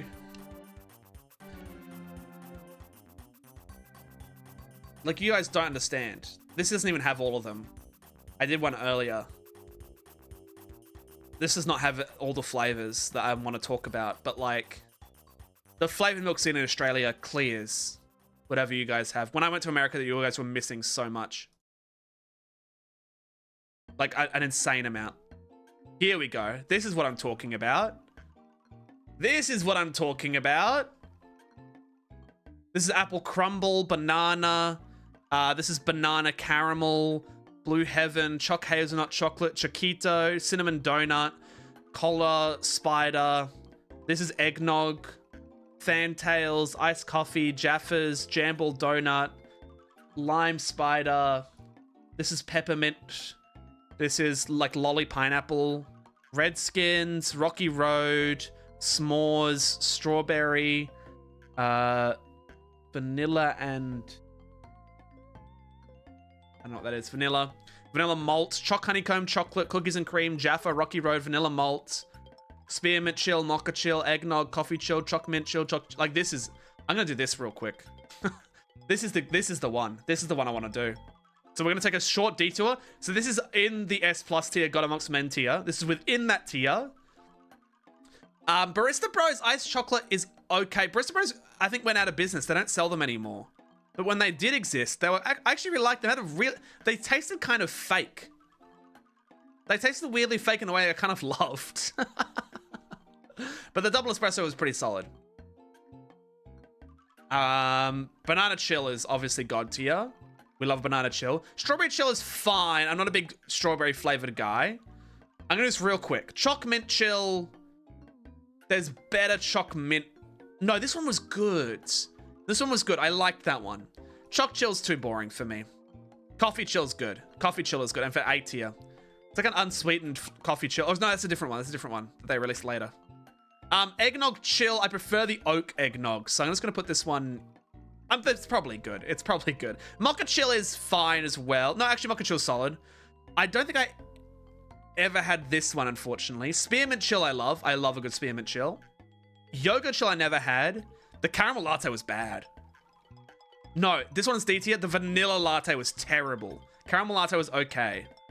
Double espresso, goated. Normal espresso is basically the same, but not as good. Mocha is also... No, in fact, mocha's better than normal espresso. And then double espresso, no sugar, obviously is the same. Peanut butter was interesting, but not good. Triple espresso is also goated. Normal Choc Masters, it's fine. Iced Coffee Masters is good. Mocha Masters is actually pretty good. Spearmint Masters, goated. You know Masters is made in WA. Strawberry Masters, again, it's like I wouldn't go for it. The Apple Crumble one was fine. I don't really remember a whole lot. Banana Oak, goated. This one I remember being really delicious. I never had Blue Heaven. Never had Choc Hazelnut. Oak Chocolate is actually just good. In general. Chiquito was... I wanted it to be better. Cinnamon Donut was goated. I actually loved that one. Cola, this was weird. This was weird. The cola milkshake was weird. It felt like you shouldn't have cola and milk. You know what I mean? Oak Eggnog is God Amongst Men. No, wrong one. Hold on. Hold on. Delete row. Add row above. Ultimate God. Sure. And in fact, I'm going to put these in there. Whenever I see these, I'm like, I have to. Fantails was a fun one. Better than Chiquita, but nothing crazy. Iced Coffee Oak. It's good. It's solid. Jaffa. I wasn't a big fan of Jaffa. I didn't really like Jaffa. Jambal Donut was just way too sweet. It was just way too sweet. It was too much. The Lime Spider, again, was like a weird cola one. The Peppermint one was goated. This one was nice the first 2 times and then lost its charm the next few times. Fantails was too sweet again. Rocky Road was actually really... This was like a legendary pull back in the day. The S'mores was also really good. Oak Strawberry is solid. I don't remember this one. Vanilla Malt is underrated. It's a very unique flavor. Honestly, I kind of love it. But you have it too much and you're like, I don't know if I like it anymore. Super Shake, they changed it to Shake and Shake. After they changed it to Shake and Shake, Super Shake got worse. But back when it was Super Shake, it was the best thing known to man. This changed my life. I'd even put it here. It changed my life. Chocolate super shake was also just goated. That's the strongest flavor. Cookies and cream, goated. Jaffa didn't really hit as much. Rocky Road was goated. And vanilla malt. Vanilla fucking malt, man. This was the days. These were the days of Super Shake before they lost it all, man. So here's my milk tier list. My flavored milk tier list. You gotta come to Australia, guys. This, if there's one reason to go to Australia, it's to get this shit. You understand? Anyway, back to drinks. I love root beer. I love root beer. Root beer is amazing. There's no creaming soda on this list, but creaming soda and root beer are on the same level. Yeah, they are. Root beer is amazing. God, I love root beer. Apple juice, I'll always pick. I just love drinking, I think. I'll always pick orange juice over apple juice. I like a good orange juice, and apple juice is like, I guess I'll go for something different this time. Wait, you've got citrus sodas, then you got lemon lime sodas. Okay, so this is not orange soda. Oh, okay, citrus, this is like solo. Then yes, C tier. Then lemon lime sodas are B tier. Then orange sodas. No, these are both A tier. Yes. And then I wish I drink tea sometimes, and I actually have grown to like it more than I did before, but I'd still put it in B tier because it just never hits the same as coffee, which is also a god amongst men.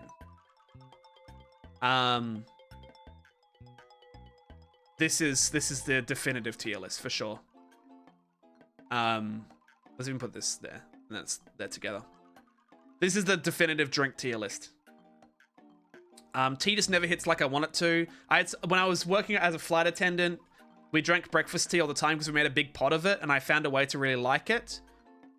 But on its own, it's just never really impressed me, unfortunately. You hate Pasito, but we didn't talk about it. As a kid, I hated it. Maybe I'd like it more nowadays. But in Australia, we have Pasito, which is a passion fruit soda. I don't think you guys have this in America, right? You guys don't have Pasito? It's passion fruit flavored soda, soft drink. I just never vibed with it. What was the old style can? Did it always look like this? Old style. Did it look like this? I think I am thinking about this. I don't Passiona. I don't know. In any case, which what Mango Lassie? I've never had it. Despacito. Sure. All right. Well, guys, turns out I actually have good opinions. Turns out I actually have good opinions, I would say. I don't think there's anything we can do really quick. I can do a quick appliances. No, I can't. I need to research. Nah, it's nothing I can do real quick. Could do goop quick.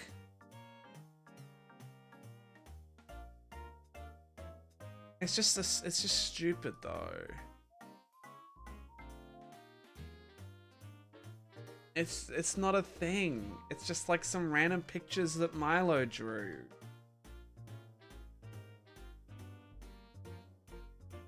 Where is it? It's like this isn't a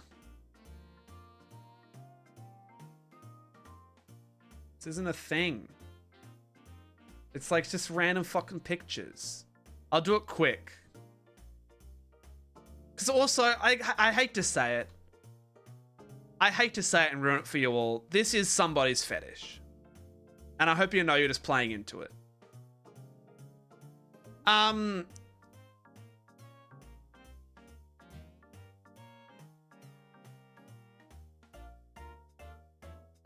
don't know. Man.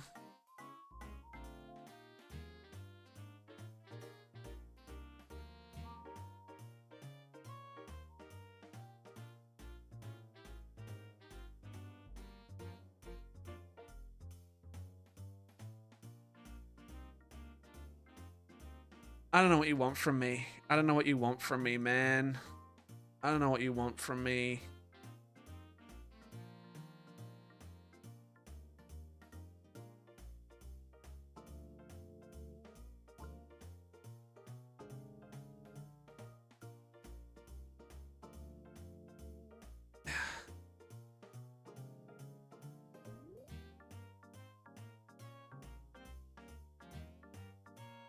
There you go.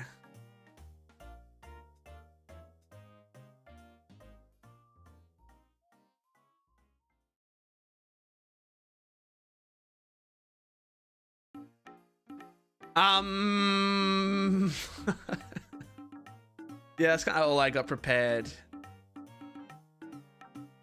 Controllers? I could do controllers pretty quick. Let's do a quick controllers tier list. I think the Joy-Cons are sick, but could be better. Because they just like feel a little small and the side buttons aren't that good. The Joy-Cons 2 and the Switch 2 are way better. So I'm gonna put these in A tier and the Joy-Cons 2 are S tier. This Xbox controller, the Xbox One controller, has a great weight to it. I kind of love it. The old Xbox controller, I never used it. I care not for it. There's not enough buttons. This is fun. This gets the job done. This looks... I hate the bloxiness of these. I hate them. The Wii U gamepad is kind of fun. Kind of a bit too plasticky, though. This one feels goated to use.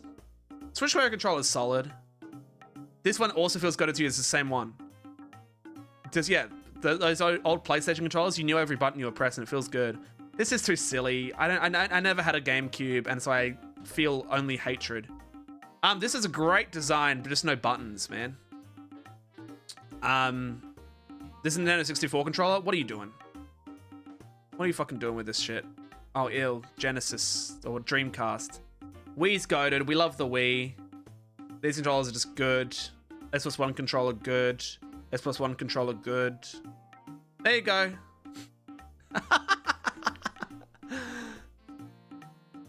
This is my controller tier list.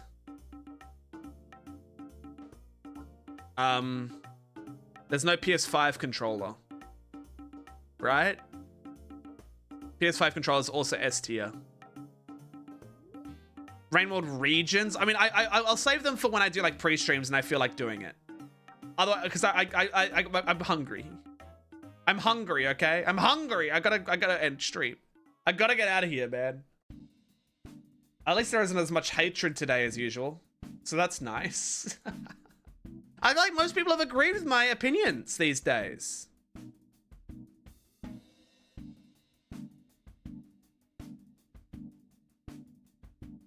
Can you tier list your streams? If someone makes a Goragle stream tier list, I could. But let's not worry about that for now. All right, everybody. Thanks for watching. I hope we had a lovely time. We're going to raid Ali today. /raid Ali cutie. Now, guys, very important. I'll be posting the noise lock video on my YouTube channel in roughly 9 hours. Please watch the whole thing. Please like. If you comment, don't mention that it's a repost. You know the rules. We're gonna make it hit the big time, okay? We're gonna do everything in our power, and I please help me. Please help me. We can do it. We can do it, okay, guys? Also, if you're new to the community, you want to join the community, here's the link to the Discord. Yes, we're gonna raid Ali. If you want to see me do other lists and things, the Clips channel will have more uploads of tier lists and things that you can watch and more Goragle content, and it's good. So I'll see you all then. Any stream tomorrow? Are we streaming tomorrow? Yes, we are. We're doing 9 Souls tomorrow, and then Goragle SMP day 100 final day after. This is the way. All right, everybody. I'll see you all tomorrow for 9 souls. Have a lovely day. Have a lovely night. Well, everybody. Goodbye. Goodbye. See you in the noise lock. Goodbye, everybody.